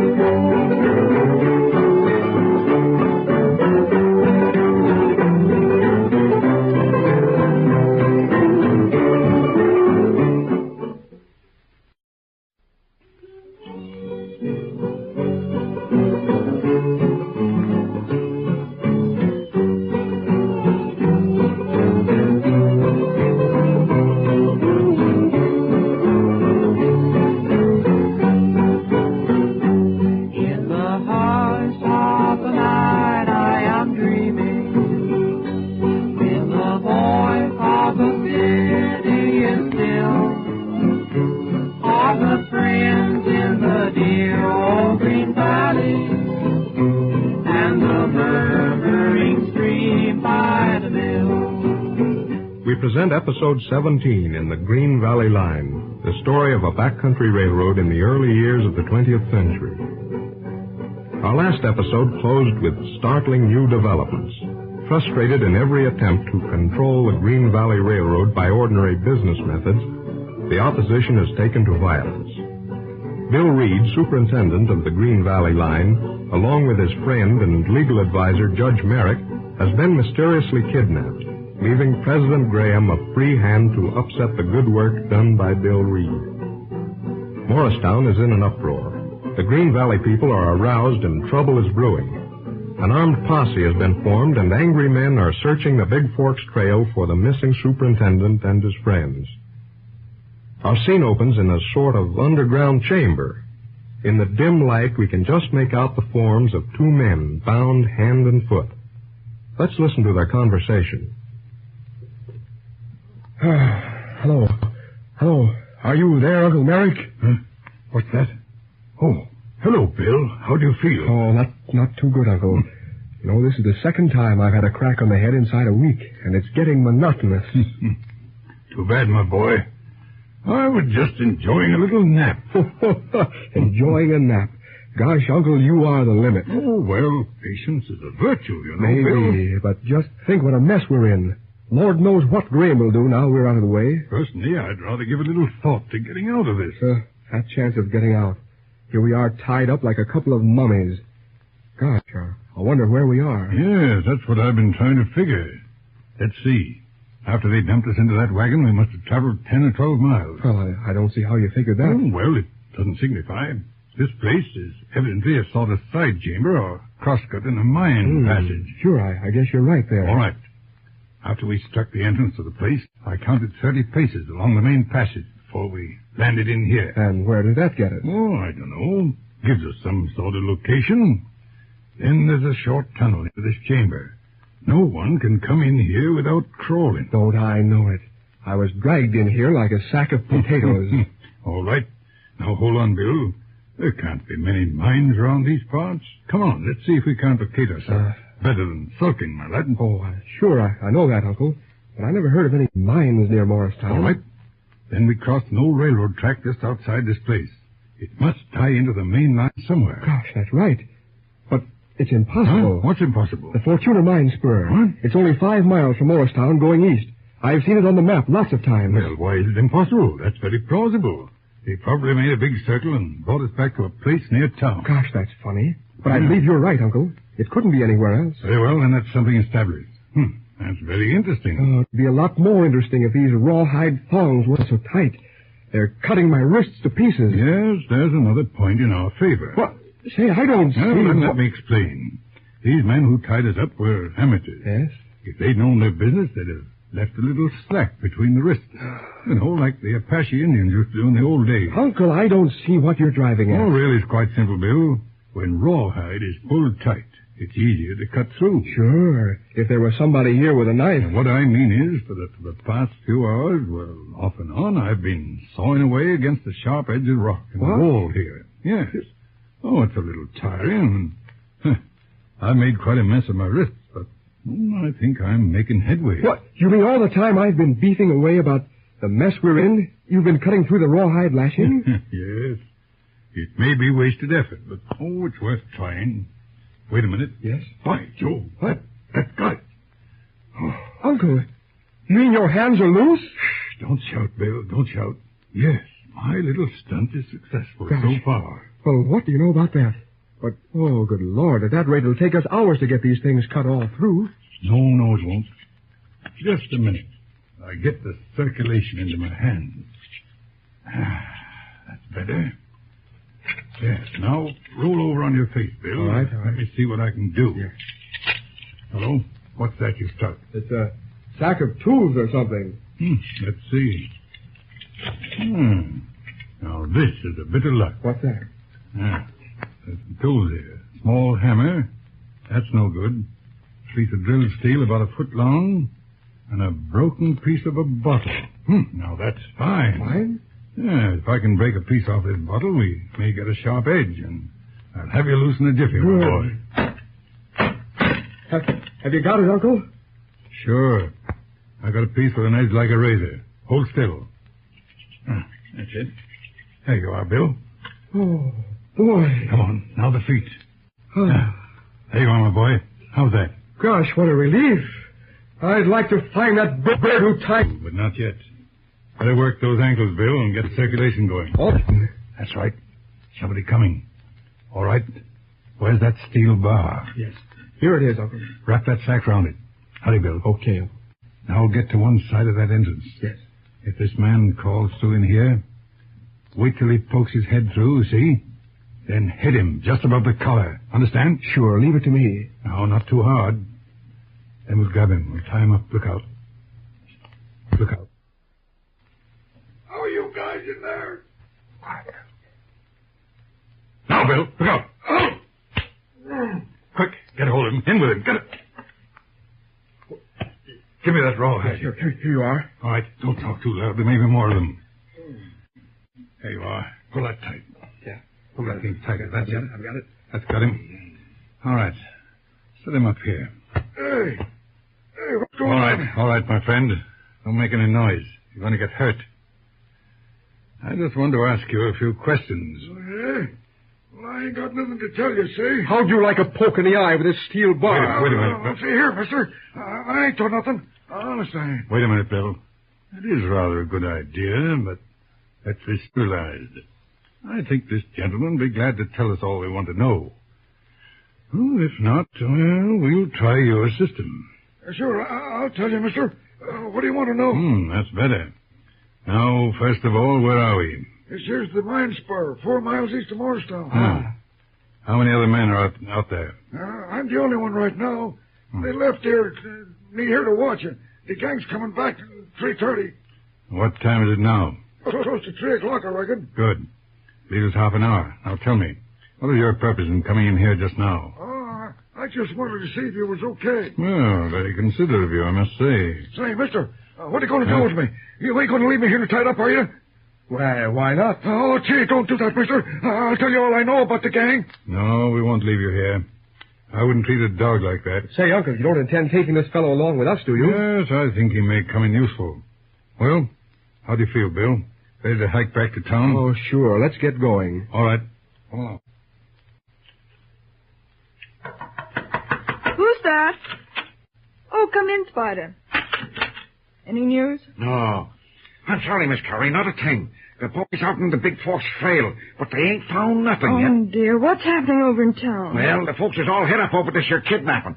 Looks like there's going to be trouble before long. I suppose they blame father. Sure, I reckon they do. Spider, my father would never have anything to do with violence. No, I reckon he wouldn't, Miss Curry. Only, you see, he's kind of standing in with the opposition, and he gets the blame. And it ain't only the kidnapping job they're blaming him for. You mean they sawed him taking charge in Bill Reed's absence? Sure, that's it. I heard tell they was going to cancel that fruit run after tonight.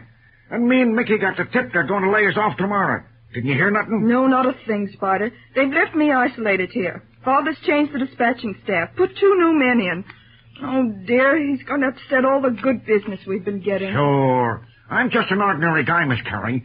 But it looks to me as if we don't find Bill Reed pretty soon, there's going to be a riot around here. How do you mean, Spider? They can't blame Father for taking over management in the absence of the superintendent. After all, he is president. Sure, but there was a half a dozen special agents, strong-arm guys from the CK and W. They came in on number 9. Yes, I know. They were sent in to protect the offices. That's so. Well, the Green Valley boys is drifting into town.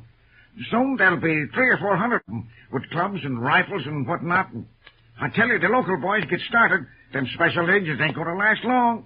And this here depot is liable to get smashed up in the rumpus. Yes, I know. Oh, if only Bill and Judge Merrick were here, they could stop it, I'm sure. Yeah, I reckon they could. Well, I gotta go. Me and Mickey's going west on the passenger at noon.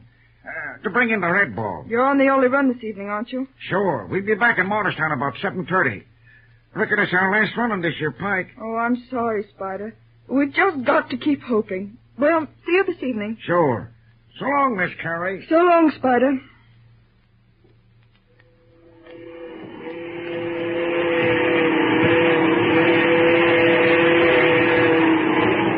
Well, so this is the last one we'll be taking on the old Green Valley. Sure, looks that way, Mickey. I guess the jig's up after tonight. I'd like to know what happened to young Bill and his uncle. Do you think they'll ever come back? Search me, Mickey. Wish Bill was here now. He's the only one to straighten out this here mess. Hey, Gunner, Mickey! What? Gunner, I said! There's a guy ahead swinging us down with a ladder. Look out, there's something wrong. Well, I'd slow down. It might be a trick. Don't take no chances, Mickey. It may be another hole in the track. Easy with her. Well, for the love of Mike, cut her, Mickey! What is it now? If that ain't Bill Reed, I'm a son of a gun. Holy smoke! It's the boy shooting up. Hello there, Mr. Reed. Hello! And you, Mickey? Sure. Now, where the devil did you spring up from? Where's the judge? Right here, Mickey. Give us a hand, Spider. We've got a prisoner with us. Prisoner? A jumping catfish. Up down now, Spider, and bear a hand. We're losing time. Okay. Hello, Judge. Evening, Spider. Well, hello, Mickey. Fine evening. Sure, I'm glad to see you, sir. Set this prisoner back there out of the way, Spider. Okay. Okay, Mickey. Let's go to town. Quick, Spider. What's doing in town? Gosh, I can't tell you. We've been out on the train for the last 6 hours. Yes, but this morning when you left, what was going on? Train was shot. Started laying off our men. Canceled this here fruit run after tonight. This is the last run for Mickey and me. Oh, well, we'll see about that. Oh, Billy, the worst of it, Slim. The Green Valley boys were getting pretty sore. Train brought in a bunch of strong-arm men this morning to guard the depot. Things was kind of shaping up for a riot. We'll be in here in a couple of minutes now. Hey, there's a cloud on the depot platform. Looks like the fireworks are starting. There's the signal for the main line, Mickey.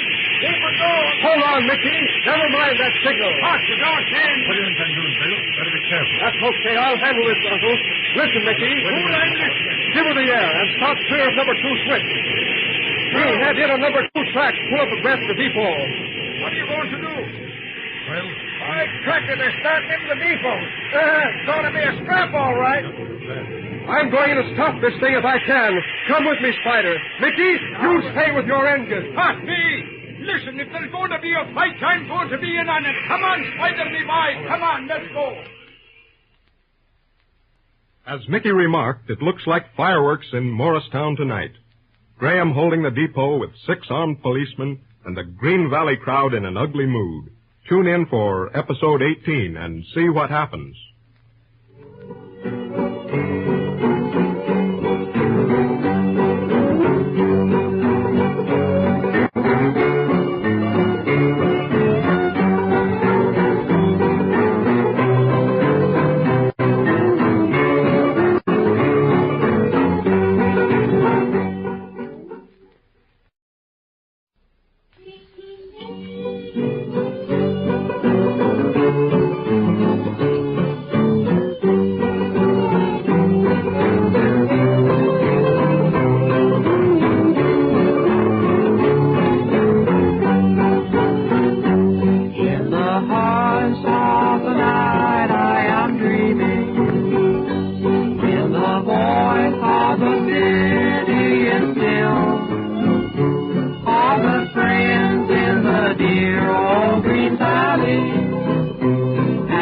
murmuring stream by the mill.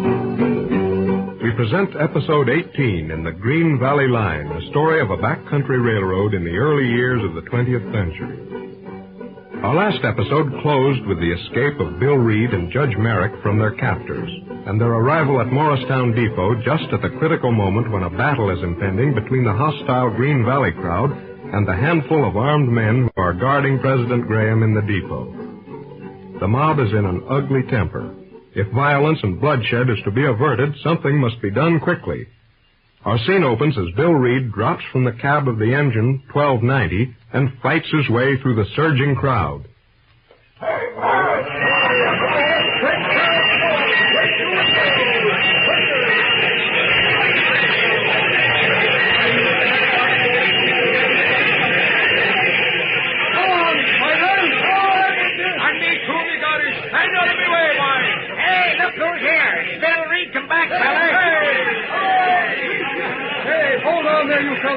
What's doing, Abraham? Come on, Mr. Reed. We're going to clean up them special police.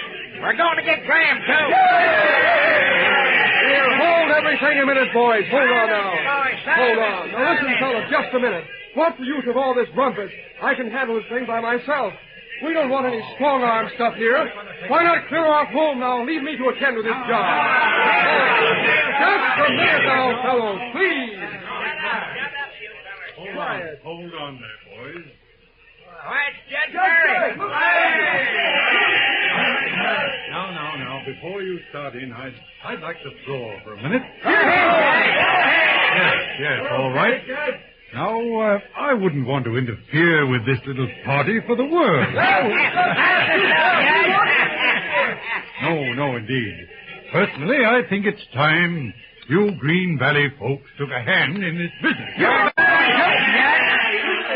All right. Now, this is none of my business. But what's this idea of all the stone throwing and smashing windows and breaking up things in the depot? Why, you folks put up the money to build this railroad, didn't you? Well, what's the idea of smashing up your own property? I guess you're right, Dad. Yeah, that's right, boy. Certainly it's right. Why, here's a respectable citizen like Abe Meadows, running round whooping and caterwauling like a drunken Indian or something. Why, Abe, you ought to have more sense. Well, what do you propose, Judge? Oh, nothing that I know of. The other day, you folks appointed me as your legal advisor. Yeah. Well, I guess that's all over now. No, it ain't, Judge. No, you're still elected, I reckon. Well, in that case, I'll ask you to consider how this thing is going to look in the papers. Whatever you're going to do tonight, my advice is to go at it in a quiet, orderly manner, like respectable citizens. Well, how do you figure you ought to handle it, Judge? Why, the first thing you've got to do, boys, is to get organized. Now, where's this sheriff of yours? Yes, all right. Step right up here, Sheriff. Now, you pick out 2 or 3 dozen of the boys and get lined up. Well, sure. Hey, Hiram, come over here. Sure, I'm with you, Sheriff. And you, Hank Spinkleberry. Hey, where's that drill team? Over here, Sheriff. All right. Come on now, boys. Come on. Got to do this thing in the proper manner. Come on, get busy. Here, clear this space in the platform. Line up on both sides. Come on. Hurry up now. Well, I guess that's all right, Judge. We're all set. All right. Now, boys, let's just look at this business for a minute. All right.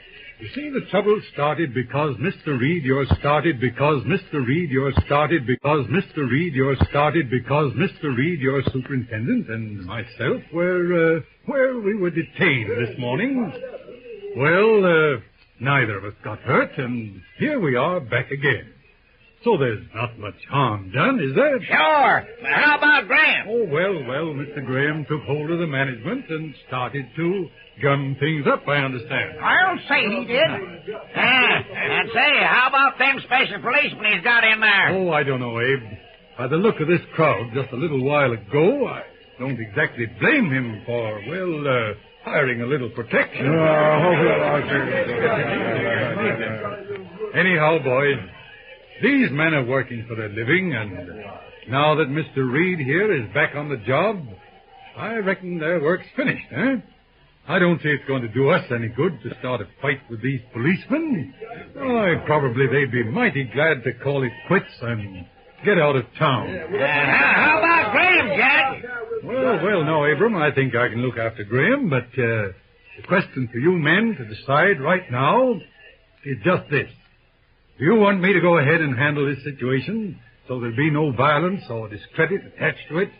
Or do you want me to step out of the picture? Go right ahead, Jack. You handle it, Jack. You handle it. Go ahead. Very well, then. Sheriff, better keep your men in line here. Give me a clear path to that door. Bill? Yes, sir. Spider. Yeah. Right here. All right. Let's go. I want to talk to Mr. Graham. Oh, hold on a minute. I'll get him. Hey, Graham. There he is.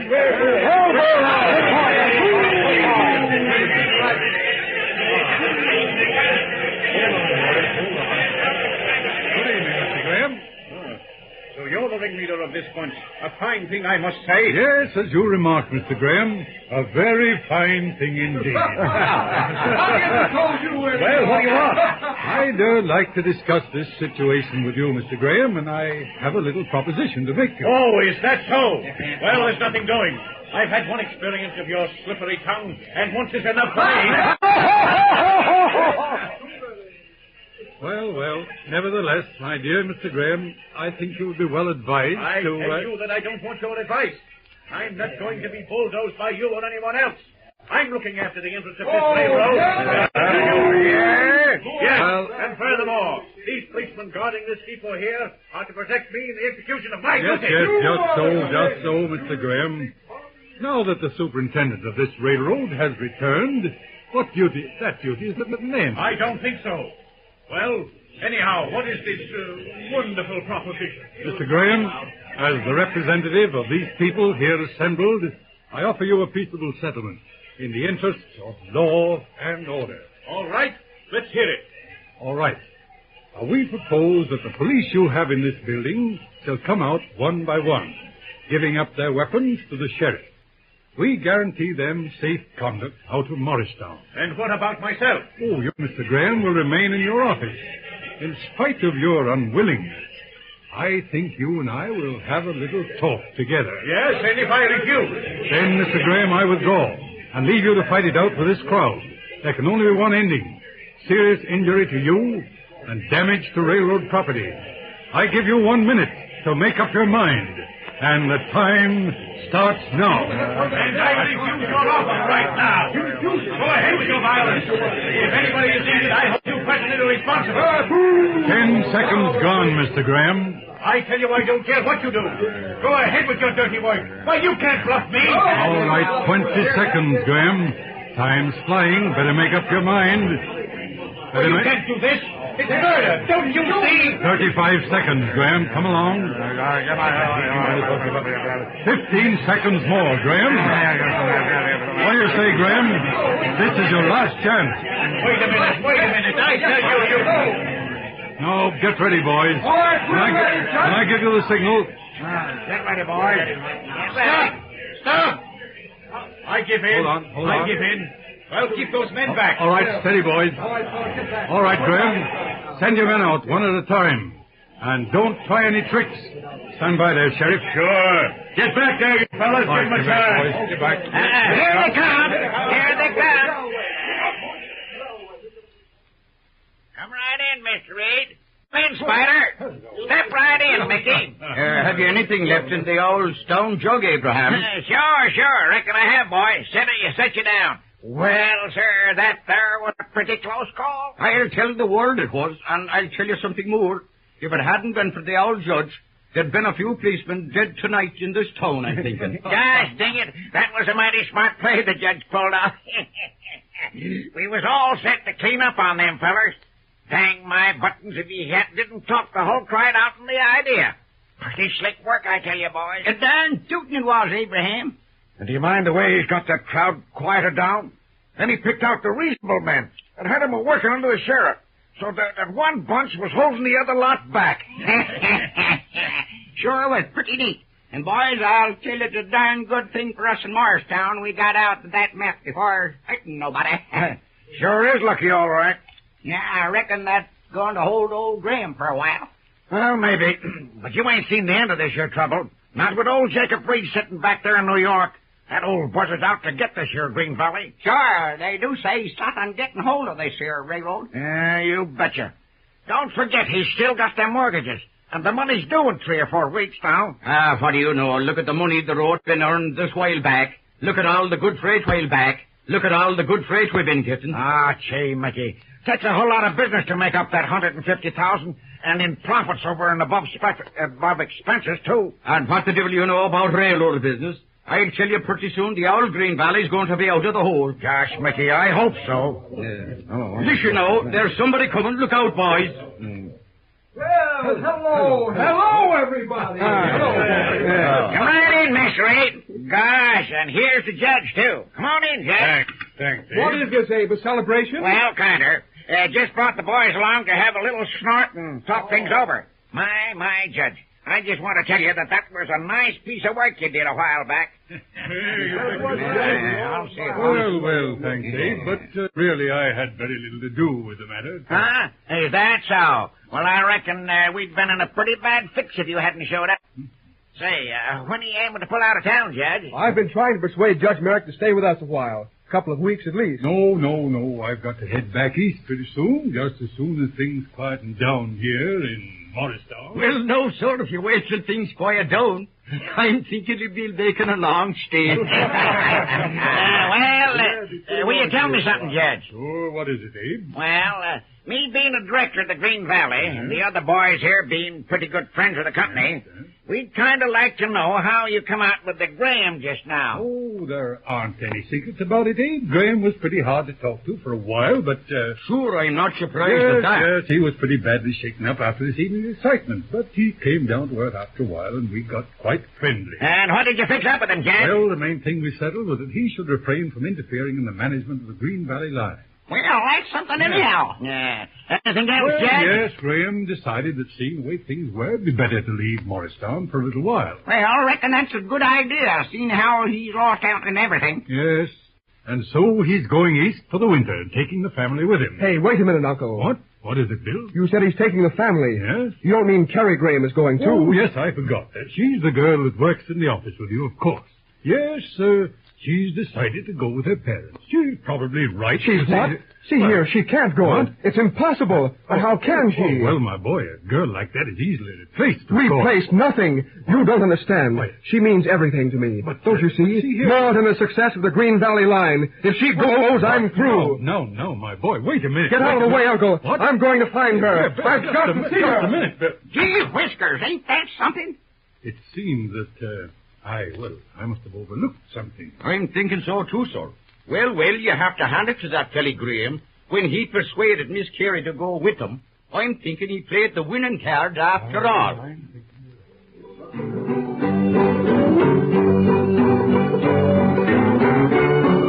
Another unexpected situation. This time, Bill Reed is in trouble. Don't miss episode 19 in The Green Valley Line.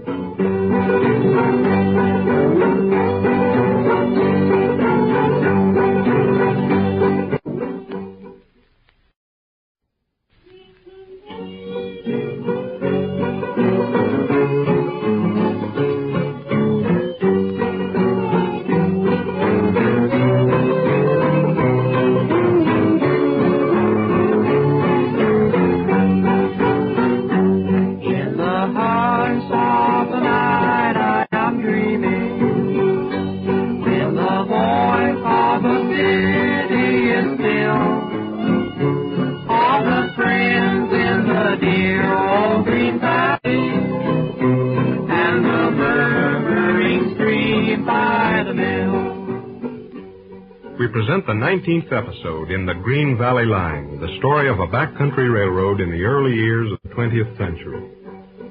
It almost looks as though some evil genius is playing tricks with the destiny of the Green Valley Line. In a few short weeks, almost every sort of trouble has broken out in Morristown. Train wrecks, Shooting, a mysterious fire at the roundhouse, loss of the old presiding genius, Pop Harkness, by an injury, the intrigue of the opposing railroad factions, threatened foreclosure, family quarrels, everything, in fact, to upset the peace and harmony necessary to good business. All these things have been narrowly averted by the hard-fighting young superintendent, Bill Reed.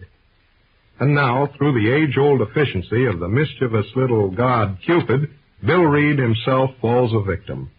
The news that Cary Graham is leaving Morristown sets young Bill crazy. Even the smooth genius of Judge Merrick has overlooked an important bet. As our scene opens, we find the judge trying to reason with the young superintendent.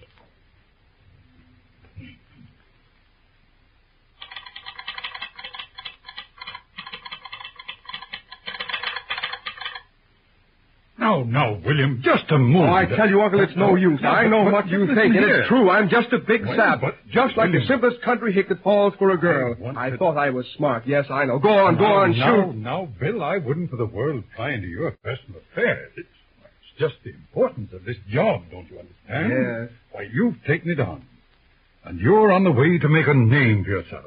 Just you, your head, Bill. Uncle, you're wasting your time. I've used my head. I've worked night and day to put this road on its feet. I can't help it. When I think of Cary going away right out of my life, nothing matters. The Green Valley and all the people can go to blazes. That's how I feel. You seem to have got it pretty bad, young fellow. Well, maybe I have. I know I'm the world's prize sap. But the funny part is I don't care a plug nickel. I bet the whole town's laughing over this. The latest thing in Green Valley gossip. They're not laughing, Bill. Well, they will be. I don't think so. The only ones who know about it are Spider and Mickey and Abe and Hiram. Well, gosh, isn't that enough? Hold on, Bill. Those boys in the room last night are as true as steel. Every one of them would cut off his right hand rather than betray your confidence. They're all for you, Bill. I know, and it doesn't mean a thing, Uncle. You're a pretty smart lawyer. If it was business, I know you'd be able to fix it, but this is different. After all, you are a bachelor. Yes, just an old bachelor. Huh? Well, excuse me, Uncle. Of course, I don't want to be offensive. You've been mighty good to me, and, well, maybe you've been through the same thing in your time. Yes, maybe I have, Bill. But, oh well. One love story at a time, young fellow. Yeah, let's change the subject. Gosh, I'm sorry, Uncle. All right. Now let's go at this thing logically. How does this young woman feel about you, Why, Bill? don't you see? That's the main trouble. Oh. We're pretty good friends and all that, but when it comes to going any further, she just doesn't see me at all. Mm-hmm. Ever tell her how you felt about her, Bill? Well, no, I never did, Uncle. You see, I Yes, a woman is funny that way, Bill. Huh? She generally likes to be told, you see, after all. Sure, I know, but you don't understand. She'd only turn me down, and I couldn't stand that. Seems to me there's something behind all this, William. Yes, it started a couple of months ago back east. Her folks tried to frame up a match between us. It was her mother who was mostly to blame. That's just the sort of fool play that Helen Graham would spring.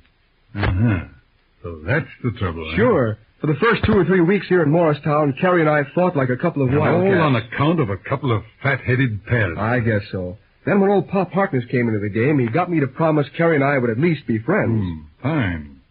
And so you fixed it up, eh? Sure. Then when we lost all those men to the CK&W, we had no superintendent's clerk. Cary had been in here before she went to college, so we managed to get her to sit in here and take hold of the office work. Uncle, that girl's a wonder. I see. And when you got to working together, you began to see her in a different light. That's right. So, It's funny, but I just can't stand the thought of her not being here. Well, how did her parents take the idea of Cary coming in here to work? Oh, gosh, Uncle, they hit the roof. Mrs. Graham nearly went crazy at the thought of Cary taking a job on the railroad. Yeah, I know it's funny. Funny, yes, in a way. I suppose, Bill, it's one of the flaws in modern civilization. You know, very few parents understand grown-up sons and daughters. Why, even the beavers know enough to kick them out when they get big enough to run their own affairs. Yes, well, I guess we're not getting anywhere, Uncle. I've got just one idea in mind, that Cary's going away. Well, my boy, it's your funeral. If you want to throw down these grand people here who trust you and run after a girl who doesn't want you, well, that's your privilege. Yes, go ahead, Uncle. I can't help it. I know I'm about the lowest form of life to act like this, but there it is. Yes? They can get another superintendent. I don't want it. And then there's my good friend Henry Harkness. They say he has a lot of faith in you, Bill. course, he's lying there helpless and maybe never come out of that injury. Uncle, for heaven's sake, don't you think I know it? Well, I thought you might have forgotten. It's going to be a pretty heavy blow to him, my boy. You see, it's so hard to explain. You don't really look like a quitter, Bill. What? See here, Uncle. You've done a lot for me, I know. But nobody ever called me a quitter and got away with it. No? No, besides, it isn't true. Yeah. Bill, it isn't a bit of good you trying to quarrel with me. I'm old enough, I've known you long enough, and I've seen enough of this world's trouble to tell you just exactly what I think of you. So don't try any theatricals with me, my boy. All right, Uncle, you win. I'm a quitter. So what? Oh, I don't know. That's something. As we say in the law business, the defense concedes the point. Oh, yes. Let's jump, please. Caesar, look there. What now? Another fire or something? There's Carrie. Well, I'm darned. Talk of the devil. Well, just think of that. Why, she's coming in here. Oh, Lord, I don't want to talk to her. I'd advise you, young fellow, to eat a little humble pie. Now's your time to talk. Doing? You think I'd let her know what a sap I am? No chance. Now, Bill, look. Say, look here, Uncle, you're not going. Oh, yes. I have some rather pressing business downtown. Oh, but listen, just hold on a minute now. Good morning, everybody. Hello, Carrie. Oh, Judge Merrick, don't go. I'll only be a minute. Yes, hold on, Uncle. I'm sorry, Don't young leave. people. You see, I just remembered a pressing appointment. It was with, with Abe Meadows. Abe Meadows? Yes, Abe Why, Meadows. he's gone fishing. I saw him. Abe Meadows gone fishing? Yes. Why, really, that's very strange. Well, of course, he wasn't the only one that I was to meet. What? There were several of them, quite a number of people, in fact. Dear me, it's 11:30. Oh, my goodness, I'm 5 minutes late. Yes, Well, but Uncle... see you both. Goodbye. Bye. I don't believe he had any old appointments. No. Is there anything I can do for you? Oh, no, nothing really. I just came in to pick up one or two things. How's number 9? Right on time. What? Why, she's marked up 40 minutes off time on the board. Oh, yes, that's right. She's 40 minutes late. Silly of me, but I forgot for a minute. How funny. By the way, when are you leaving, Carrie? I'm not sure. Probably number 10 Wednesday. Mm-hmm. We have a lot of packing to do. Yeah. Well, I hope you'll have a good time in the East. Oh, thanks. It will be nice to get away to Boston after all the excitement and have a good rest. Yeah, sure. Well, I'm looking forward to a rest, too. Been hitting it pretty hard lately. But I don't understand. You're not thinking of... Yes, I made up my mind to leave the Green Valley. Oh! Look out, you'll upset that ink bottle. Oh, I'm sorry. But listen here. You're surely not going away, Bill. Yes, I got a little tired of things around here. Going east for a change. Bill, you don't mean that. Sure, I mean it. Guess they can get hold of someone else to run this outfit. Bill Reed, you ought to be ashamed of yourself. Oh, really? Well, what about you? Why, you know why I'm going. I simply have to. It isn't what I'd choose, but Father and Mother need me, and... I see. Well, let's argue. How's Pop Harkness? Oh, Bill, he's better. They think he's going to make it. He could talk a little today. Good. Did you tell them all the news? No, of course not. Oh, Bill, he's just like a little child. My goodness, what's going to happen when he hears you've thrown him down and he trusted you there so? There you go. Now you're starting. Uncle Merrick took my hide off over it. Gosh, that man has a mean edge to his tongue. Serves you right. I think it's the rottenest deal I ever heard of. Do you? I certainly do. I suppose I've no right to talk, but just think of you quitting when the Green Valley needs you so. My Lord, let's talk about something else. Oh, dear, everything is so mixed up. Family quarrels and rows with the CK and W. Oh, I'm so tired of it all. Sure, me too. I'm going to take a run east. I want to drop in and see Mother. She's back from Europe. Your mother? Yeah, you never met her, did you? Why, no. Oh, it's funny. I never heard you mention her before. Carrie, there's one grand woman. Best pal I ever had. Gosh, you'd like her. You think so? Mm-hmm. Oh, she must be nice. Oh, she's your Uncle Merrick's sister, isn't she? Yes, that's right. She's just like he is, one of the best. She's English, isn't she? No, she and Uncle were educated over there, that's all. Well, just fancy us talking about Mother. Well, I suppose in a few days we'll both be on our way. Probably never see each other again. Now, you listen, Bill. You can't do this. You can't leave the Green Valley. And why not? What about meeting that mortgage money in 3 weeks? Oh, I don't know. I suppose someone else will have to worry about that. Oh, Bill, that's terrible. What is the matter with you? Oh, nothing. Maybe I'm just a bum. Maybe. Why, I wonder... Yeah, I guess we'd better break off this conversation. We don't seem to be getting anywhere. Oh, gracious, look what you're doing. Scribbling over that rolling stock report I typed out yesterday. Oh, gosh, yes, I didn't realize. Excuse me. Why, Bill Reed, you give up pretending. What on earth is the matter? Oh, nothing. Say, did you hear about the extra fruit trains? No. What is it, Bill? More business? Sure, we got another company. They heard about the fast time we've been making with the United Packers stuff, and we got this handed to us. Good money, too. Well, that ought to help. Say, who are you getting in here to take my place? I don't know. I haven't thought about it yet. In fact, I don't want to think about it. Why, just what do you mean, Bill? Don't you know? Why, no, how should I? Oh, gosh, I never thought I'd feel like this. But, well, see here, Carrie. When I heard the other night that you were going with your people, it sort of knocked me sick. I'm awfully sorry, Bill. Didn't know you felt like that. I didn't know it myself.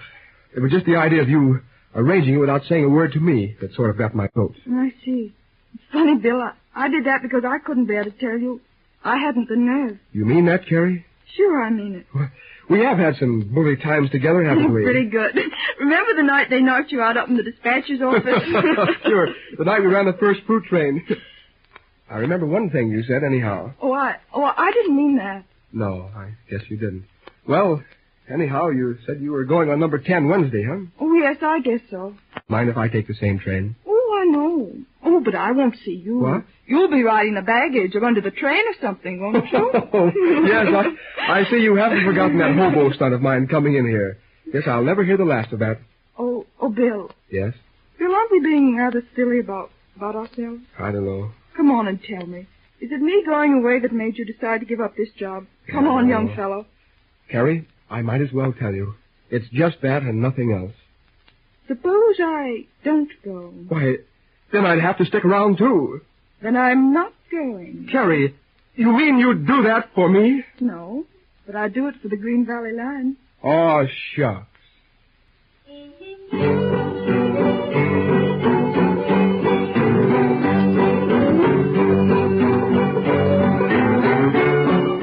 Another dangerous situation averted. And yet we think that our friend Bill is just a little disappointed. However, see how they handle matters in episode 20 of the Green Valley Line.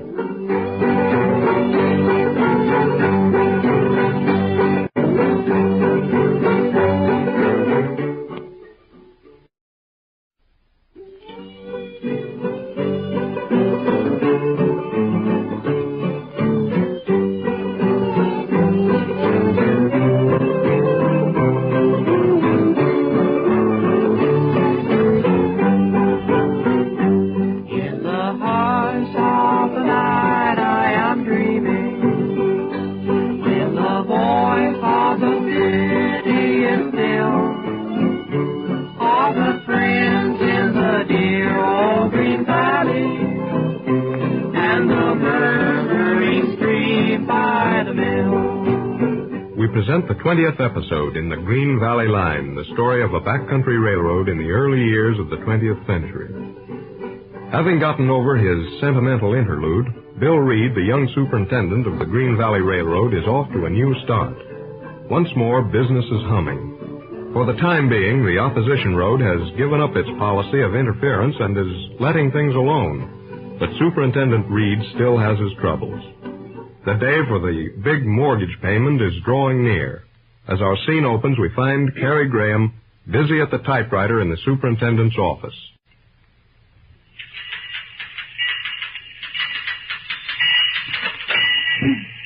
All right, Brennan, I'll see you later then. Well, here we are back on the job again, huh? Good morning, Mr. Reed. What? What did you say? I said good morning. Sure, I know, but where do you get this Mr. Reed stuff? Oh, well, perhaps I'd better explain. Huh? You see, after all, I'm working here as your subordinate. It was really awfully nice of you to be so friendly, but somehow too much familiarity in business doesn't pay. Oh, so that's it. Well, if you think I'm going to call you Miss Graham, you're mistaken. Just as you please. Going to start building fences, huh? I suppose I do deserve that for making such a sap of myself the other day. Oh, please don't make it any harder for me. Can't we be just impersonal? In office hours, at any rate. I see. Yes, certainly. Evidently, you haven't a very good opinion of me. Oh, it isn't that. It's really awfully hard to explain. You'll probably think I'm just being snippy and opinionated. No, I won't. Go ahead. Let's have it. All right, it's like this. You've got a very big job here, haven't you? A tough job, yes, if that's what you mean. Exactly. You've taken over the superintendency of the Green Valley Line, and so far you've done wonders. Oh, dear, it's awfully hard to tell you. Hold on, I get the idea. You think I may blow up before I get through putting the road on its feet? Yes, it's something like that. I see. Well, that's no news to me. I'm quite aware that you think more of the Green Valley Railroad than you do of me. And why shouldn't I? Why shouldn't you? Why shouldn't you? Well, why... Yes, well, why shouldn't you? There you are, you see. You've never even figured that out. Oh, what's the use? I don't want to start preaching. Now, wait a minute. You may be right. I don't quite get what you mean, but there may be something in it. I'm sure there is. It's the biggest thing in life. I guess I'm a little dumb. I don't see your argument. Let's start at the beginning. This is all because I flew off the handle the other day and told you that if you went away, I would throw up this job. Yes, that started it. All right. Then you figured out what it would mean to the future of the Green Valley line, and you got scared. That's right, isn't it? Well, not quite. I did feel concerned about the Green Valley, of course. But the thought of you quitting your job frightened me to death. What? Then you were thinking more about me than the railroad business. At the moment, yes. Well, that's something. Don't you see? By the work you've done here, you've already proved that you have plenty of ability. So what? Only ability and character are two different things. Oh, I see. And don't you see that by a sort of destiny you were given this job? If you go through with it, you'll make a name. If you throw it up halfway, just because just on account of a girl, you'll be a joke. And to be brutally candid, I'm not interested in that sort of a joke. You've got a pretty high standard for a man, haven't you? I'll say I have. Well, thanks for the little lecture. I guess it was needed. Did you get the head office payroll worked out? Thompson was asking for it. Yes, here's the rough draft on the changes. Better get it copied right away. Oh! So what now? Oh, you've made a mistake in my salary. You've got $25 too much. Mistake, nothing. Your folks have gone east, and you're living at the hotel, but you'll need it. Don't you know a raise when you see it, lady? Oh, thanks, Bill. Oh, I mean, Mr. Reed. Hey, just a minute now. All you've just been saying is true enough, I guess. I can take it all right. You won't have to worry about me again. But I have got a weakness for being called Bill. So how about it? All right, Bill. And another thing. I know I've been an awful sap flying off the handle that day and telling you how I felt about you. But I'm going to drop the subject. Oh, I didn't mean... I said I was going to drop it. But only for the present. If and when we get this old Green Valley line straightened out, I'm going to take it up again. How's that, Carrie? All right with me, Bill. But not in office hours. Fine. Well, that's settled then. Better hurry up with that payroll. We've got a new schedule to draft. All right. Oh, there's a wire for you. It's rather important. Huh? Oh, yes. Let's see it. Aha. It's from Williams and Meade, father's attorneys in New York. Oh, gracious. More trouble. No, the same old story. It's about the mortgage. They want to know if we'll be ready with the payments. They're due in 2 weeks' time. How do we stand, Bill? Oh, not so good. We're about 70,000 shy of meeting that 150,000. But what will we do? Oh, I don't know. We've got 2 weeks. Our earnings are mounting up, of course. So are the expenses. That's right. I'll have to go after the banks again and see what I can do. It's going to be tough. The wire says that Meade will be here on the 15th. That's the due date. But 70,000 seems a small amount to wreck a thriving railroad. 70,000 cash is a lot of money. Say, I wonder what's happened to Uncle Merrick. He was going to drop over. He's probably over town playing pool with Abe Meadows. Yes, he gets a great kick out of the Morristown people. Knows everybody. You know, he's a great mixer. Oh, I forgot to ask you. He went to Glassbell yesterday, didn't he, to attend that trial of the man that was in the kidnapping. What did they do to him? Oh, he got off. What? Sure, they let him off. You see, Uncle Merrick defended him. What? The man that was in the kidnapping? That's right. The jury was pretty hostile, but by the time Uncle got through talking, they were about ready to award this bird damages. Oh, how splendid. Are you going to talk to him about finances? Yes. Yes, I am. He may have an idea or two. He's quite wealthy, isn't he? Yes. Why? Well, I suppose it's mercenary of me, but I wonder if he'd help out himself. Gosh, he could afford it all right. But after all he's done for us, I've not got the face to ask him. No, you could hardly do that. Mm-mm. Sure he is. Good morning, good morning, Judge Merrick. Good morning. Well, how'd the pool game come out, Uncle? No, not pool this time. No? No. Abe and I have just had a little argument about fishing. Abe's quite a fisherman, they say. Yes, if you call a man a fisherman who uses a worm. Personally, I prefer fly fishing. Suits my idea of sport better. Well, what's new, Bill? Not much, Uncle. I did want to have a little chat with you. Yeah. Oh, by the way, Carrie. Oh, yes, all right, I'm going. I'll be in the auditor's office if you want me. All right. What's on your mind, Bill? Worrying about that mortgage payment? Yes, just a little, Uncle. I see. Tell me, supposing you get over this payment, what are your plans for the future? Really, Uncle, it's a very funny position. With Pop Harkness laid up and with Graham gone, there's just myself for it. What about the directors? Oh, you know how it is. There's Abe Meadows on the board and old Doc Henderson, men of that type.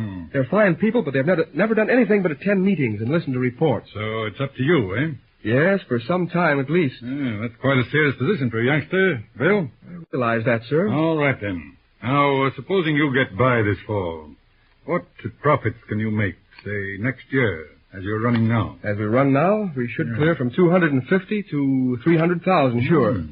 Can you back that up with figures from present earnings? Yes, sir. All right. Now, you started running a little fast freight, haven't you, lately? Mm-hmm. How did you come to get that business? Mostly on our shorter line through the mountains. We have the competing roads beaten by an hour at the least. I see. What chance is there for expansion and bigger revenue? Oh, quite a bit, Uncle. We can get a lot of more freight if we go after it. I see. How about passenger trains? Well, that's different. We've only 240 miles of main line. Our traffic is only local. Any chance of tying up with other roads for through passenger and freight business? In a way, yes. We have two other short lines like ourselves.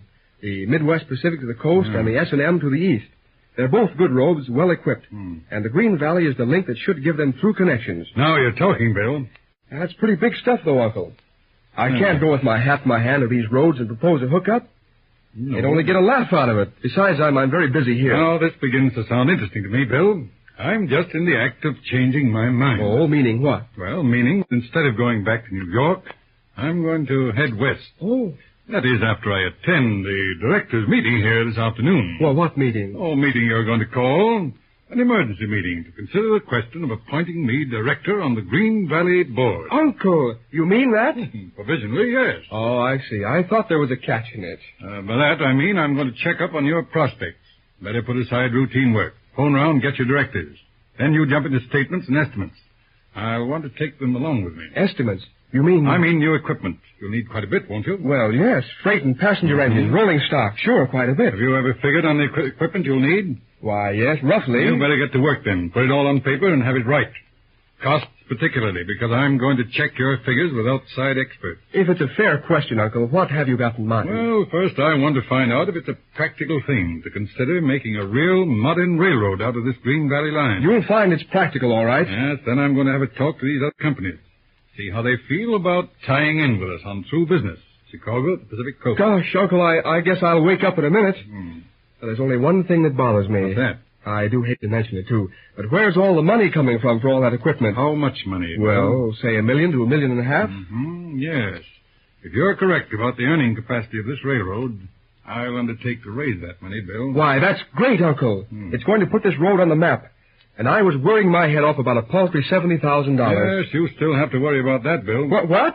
I don't quite understand. Why, you see, if you don't rustle up that $70,000, you'll lose the Green Valley Road. And then all these plans of mine, of course, will be fruitless. But I thought perhaps you could arrange that. No, that's your funeral, Bill. When is it due? In 14 days' time. Meade is coming out from New York to collect. Or, failing the payment, I guess he's coming to arrange the transfer to the CK&W. Yes, Meade's a pretty hard-headed lawyer, my boy.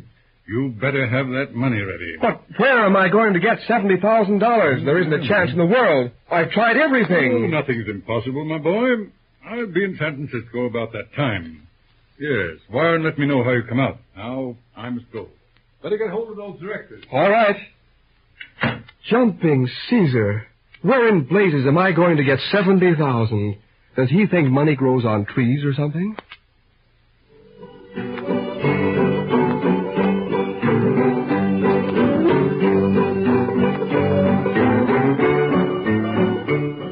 A strange and puzzling situation. $70,000 to find in 2 weeks. We've seen our friend Bill in some tough spots, but this is the toughest of all. Tune in for episode 21 in The Green Valley Line.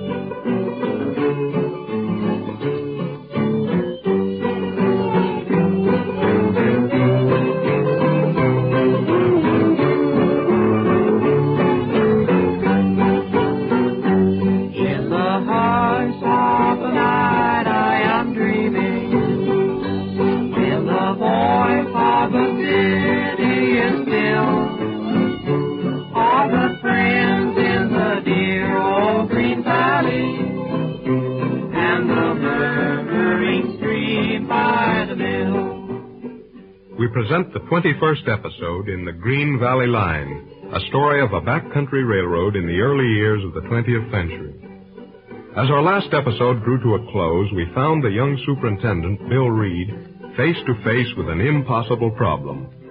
Bill has done wonders with the Green Valley Line in the short period of his management, but in spite of increased earnings, in spite of the splendid loyalty of his men, in spite of the fact that from end to end of the line, the Green Valley people are behind him to a man, Bill has to dig up $70,000 in 2 weeks, over and above every possible cent he can command from revenues.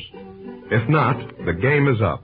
The splendid fight against the opposition interests is all to no purpose. Can you wonder that, waking or sleeping, Bill hears the pounding theme song, 70,000 or Bust. Above the roar of the railroad traffic, the song of the telegraph key, behind the clamor of the daily routine, and in the silence of the night, there is one insistent refrain, $70,000. Well, here we are back in the superintendent's office. Let's see what's going on.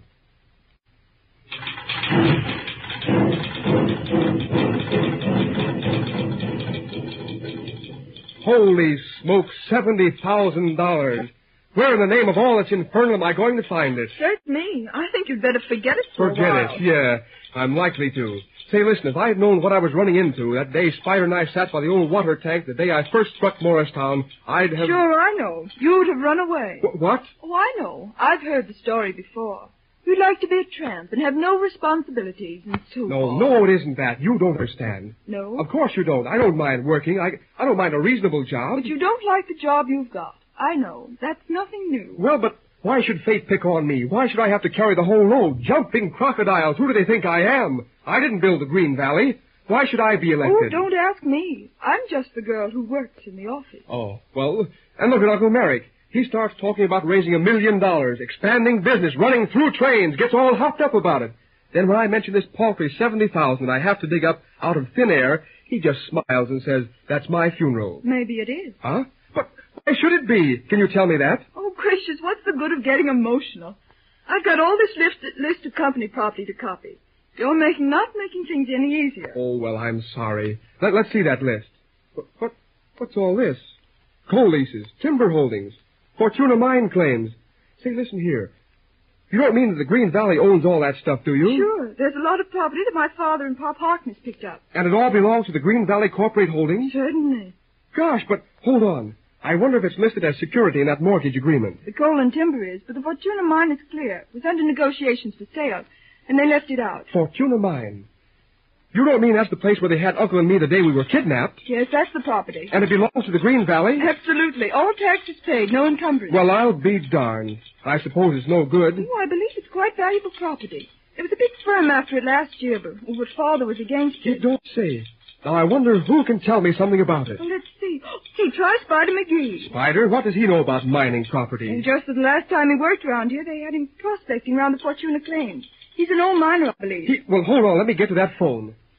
Hello. Roundhouse? Reed speaking. Find McGee and tell him to chase over here right away. Tell him it's important. Right. About those other properties, coal leases and so on. Know anything about them, Terry? Oh, not much. There are big coal areas around Carbonville, but, they're isolated. Need about 40 miles of branch line building. Good grief. I wonder why I never heard of that stuff before. Well, you've only been here a couple of months. And what about that timber? Oh, there are 4 or 5 big blocks in the mountains back of Colville and Unity. It's isolated, too. I see. It needs opening up, huh? Yeah, come in. Oh, hello, Spider. Yes, come in. Did you want to see me, Mr. Reed? I sure did. What do you know about the Fortuna mine? Huh? What?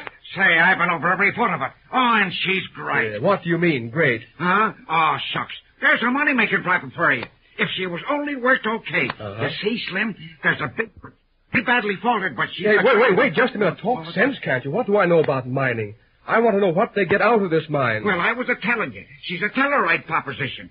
Sylvanite mostly, and the main lead... Oh, for the love of Mike, Spider, cut out the big words. What do they get out of this mine? Gold, silver, copper, lead, putty, or what? Well, ain't I telling you? She's a gold mine. Oh, a gold mine. Those jumping dogfish, why don't you say so? You mean we have a gold mine right here close to Morristown? Sure, that's right, and she's great. You see, all they need to do is to extend that there tunnel till they hits the big diorite dike. Then they drifts east and west. Yes. Never mind the technical dope now, Spider. Tell me, how is it they came to stop working that property? Well, the Green Valley did the development work. Yeah? Put in pretty close to 100,000 opening her up. Well, what happened? Well, then they started dicking with the Borman Robinson Company on the coast. Uh-huh. They was ready to buy in. Offered a couple of 100,000 for a half interest. 200,000 for a half interest? My gosh. Well, the Green Valley directors turned it down. Mr. Graham was against it. Wanted more money. All right, that's all I want. Have we got the address of this firm in San Francisco, Carrie? Yes, sure, here it is. Right, take a message. Oh, but listen, you'll have to talk to the directors. Sure, I'll handle that. Time's precious. Ready? All set. Borman Robinson, San Francisco. Fortuna Mine, Morristown. Prepared reconsider your offer, purchase half interest. If interested, send representative at once. Wire answer. Signed W.J. Reed.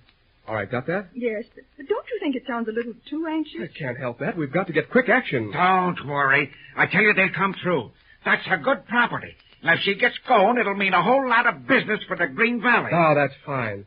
Hey, how's Mickey coming along, Spider? Oh, he's pretty sick. That there rheumatism was mighty bad. He ain't going to be fit for work for quite a while now. Oh, that's too bad. Anyhow, it gives you an engineer's job, Spider. Better than spading coal, isn't it? Sure, but I'd sooner be with Mickey on the job. Him and me gets along fine. Say, how's the red ball from the west? Should be in here pretty soon. How's she running, Carrie? That's first 72, isn't it? Sure, the fruit train. She's out of Hilltop on time. There she is, dropping it down the hill now. Are you pulling that train east, Spider? Sure. Mind you don't spoil that good running time. Don't worry. I got a strange fireman, but they say he's done plenty firing, and he's a big husky guy, too. I guess we'll be rolling into Glassbell Yards right on the button. Okay, and good luck, Spider. Same to you. So long, Slim. So long, Spider.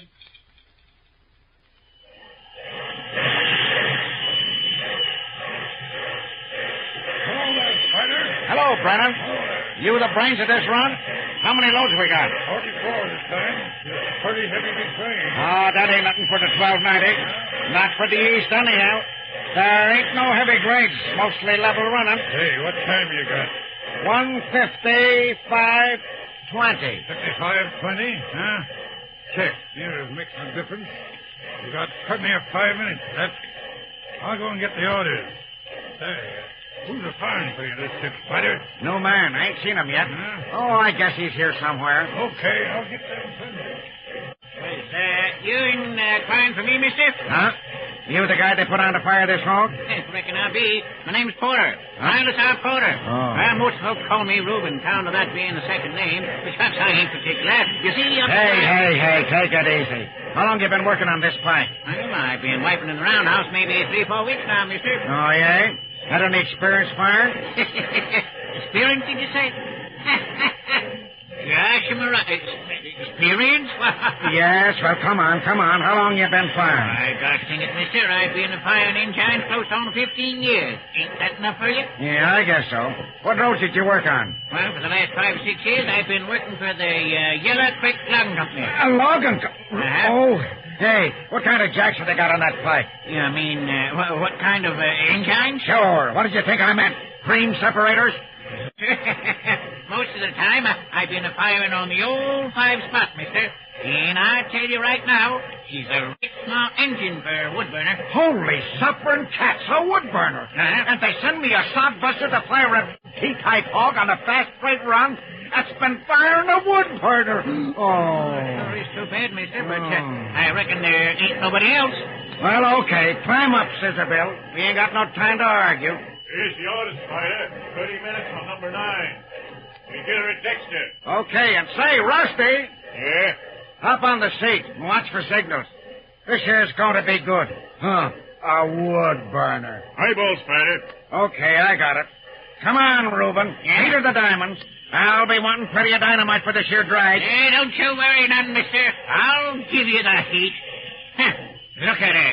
She's near a popping right now. Okay. Well, here we go, out of town.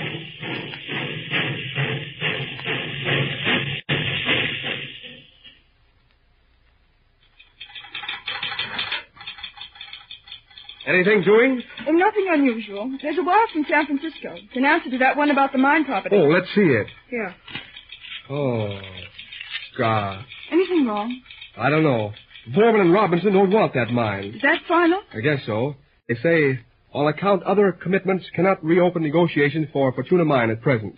So that's that. Yeah. I wonder if we could interest someone else. Why not ask Judge Merrick to see what he can do? No, not just yet.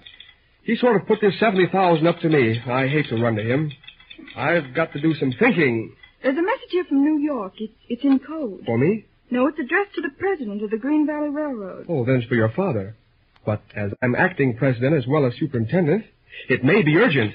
And if we can get the code, we'll see what it says. Yes. Father's private code is in the safe. That seems to be the code they've used. Oh, I know that code. Let's try it. It's not a difficult code anyway. They use the first letters of the words. What's the first word? Code 5 letters. R-E-G-V-F. Oh, that's easy. It means with reference to the Green Valley finances. Oh. All right, go ahead. Next is, here you are. Better decipher it yourself. And here's the key. Right. The next is urgent. Take immediate steps, secure control. Money, no object. My goodness. Don't you see what it is? I'll say I do. We've tapped in on the secret communications between my respected parent, Jacob J. Reed, and your father in their nice little scheme to steal the Green Valley. You oughtn't to read that message, Bill. Oh, is that so? Listen. Dad thinks your father is still in Morristown. Now, tell me, where is he? He's with Mother at Mason Hot Springs. He decided to get right away from the whole business. No one can reach him for the next 3 weeks. All right, that's fine. Let's see the rest of this message. Draw on me for any amount using this code. Limit 100,000. Will remit by wire to bearer credit. Get enough stock to swing control. Urgent. Act at once. Ah, a nice little play right into our hands. I don't understand. Bill, I won't stand for anything crooked. Well, you don't have to. Here's the layout. Dad's getting desperate. He wants action. He offers to wire 100,000 to secure the Green Valley. Well, all it takes is 70,000. Bill, you don't mean that you take advantage. Sure I would. I'm going to wire in code for 70,000. We'll use Dad's own money to meet that mortgage. I'll give him a 3-month note for it after the meeting's over. It's only playing his own little game. What a break, and what a story. Bill, I won't have anything to do with it. All right, if you won't help me, just stand clear. That's all I want. If it doesn't work, it won't do any harm. If it does, I've got that 70,000, and the old Green Valley is safe.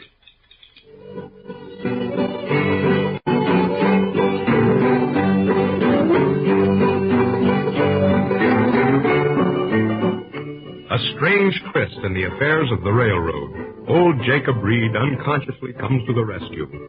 Don't miss episode 22 in The Green Valley Line.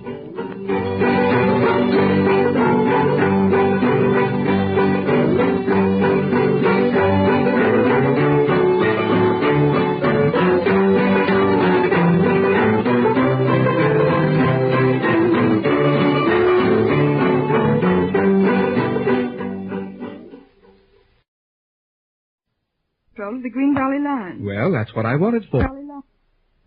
I'm acting president. I have clear legal right to draw that money, and that's what I'm going to do. But that wasn't the real intention of the wire. No, that's where the joke comes in. That overplayed his hand again. Oh, Bill, what have you done? I've merely answered that wire in code. Asked for 70,000 to be wired to the Green Valley Bank right here in Morristown. Gracious, the bank won't give it to you. They won't, eh? Well, there's nothing simpler. It's all prepared. The money comes to the bank. I get a message authorizing me to draw it as president of the Green Valley Pro Tem. But it's stealing. No, it isn't. I'll take the money, retire the mortgage, and then I'll politely issue a note at 1 month thanking them for the accommodation. We can pay it out of October earnings. Oh, well, yes. It looks all right that way. I thought you were just going to take the money and let it go at that. No, I wouldn't do anything quite so boneheaded as that. When did you answer that wire? Yesterday. Say, we ought to have something soon. I phoned the commercial office to send it right over. Oh, I guess that's it now. Let me have that phone. Hello? Yes. Reed speaking. What's that? A wire? Is it from New York? Oh, San Francisco. Well, all right, just a minute. What is it? I don't know. Take it down anyway. All right. All right, go ahead. Get this, Carrie. Understand Fortuna mining property on market. Sending Representative Morristown today's train. Signed, Steinecker and Brown. All right, thanks. Gosh, what do you know about that? Oh, Bill, if they want that mine, you may not have to accept the CK&W money. Maybe, but I'd like to grab that 70,000 off the old man just to teach him a lesson.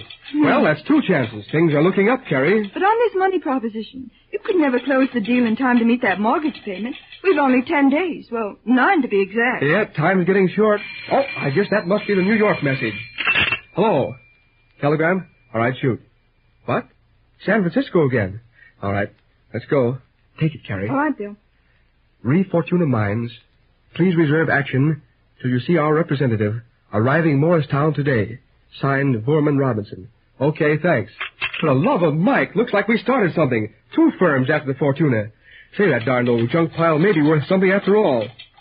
Say, I've got a notion. Well, I'm listening. Suppose I try one of these firms with a message something like this. Fortuna mine. Am now in touch with other interests. Expect a closed deal. Will consider cash deposit of $70,000 to hold property. How's that for an idea? Oh, well, it's not bad, but I wouldn't do it. Oh, well, why not? Because you don't know a thing about that mine. It may be very valuable. If you tie up to anybody, it's going to make it bad for dealing. But what can I do? It's no good me going poking around the Fortuna mine trying to guess how much it's worth. I wouldn't know an ore shoot from a load of hay. But you must get some advice.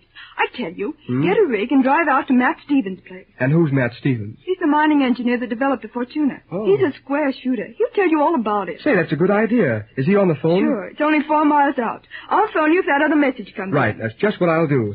Gosh, there's 3 chances to raise that $70,000 already. First thing you know, we're going to be oversubscribed. Oh. All right. If anybody calls, say I'll be back around 4 o'clock. All right. Goodbye. Goodbye.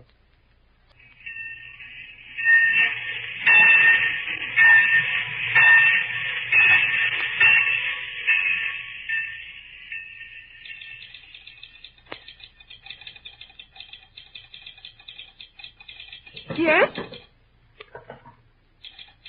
All right, I'll give it to Mr. Reed directly. Yeah. You're welcome. Oh, come in. Good afternoon. May I come in? I'm looking for my son. Oh, I think you've made a mistake. This is the superintendent's office. Oh, that's all right. My son is the superintendent, or something like that. Oh, why, you don't mean that you are Mrs. Reed. Well, yes, Mother? Of course, my dear. Oh, do excuse me. I'm so sorry, Mrs. Reed. All right. Won't you have a seat? Thank you. And you must be Kathleen Graham. That's right. I'm awfully glad to meet you, Mrs. Reed. Your son has spoken about you. Really? Well, I've heard a good deal about you, too. My son devotes a good deal of space in his letters to telling me about you. So, well, naturally, I was a little curious. Well, I'm sorry your son is out this afternoon. He'll be back about 4:30. I'm sure he'll be surprised. Oh, he's quite used to my eccentricities. I landed in San Francisco yesterday from Yokohama. Thought I'd drop in and surprise him. How is he? Oh, he's quite well, Mrs. Reed. Rather worried about business. You know how hard it is on the Green Valley just now. My dear, I don't know a thing about it. Never could understand the railroad business. What's the trouble? Well, I don't want to bore you with railroad gossip, but it's just the usual thing. Heavy payments to meet and very little time left. Bill's worried to death. How's that husband of mine behaving? Mr. Reed, Sr.? Of course. Well, it's rather difficult to see. Oh, don't mind me, my dear. I know my husband. He's set on gobbling up this poor little railroad. And, of course, my son is very stubborn, too. Men are so funny. Yes, aren't they? It seems such a strange thing that Mr. Reed Sr. and your own son should be fighting against each other. I suppose it does. My husband is a very determined man. Opposition makes him do funny things at times. But underneath all that, he's a very generous, kind-hearted human being. Oh, I'm sure he is. And I wouldn't for the world. Oh, that's you all think that... right, my dear. Don't let's talk about it. You and I must be good friends. Oh, I certainly hope so. Of course. My son tells me you've been a great help to him. Really, I haven't done very much. You see, I used to work in the office before I went to college, so I kind of know the ropes. Will you tell me something? Why, certainly, if I can. There's something worrying you, young woman. Something serious. What is it? Oh, it's nothing. That is nothing personal. Something to do with the business? Well, yes. You see, this mortgage payment is very serious, and we have to make it out of our earnings. Bill's rather desperate, and, I suppose I shouldn't gossip, but... Oh, you mean that he might do something foolish? Well, yes, in a way. Oh, dear, I know so little about money matters. I suppose it's a very large sum of money. $70,000. $70,000. I suppose that is rather a lot of money. It means everything to the Green Valley Railroad just now. But I really shouldn't talk. Well, if it makes you feel any better, my dear, it's perfectly safe with me. After all, I am Bill's mother. Yes, and it's so funny, Mrs. Reed. The man who holds this mortgage, the man the money is to be paid to, is Bill's father. Good gracious. My husband. Don't you see how queer it all is? Perfectly absurd.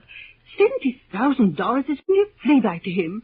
And you mean to say he's making it awkward for Bill over a mere $70,000? I'm afraid it's very serious, Mrs. Reed, and there's nothing anybody can do. I wish I could talk to my husband for a minute.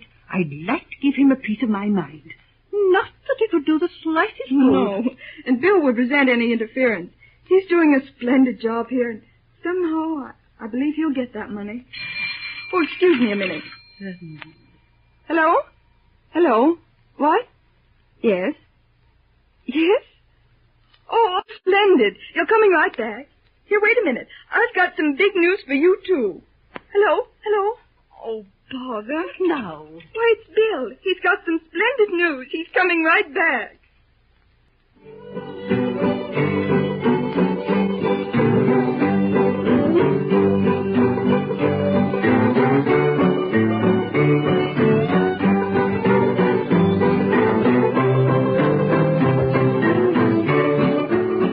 Another participant in this queer family tangle. It isn't hard to guess what side Bill's mother will be on. Watch out for episode 23 in the Green Valley Line.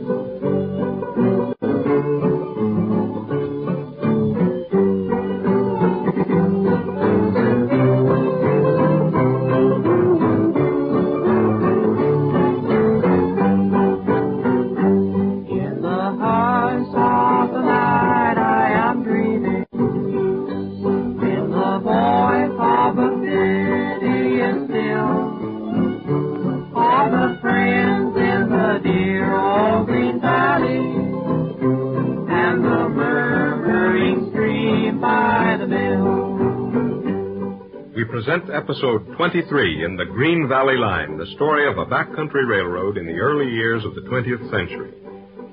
Events are crowding thick and fast on the old Green Valley. With 9 days left to find $70,000, Bill Reed turns to the old Fortuna mine as a possible source of money. But it takes more than 9 days to put through the sale of a mining property, and the situation is none too pleasant. In the midst of the excitement, Bill's mother arrives on a visit to Morristown. Our scene again opens in the superintendent's office at Morristown as Bill Reed enters.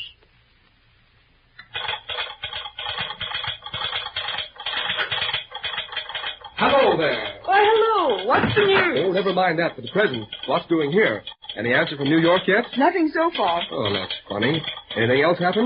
Just a lady to see you. What about, business? No, I don't think so. I imagine it was a private matter. Oh. I told you you'd be very glad to see her when you got back. What? How'd you know I'd be glad to see her? Well, she said she was your mother, so of course What? Mother here in Morristown? You mean... I mean, she got in on number 10 on a surprise visit. Good Lord, where is she? Where did she go? Oh, she just went out for a little while. She's coming back. Well, What's the excitement about? Anything wrong? Why, Mother. Hello, Billy. How are you? Just fine. Gosh, let's look at you. Say, what do you mean by sneaking up on me like that? Where on earth did you come from? From San Francisco. And how did you know I was in Morristown? Gracious, there were 5 of your letters at the CK&W office when I landed. They hadn't been forwarded, so naturally I decided to come by the Green Valley and see what you were doing. Fine. It's lucky you did. I'm up to the eyes in work, you see. Of course you met Miss Graham here. Oh, yes, we got acquainted right away. That's your good. mother and I are quite good friends already. Of course. Now go on with your work, William. We can talk later on. Hadn't I better run along? I've got to check the train reports anyway. No, you stay right here, Carrie. Our family isn't a bit sentimental, are we, Mother? No, not a bit. At least not in office hours. Gracious, what's the joke? Oh, never mind. I guess it's on me, Mother.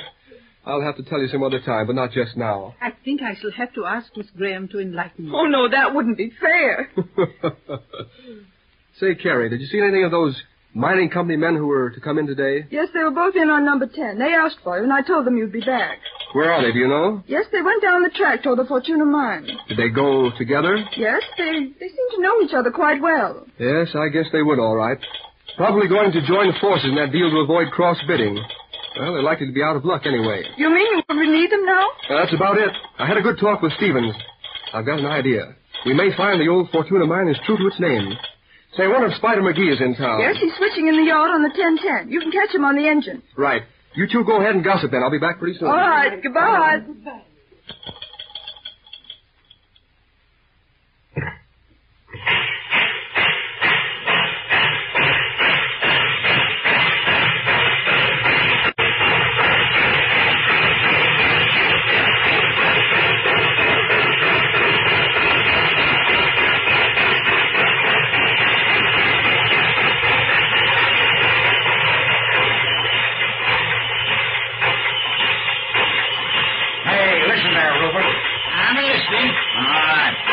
Here's a chance for you to learn something about signals.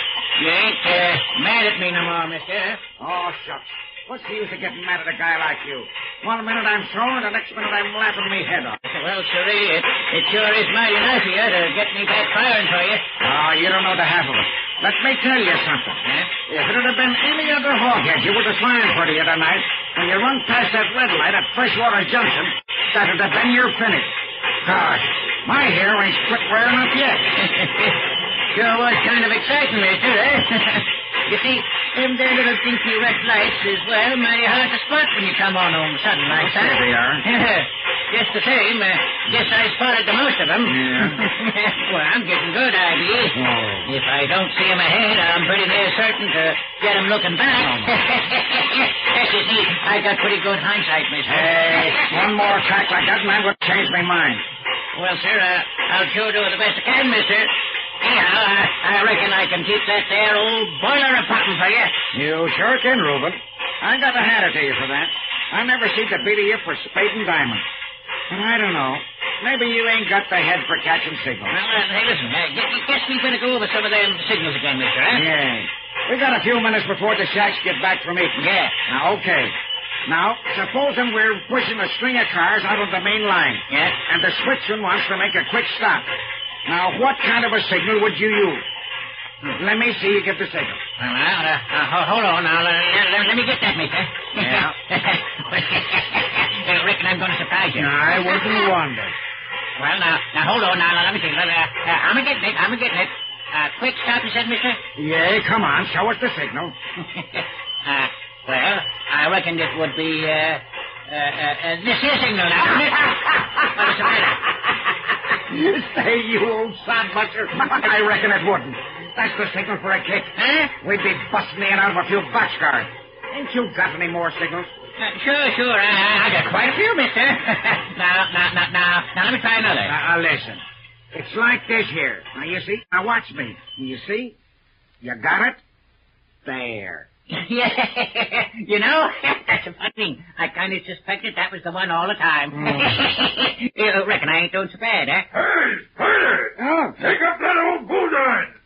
We gotta pull them loads out of number 5 before 72 gets in. Okay, Rusty. But say, Yeah. careful of them signals. Rube here's kind of strange in the yard work. You're telling me. Okay, Spider. All right, Rube, old scout. Take it easy now. He'll be on your side. Okay, Mr. Spider. There he goes. Go ahead, start backing her up easy. Okay, Rube.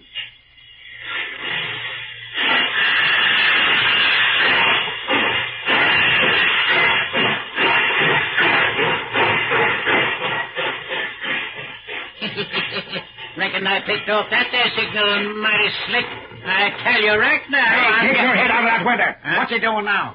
Ain't doing much right now. Just flipping his hands about like he was trying to fly or something. Hey, look how. Gosh darn it, if he ain't making the same motions you was showing me a while back. Ain't that something? Look out! Holy suffering fish hooks. God burn it. Pretty nigh missed that one. Oh, shucks. Hey, Rusty. Yeah, what is it? Reckon you'd better come over on my side. Okay, Spider. Well, what do you want me to do now, mister, huh? Oh, just ring the bell. Oh.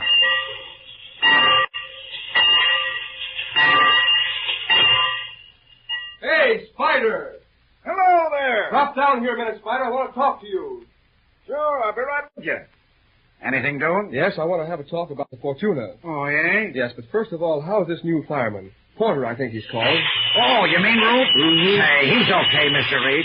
He's going to make a darn good pal of Pop. You ought to see him straight old 1290 at the Moosey Tunnel the other night. Never seemed to beat him. Yes, I know, but hold on a minute now, Spider. Well, I was just a telling I you. know. What's this I heard about running past the train order signal at Freshwater the other night? What?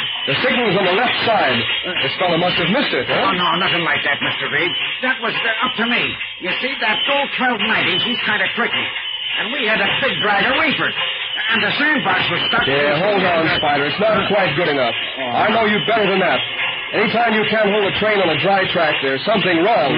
I've got a good idea what happened.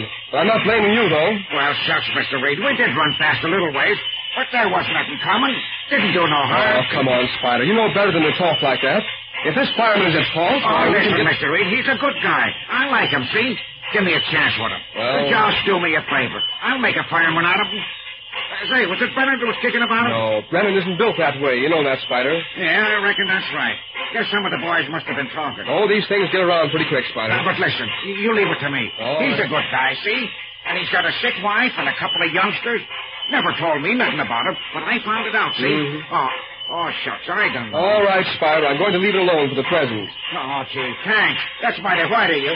I'll never forget it. Listen, Spider, you don't have to thank me. I know how you feel, but you better watch your step. Railroading's a pretty hard game. I know. You can't afford to carry anybody. Running past a board is a mighty serious thing. But I'll take another chance on this pal of yours. Fine. It's going to be okay. Just leave it to me. All right, that's that. Now, about the Fortuna. Huh? I saw Stevens this afternoon. What? I believe you worked with him at one time, didn't you, at the mine? Matt Stevens, sure. You see, they wanted a couple of reports here a year ago. And being an old prospector, he puts me working with Matt. All right. Now, this is under your hat, Spider. Sure, you know me, Slim. All right, we've got a couple of engineers from San Francisco. No. They represent firms that might be interested in buying. Sure. Didn't I tell you? She's worth good money. Yes, before I saw Stevens, I was ready to sell the Fortuna mighty cheap. Yeah. But now it's different. Yeah? What was Matt telling you? It seems they worked the Fortuna mine for quite a while. Yeah, they and did. took out a lot of stuff. They did. I'll say so. They worked it for years. There's a big bank of tailings. Pretty nigh half a mile of it. Tailings, yes. Yeah. That's what Stevens was interested in. I don't get you. Yeah, you mean that they want... Stevens says that all those tailings are valuable. Gosh, I get the idea. You mean they pay for working over, eh? Yes. Stevens tells me that when they handled that stuff, the method of recovery was pretty crude. Yeah? He figures they didn't get a third of the value out of it that they should have done. Well, you see, them days was different. They didn't have no way to handle it. Well, all right. Now, Stevens says there's a new smelter down at Glassbell. Sure, that's right. And by the new process they have now, he says they can take that ore on the dump, run it through again, and make money pretty fast. Gosh, why didn't I think of that? I reckon he's right. There must be a lot of money in that bank of tailings. What are you aiming to do? Well, we can find out if Stevens is right anyway. Listen. Yeah? I'm going to get those mining engineers out of the way first. Yeah? I'll attend to that. Good. Next thing is we've got to get a couple of carloads of those tailings down to Glassbell. Sure. And we've got to do it quick. You mean right away? I mean tonight. Stevens says there's a bunch of good ore up at the end of the spur that can be loaded with a steam shovel. Gee, I know that.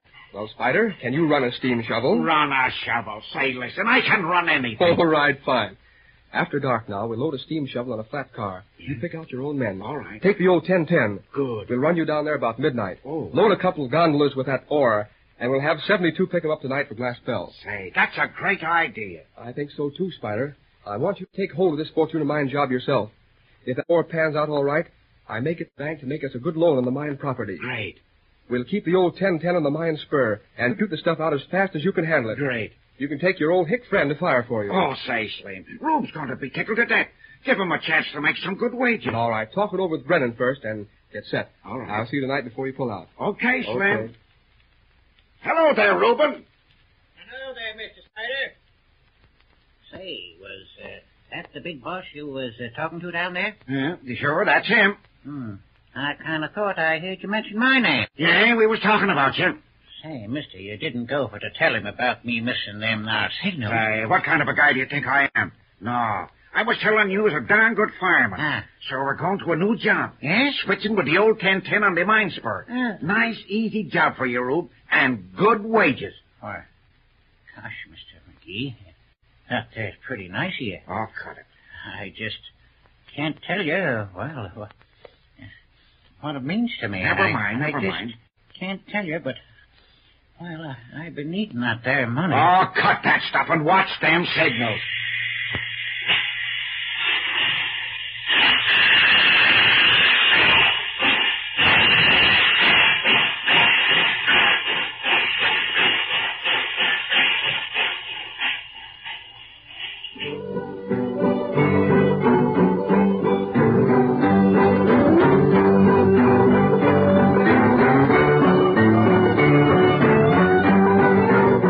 So, for the present, we leave Spider McGee, who is just a little self-conscious over his kindly action. But anyhow, Reuben Porter, willing but dumb, gets a steady job, with not too many signals to bother him. One little family in Morristown is going to be very happy tonight. Tune in for episode 24 in The Green Valley Line.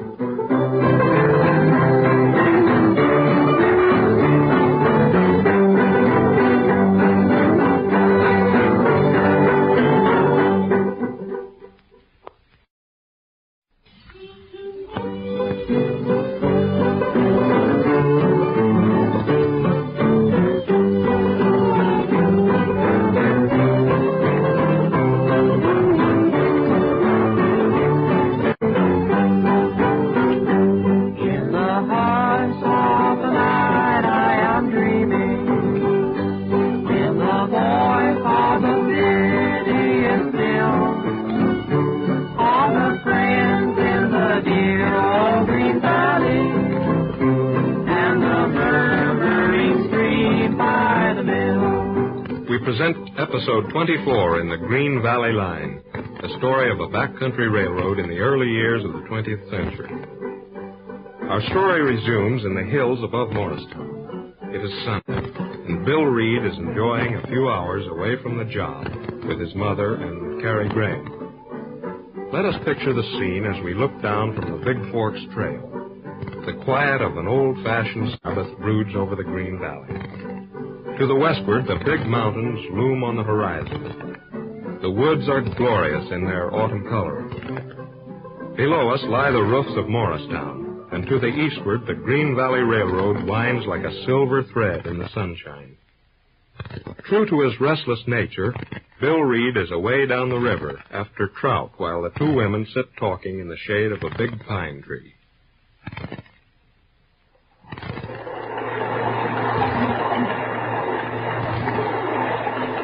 I declare it's past 1 o'clock. I do wish that boy would come. I'm getting hungry. Oh, he's probably forgotten all about it. He'll get hungry soon from carrying that. Yes. Well, my dear, I'm glad we got a good chance to talk. I'm glad you suggested this trip, Mrs. Reed. Been pretty strenuous at the office the last few weeks. Oh, I'm sure it must have been. Oh, there's Bill coming. Better put the water on. All right. And don't forget what I told you. You mean to tell him all about it? Certainly. Oh, dear, I wonder how he'll take it. He's going to be awfully angry with me. The sooner you tell him, the better it will be. Yes, it would be horrible if he should find out some other way. That's just it. And after all, if you believe it was right, there's nothing to worry about. I'm sure I was right. But he already thinks I'm inclined to interfere in his plans. And, oh, dear, I simply couldn't bear it if Bill turned against me. I see. So that's it. Yes. Well, it's got to be done. Now, here he comes. We'll have lunch, and then I'll leave you two alone. Hello, folks. Well, young man, do you know what time it is? Carrie and I are starving. Oh, I'm awfully sorry. I struck a wonderful pool below the Big Bend. Take a look at these. Oh, I see. 3 rainbows and a dolly. But say, I got into one that broke my leader. Talk about a fish.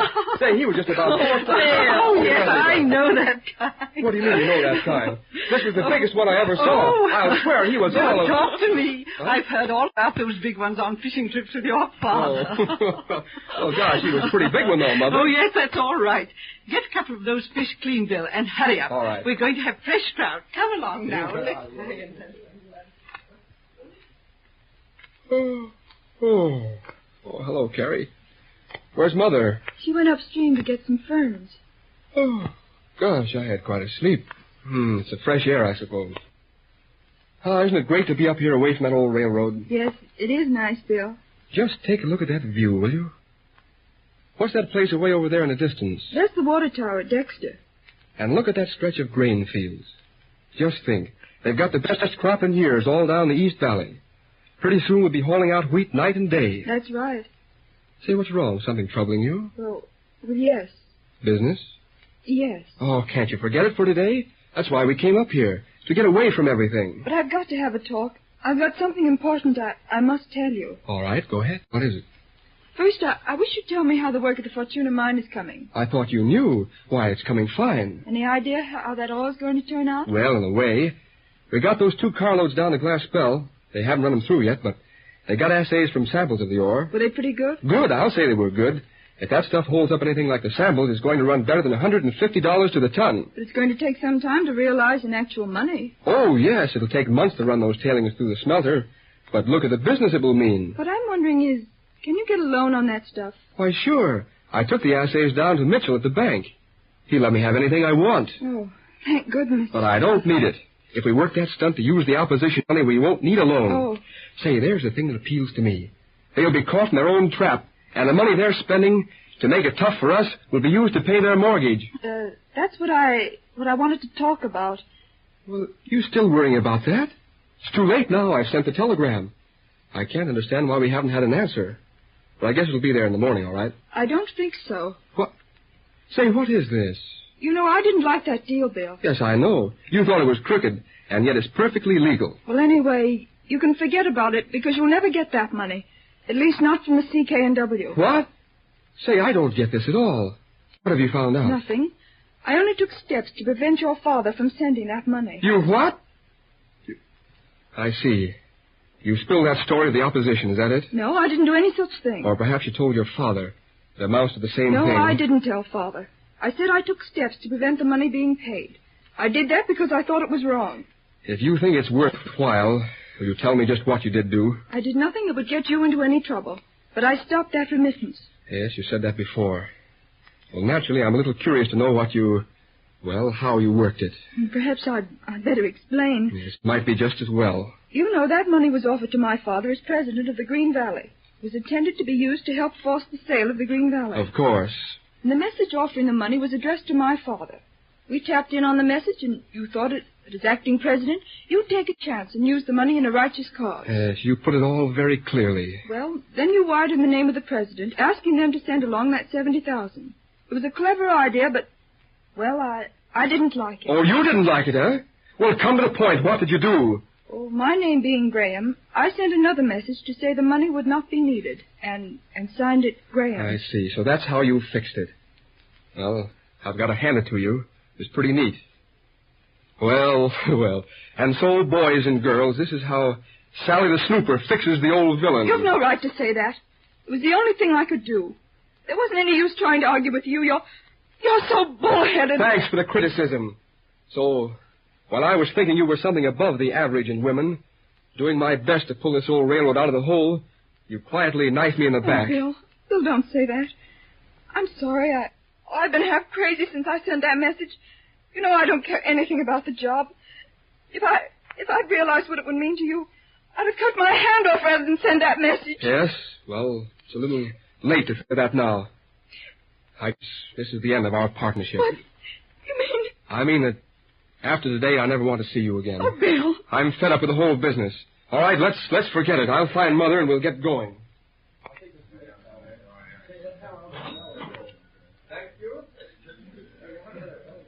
Why, hello, Mr. Reed. Well, hello, Mom. Gee, you're quite a stranger. Yeah. I'm glad to see you. Sit right over there in the booth. No, I'll sit up at the counter, Ma. Just dropped in for a cup of coffee. How's business? Business? My land. I ain't got a thing to kick about, except that I'm pretty near rushed off my feet. That's so? And the girls, too. Hmm. I never seen so many people in Morristown all the time I've been here. Yeah, things are getting pretty lively around here. I should say they are. But say, you're looking kind of peaked, ain't you? Feeling well? Oh, I guess I'm all right, Ma. You been working too hard? Oh, no. Not any harder than usual. We're pretty busy over the depot. Yeah? I heard Miss Carrie working there in the moor. Is that right? Yeah, that's right. She's taking a little time off. Uh-huh. Guess you'll be missing her pretty bad. I reckon she's... Say, Ma, get me that coffee, will you? Sure. I'll get it right now. Sure you won't have nothing else? No, just coffee. Say, have you seen anything of Spider? No, not this morning. He's out to the Fortuna Mine Spur working, ain't he? Yeah, say, just ran in for coal and water. Well, and I reckon he'll be in for lunch pretty soon. Say, Mr. Reed... Mm-hmm. What is it, Ma? Tain't none of my business, but I'm awful glad you give Reuben Porter a job out at the mine with Spider. He sure needs it. That's so? Yeah, you see, he's got a wife, pretty sick. They're going to operate on her. Oh. It's sure been tough for Rube this whole time. Is a friend of yours? Why, sure. I've known Reuben for quite a while. He's a darn good fella. Kind of dumb, but he's an awful good worker. Well, that's fine, Ma. Hello, Ma. Now, I declare, here's Spider now. Hello, Spider. Say, sit up here. I want to talk to you. Sure. Kind of glad I run across you. This your fireman here? Sure. Hey, Rube. Yeah. Come here. Yep. Shake hands with Mr. Reed. Sure. Well, howdy, Mr. Reed. How are you? Well, I'm mighty glad to meet up with you. I sure appreciate it. Oh, that's Get all off right. my foot. Yes, sir. I heard a lot about you from Mr. McGee here. So? Say, will you get off my foot? As I reckon... Hey. Take it easy, Rube. Go on over there and eat your lunch. I got to have a talk here with Mr. Reed. Oh, sure. Well, I'll be seeing you, Mr. Reed. All right. Yes, sir. Mighty glad to meet you, Mr. Reed. All right, Thank same to you. You say, Slim, Rube's kind of talkative. Yeah, so I noticed. Say, Slim, you done the right thing by Rube for giving him a chance. He's a bear to work. I got him on the steam shovel, and he's doing fine. That's good. How's that ore running? Well, we got things in pretty good shape. There was a lot of waste rock on the top of the dump.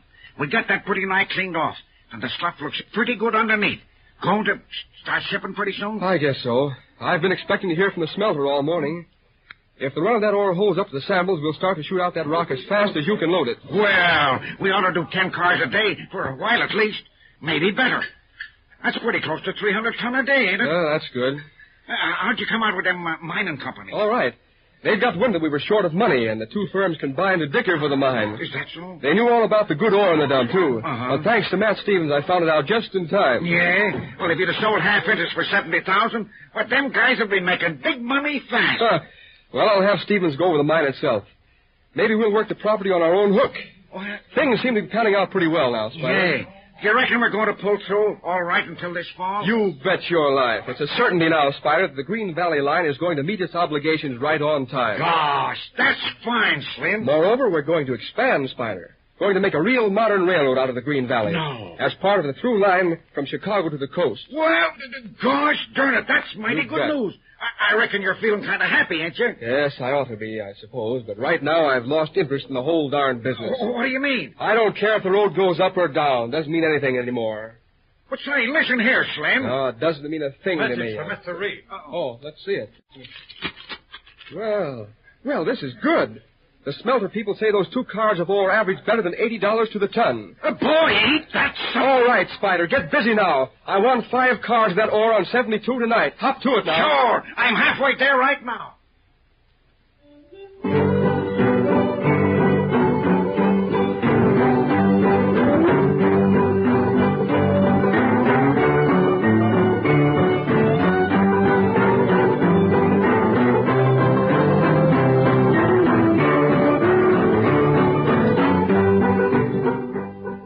Success at last, the Green Valley over the top in a big way.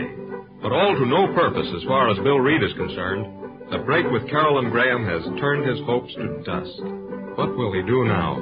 Listen for episode 25 in the Green Valley Line.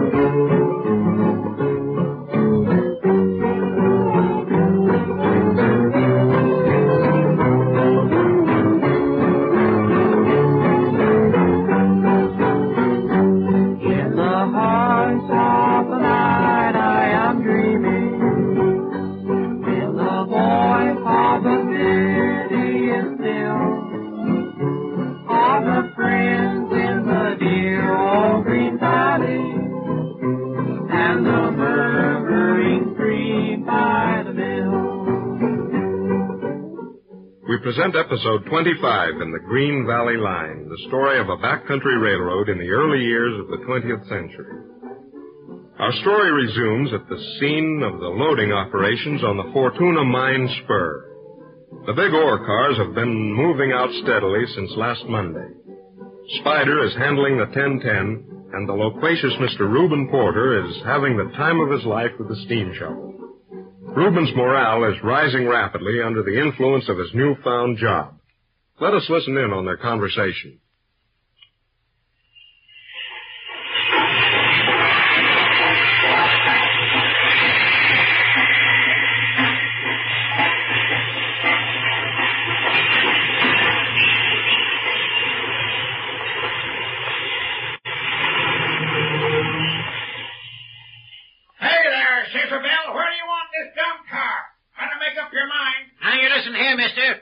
Keep your eyes skinned from the signal, you'll get along a whole heap better. Signal? Suffered Pete. You started to tell me about signal?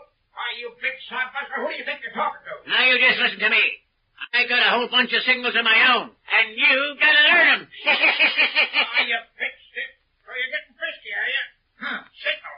I was watching signals when you was hoeing corn. I reckon you might have been, but I tell you right now, I'm a-running this here shovel, I be, and you gotta learn those signals.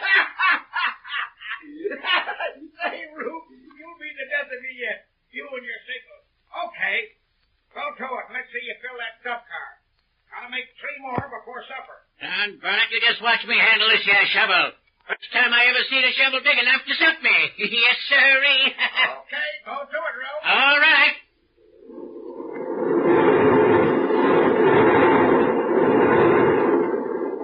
Hey, gosh dang it. Why, look at here. What's wrong? Why, this blame thing stuck somehow. Why, she won't pull when I jerk the lever. Oh, but the liver might have got that cable off again. Well, you better get busy and fix it. We're losing time. Oh, give me that crowbar. All right. And listen, next time we get going, take care of that reverse lever. Let her in easy. Hey, give me that little more slack, will you? All right. Pull back on that cable. Okay. That's it. Now turn her over easy. All right. There you are. Okay, Reuben, and don't get so rambunctious. Sure. I'll take care. You better fix that there tackle so we can pull this shovel ahead. I'm going to be through here pretty soon. Yes, sirree, sir.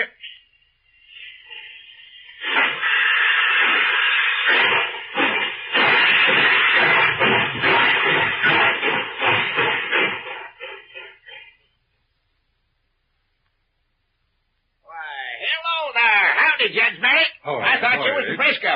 Oh, well, so I was. I got back on number 10 just now.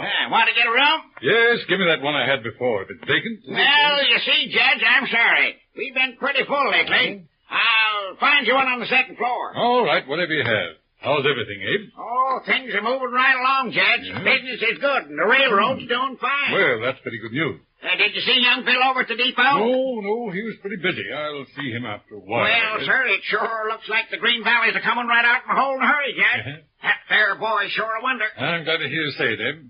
Hello? Isn't that young Carrie Graham over there in the lobby? Yes, sir. What's she doing? Taking a day off or something? Well, no, Judge, can't that exactly. I can't rightly tell you. There's some kind of a bust-up between her and young Bill. What, again? Yep, something wrong. Anyhow, she's quit working at the depot since Sunday. Oh, that's strange. All right, Abe. I'll drop over and see what's wrong. Maybe she'll tell me. Maybe she will, and I sure hope so. You see, Judge, them two youngsters is plumb stuck on each other. Yeah. And I'd like for to see them get along. Young Bill's getting around like a bear with a sore head. Maybe you can get to the bottom of it. Well, I'd see. Haven't taken my baggage up, will you, Abe? Yes, sir. I'll tend to it right away. Afternoon, Carrie. Oh, good afternoon, Judge Merrick. Good Won't you sit down? Yes, thank you. What is this, a little holiday? A holiday? Oh, no. You see, it's rather hard to explain. Well, don't let me pry into your affairs, Carrie. Oh, it's not that. I'm all through at the depot. Just a working girl out of a job. You and Bill had another tip, I suppose. Oh, no, it's much more serious than that. This time, it's final. Oh, come now, young lady. There's nothing final in the world except death and taxes. Of course, as I said, I don't want to nose into your private Oh, but I'd affairs. like you to know, really. I think you would understand. Well, let's have the story, then. Well, it's rather funny. To put it quite plainly, I lost my job for interfering in important business. Do any harm? I think it was one of the best things that could have happened, at least for Bill, but not for me. Anything to do with that mortgage payment? Yes, of course. That's how it happened. I'm afraid you'll have to be a little more explicit, young lady. It was such a queer thing. You know, of course, that Bill's father's trying desperately to get control of the Green Valley. Yes. And it's really a fight between him and his son. Yes, of course, I know. And you know that my father was siding in with the Yes, opposition yes, in an attempt to sell the Green Valley. Yes? When they heard that you were taking a hand, I suppose Mr. Reed Sr. thought you'd help pay with the mortgage. I see. So he decided to take extreme action. Yes, I begin to see. What did he do, He Carrie? sent a wire to the president thinking my father was still here. The wire offered money up to $100,000. I see. An attempt to buy a block of stock or something, eh? Yes, I suppose that was the idea. Well, Bill intercepted the wire. He's acting president in my father's absence. Yes? He had a bright idea. You see, as president, he could get that money and use it to pay off the mortgage. You mean he'd use the opposition money to meet that $70,000? Yes, that's it. You don't mean he actually proposed to do that, Yes. did you? Oh, of course, you see. I see. A chance to put one over on the old man, I Yes. suppose. Yes, it was rather funny. Well, what happened, Carrie? Bill sent the wire, intending to use the money. Oh, I was frightened to death. And that's where you interfered? Yes, you see, my name is Graham. I wired it to canceling yes, the of request course. in my own name. Money didn't come. What an exceedingly fortunate thing. Oh, Judge Merrick, you're awfully good to say that. Oh, not at all. I think you saved the situation. Congratulations. Yes, but don't you see? I'm the one who suffers. Bill won't even speak to me. He passed me up on the street today, and he didn't even look at me. He said he never wanted to see me again. So that's the story. Well, that's not so But bad. you don't know Bill. Perhaps Perhaps I know him better than you think, young woman. Judge Merrick, he'll never forgive me as long as he lives. Don't you see, it was a terrible blow to his pride to have me spoil that deal. Bill's pride's going to be still more severely hurt when I get to see him. Oh, but you mustn't tell him I... Wait a minute now. How does Bill stand with you? Oh, in what way? What do you mean? What is this? That young fellow is in love with you, Carrie. No, not anymore. You don't understand. That's all over. All right, answer my question. Very important. How do you feel about Bill? Really, I couldn't possibly tell anybody that. No, you've got to tell me right now. It means a great deal to me. A good many more people, too. Oh, well, I'd do anything for Bill. It's so hard to tell you. You do anything for him? You mean that? Yes. Even to marrying him? Oh, really, that's absurd. I'm the last woman in the world Bill would ever think of in that way. Just supposing now that he was to ask you. Judge Merrick, you mustn't be offended. Oh. There's only one person in the world to whom I'd give the answer. Yes, and that person is... Why, Bill himself, of course. Good, that's all I want to know. Now I'm going to have a talk to that young fellow. You won't tell him I told you that story? No, just leave it to me. He'll tell me himself. But I'll give him a talking to. He won't forget in a hurry. Hello. Say, Abe. Hello, Bill. What can I do for you? Where's Carrie Graham? She in the hotel? Sure. She's right there in the setting room, doing some sewing. Oh. Anybody else in there? No, reckon not. All right, thanks, Abe. Don't mention it. Hello, Carrie. Oh, hello. I just wanted to talk to you. Oh, really? Yes. Mind if I sit down? Oh, no. This is a public room. Yes, of course. See here, Carrie. You know what I want to talk about. No, I haven't the least idea. In fact, it's rather a surprise after what happened Sunday. Yes, I know. I guess I was a little hasty. I was pretty sore at the time, and maybe I was a little hard on you. Oh, no, that's all right. I really didn't blame you. After all, I was an employee of the company. I really hadn't any right to meddle in your affairs. I got what was coming to me. It's all right. Let's leave it at that. But it isn't all right. I didn't realize what it all meant until Uncle Merrick talked to me just now. Oh, that was a bonehead play of mine about the CK&W money. I was trying to be smart. Why, I'd have played right into their hands if it had gone through. Yes, that's what I was afraid of.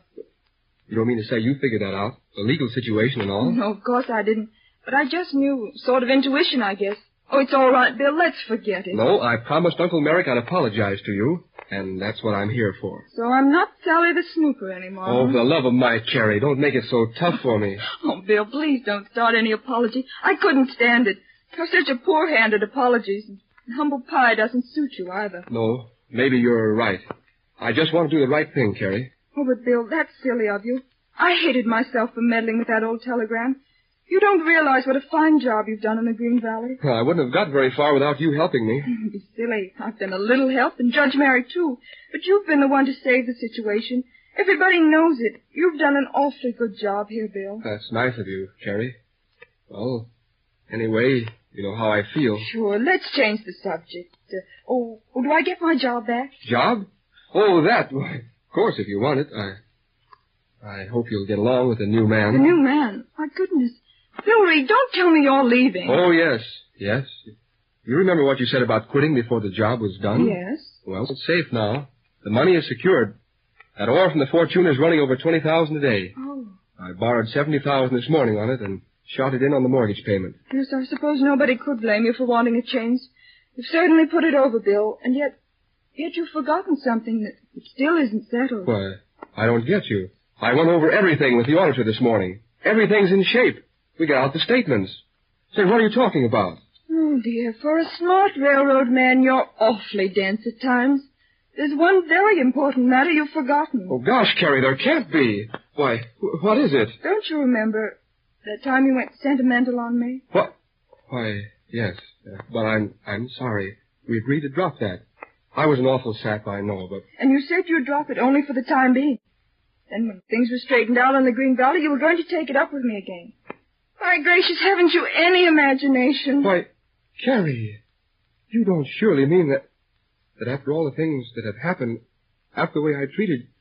My gosh, Carrie, a joke's a joke, but this is serious. I'm serious too, Bill. What? Gosh, really, I wasn't prepared for this. I don't know what to say. Really? Carrie, you know how I feel. Why, you're all the world to me. I nearly went crazy this week. So... Well, Carrie, will you take a chance with me? Really? For keeps? Yes, Bill. For keeps. Well, are you happy, Carrie? Very, very happy. Oh, but there's one condition, Bill, there. Huh? Now, see yes, here. Yes, one condition. That you stay with the Green Valley. I thought that was coming. Sure, I'll stay with the Green Valley.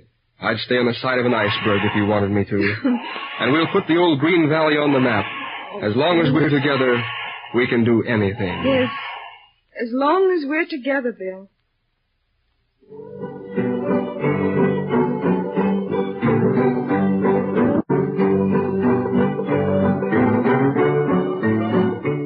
And so the dark clouds melt away as Bill and Carrie agree to embark together on the good ship Matrimony. Don't forget to listen to episode 26 in the Green Valley Line.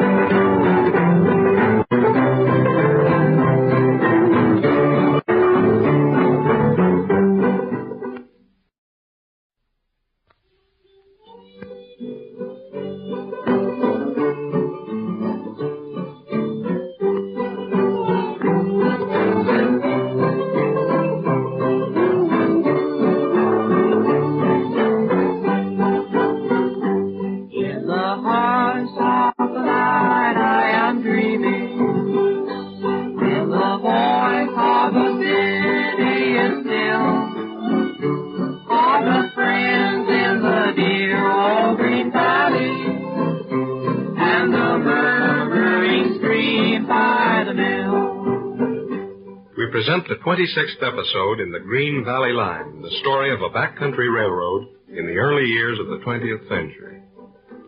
As we open this chapter, we realize that the dreams of old Pop Harkness are about to come true. Through the capable management and determination of young Bill Reed, the Green Valley Line is about to pass from the early phase of its history and take its place among the modern railroads of America.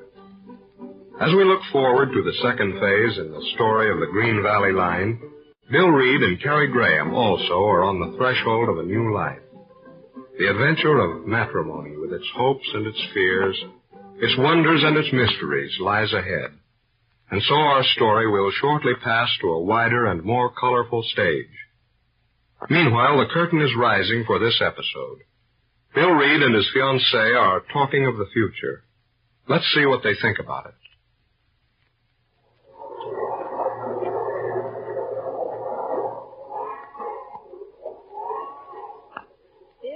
What? Huh? Oh, gosh, I was nearly asleep. Nearly? You've been sound asleep the last 5 minutes. Oh, sorry. What time is it? Time to start back. There's 72 coming down the hill. Good Lord, so it is. Well, let's go. A minute or two. First, you've got to tell me that big news you were talking about. I must say you're a nice person to be engaged Why, to. what's the matter? Nothing. We come out to talk about something important, and you probably flop down and go to sleep. Oh, I'm sorry, Carrie. I guess I was pretty tired. It's all right, Bill. But what was it you had to tell me? Well, first it's about the Martin house. What? You know, the new bungalow Martin built on the bluff. Yes. Don't you like it? Why, of course. I think it's the prettiest house in Morristown, but you don't mean that... Sure. Martin doesn't want it now. His wife isn't going to live here, so I've got an option to lease it. Oh. That is, if you'd like to live there. Yes, I'd love it, but there's plenty of time, Now, Bill. see here, Carrie. What's the use of us drifting along like this? We've only been engaged 3 weeks. And that's plenty. I've got the license. What? Sure. We'll be married on Thursday. Bill. Without anybody knowing it. We'll sneak off to the coast for a week, and then... Bill Reed, are you crazy? Yes. Only about you. But I haven't any clothes. You what? You've been talking clothes for the past 3 weeks. Gosh, what do you want clothes for? Bill, it isn't decent to go racing off like that. Besides, why should we be so secretive about it? It isn't fair to the Morristown people. Oh, they'd be awfully disappointed. Now, see here, the Morristown folks are all right, but they don't come into this. Well, of course, Bill, I'll do anything you say, but we could have had such a pretty wedding. Yeah, with bridesmaids and all that stuff, I know. And me in a long tailcoat or something. Bill, you'd look awfully handsome in a morning coat. Yes, with gray spats, I suppose. Of course. They're so distinguished, Oh, darling. jumping catfish. Picture me in spats and a top hat. Why, I'd never hear the end of it around here. Well, of course, if you're going to be unpleasant about it, there's nothing more to be said. See here, Carrie, I'm not going to stand for any of that stuff. Mr. William Reed takes a determined attitude. Yeah. That's right. Go ahead and lay down the law. I might as well start to get used to it. You quit that. Well, let's start quarreling now. Oh, I'm not quarreling. I'm just giving in grace. Well, anyhow, just give me a break this time, Carrie. I tell you, I simply couldn't face that sort of a wedding. All right, Bill. Yeah, that's lots better. Now, here's the dope. You listening? Uh-huh. We're going to be married Thursday at 3 o'clock. We won't tell a soul but Uncle Merrick. Oh. He knows already. I talked it over with him. Pretty soon I'm going to dislike Uncle Merrick. No, you're not. Nobody ever dislikes him. You know that. All right. Go on and tell me the rest. Then we're going to hook up the private car on the old 1010 for a fast run over the West End. Clear track and rights over all trains. Bill. Spider McGee and Rube Porter will be on the engine. How lovely. And we'll be in San Francisco next morning. Uh-huh. And then? Well, I figure on a couple of days in the city. Oh, yes? I've got to see the Midwest Pacific about a couple of engines they have for sale. Say, Carrie, if I can beat them down to my price... Engines? Yeah. On our honeymoon? Huh? Just you listen to me, Bill. Oh, here, hold on now. You see, you'll have to get some clothes and... Of course, I forgot that. There's a lovely place I believe it's on Gary Street. Rather expensive, but... Sure, I know. It would be. Well, I'll give you a big fat check and you can run as wild as you want Oh, to. Bill, how splendid. Sure. Then we'll have 3 or 4 days up at Yosemite. Oh, grand. And then back to the old job again. Oh, it sounds wonderful, but... Oh, but you'll have to tell Spider. Sure, I'll fix it. Nobody will get on to it till we're out of town. How's that, huh? Whatever you think there, darling. Fine. I'll let go. Oh, no, darling. Fine. I'll let go. Oh, no, not just yet. Let's sit still just for a minute. I want to think about it. Doesn't it seem wonderful, sitting here looking down in the old green valley? How do you mean, Carrie? It's rather strange. We're just at the beginning of a new life. Not only you and me, but the old green valley, too. In a week or so, it will all be so different. You mean with the passengers and sleepers running through Morristown? That's it. I want to get a picture of it for the last time, just as it's always been since I was a little girl. You think a lot of this little old streak of rust, don't you? Of course. You see, our lives are so interwoven with it, Bill. And to me, the Green Valley seems to have a real personality, like a living thing. Uh-huh. Well, it's just another railroad to me. And yet I think you'll grow to feel the same way about it. That's what I'm hoping, Bill. Huh? Oh, maybe. Come on, let's go. How's Mr. Hawkins this morning, Nurse? Much better, Miss Terry. But he's none too strong yet. Dr. Wayne said you mustn't stay more than 5 minutes. All right, I'll remember. Right this way. Hello, Bob. Hello there, Carrie. Why, come on in. Sit right here where I can see you. Oh, it's just wonderful to see you. And how are you feeling? Well, I'm feeling pretty good since I talked to young Bill this morning. Bill? You don't mean that he's been here? Sure, he can. He told me all. Yeah? He told me all the big news. Oh, you mean he told you everything? Well, I reckon so. You know, I've been chuckling to myself all morning about the way they handled that there meeting. And about the mine deal and the new plans for the railroad. Mm-hmm. But the best news of all, Carrie, is that you and young Bill's getting hitched up. Yes, sirree. This is the happiest day in my life. Oh, thanks, Papa. I'm happy, too. Hold on a minute. I got a little present for you. Oh, Pop. You remember the diamond bracelet you always admired so much? You mean the one that Mrs. Hawkins used to wear? Sure. That's the one. Yeah. I got it right here under the pillar. Just a minute. Oh, but listen, you mustn't. I couldn't think of accepting it. I know how much it means to you. Oh, really, Hold on now, hold on. You don't know a thing about it. Sadie thought a whole lot of you, Carrie. Yes. I loved her too, Pop. I thought she was the most beautiful woman in the world. Well, I reckon you weren't so far out at that now. Now, listen. But I couldn't take it, really. Wait till I get through. You know, the night Sadie was dying, she said to me, Henry, take care of that diamond bracelet. And I want you to give it to Carrie Graham on her wedding day. So you see, Carrie, you and me ain't got a darn thing to do with it. Oh, Papa. I don't know what to say. Gosh darn it, there ain't no call to say anything. And now, say, don't you start crying either. First thing you know, you'll have me busting out. It's a nice thing, you crying on your wedding day. All right, Papa, I won't. But it's the loveliest present I ever had. Sure. My, Carrie. Do you mind the first ride you took in the cab in the old 1010? Of course I do. Sure. You're just a little curly-headed mite in a green frock. I took and wrapped a slick around you and set you up on the fireman's seat. My gosh, and now you're getting married. Time's up, Miss Perry. Well, all right. Now you better run along. Goodbye, Carrie, and good luck. Goodbye, Pop.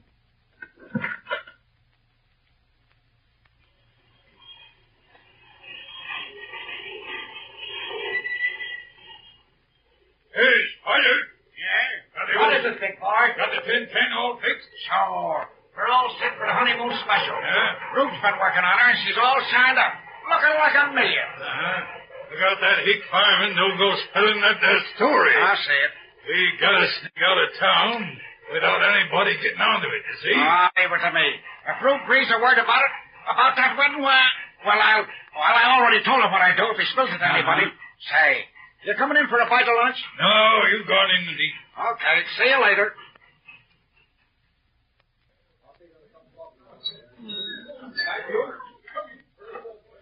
Hey there, Abby. What do you got for today? Oh, hello, Spider. What are you doing? Aren't you working out at the mine spur anymore? No, we laid off for a couple of days. On a mighty important job. Say, what do you got to eat? Well, we've got some nice steak and onions. Oh, fine. Shoot me out an order and hurry up about it. Okay, steak and onions. And say, what's going on, Spider? Old 10-10's all shined up like there was going to be a wedding or something. A wedding? Hey, listen now. Yeah. Hey, who's been... Say, was Ruth Porter talking? Sure. Well, say, if that guy's been spilling anything, I'll kill him. And don't you go to talking either. Mm-hmm. Well, I don't see what there is to get so excited about. Excited? Oh, me? Oh, I ain't excited. It's just a... Yeah. Well, it's kind of hot today, that's all. Mm-hmm.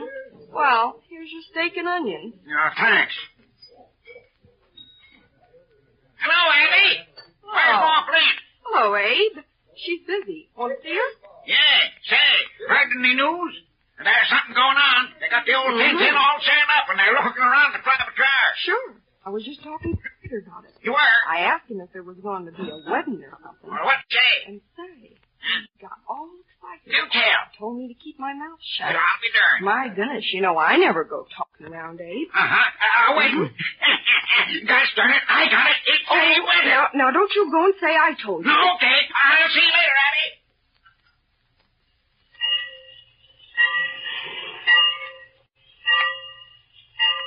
Oh, Mr. Reed, the trains are waiting. Well, that's fine. Well, so long, Uncle. Oh, Bill, look at the people coming. What? Why, jumping fish hooks, all Morristown turning out. Now, how in place did they get to know? You better hurry up, Bill. Get out to the train quick. All right, I sure will. Come on, Terry, let's hurry. Goodbye, Uncle. Goodbye. We'll write to you. Bill, hey, wait a minute. Wait up. Sorry, Abe, you look out now.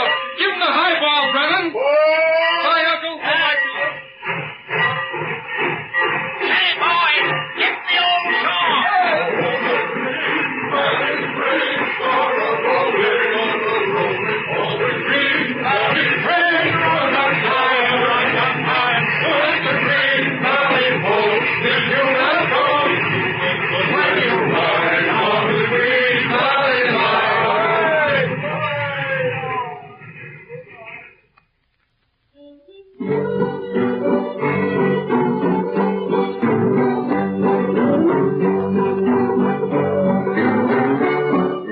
And as the green lights of the honeymoon special fade in the dusk of evening, the young superintendent and his bride are away on the long trail.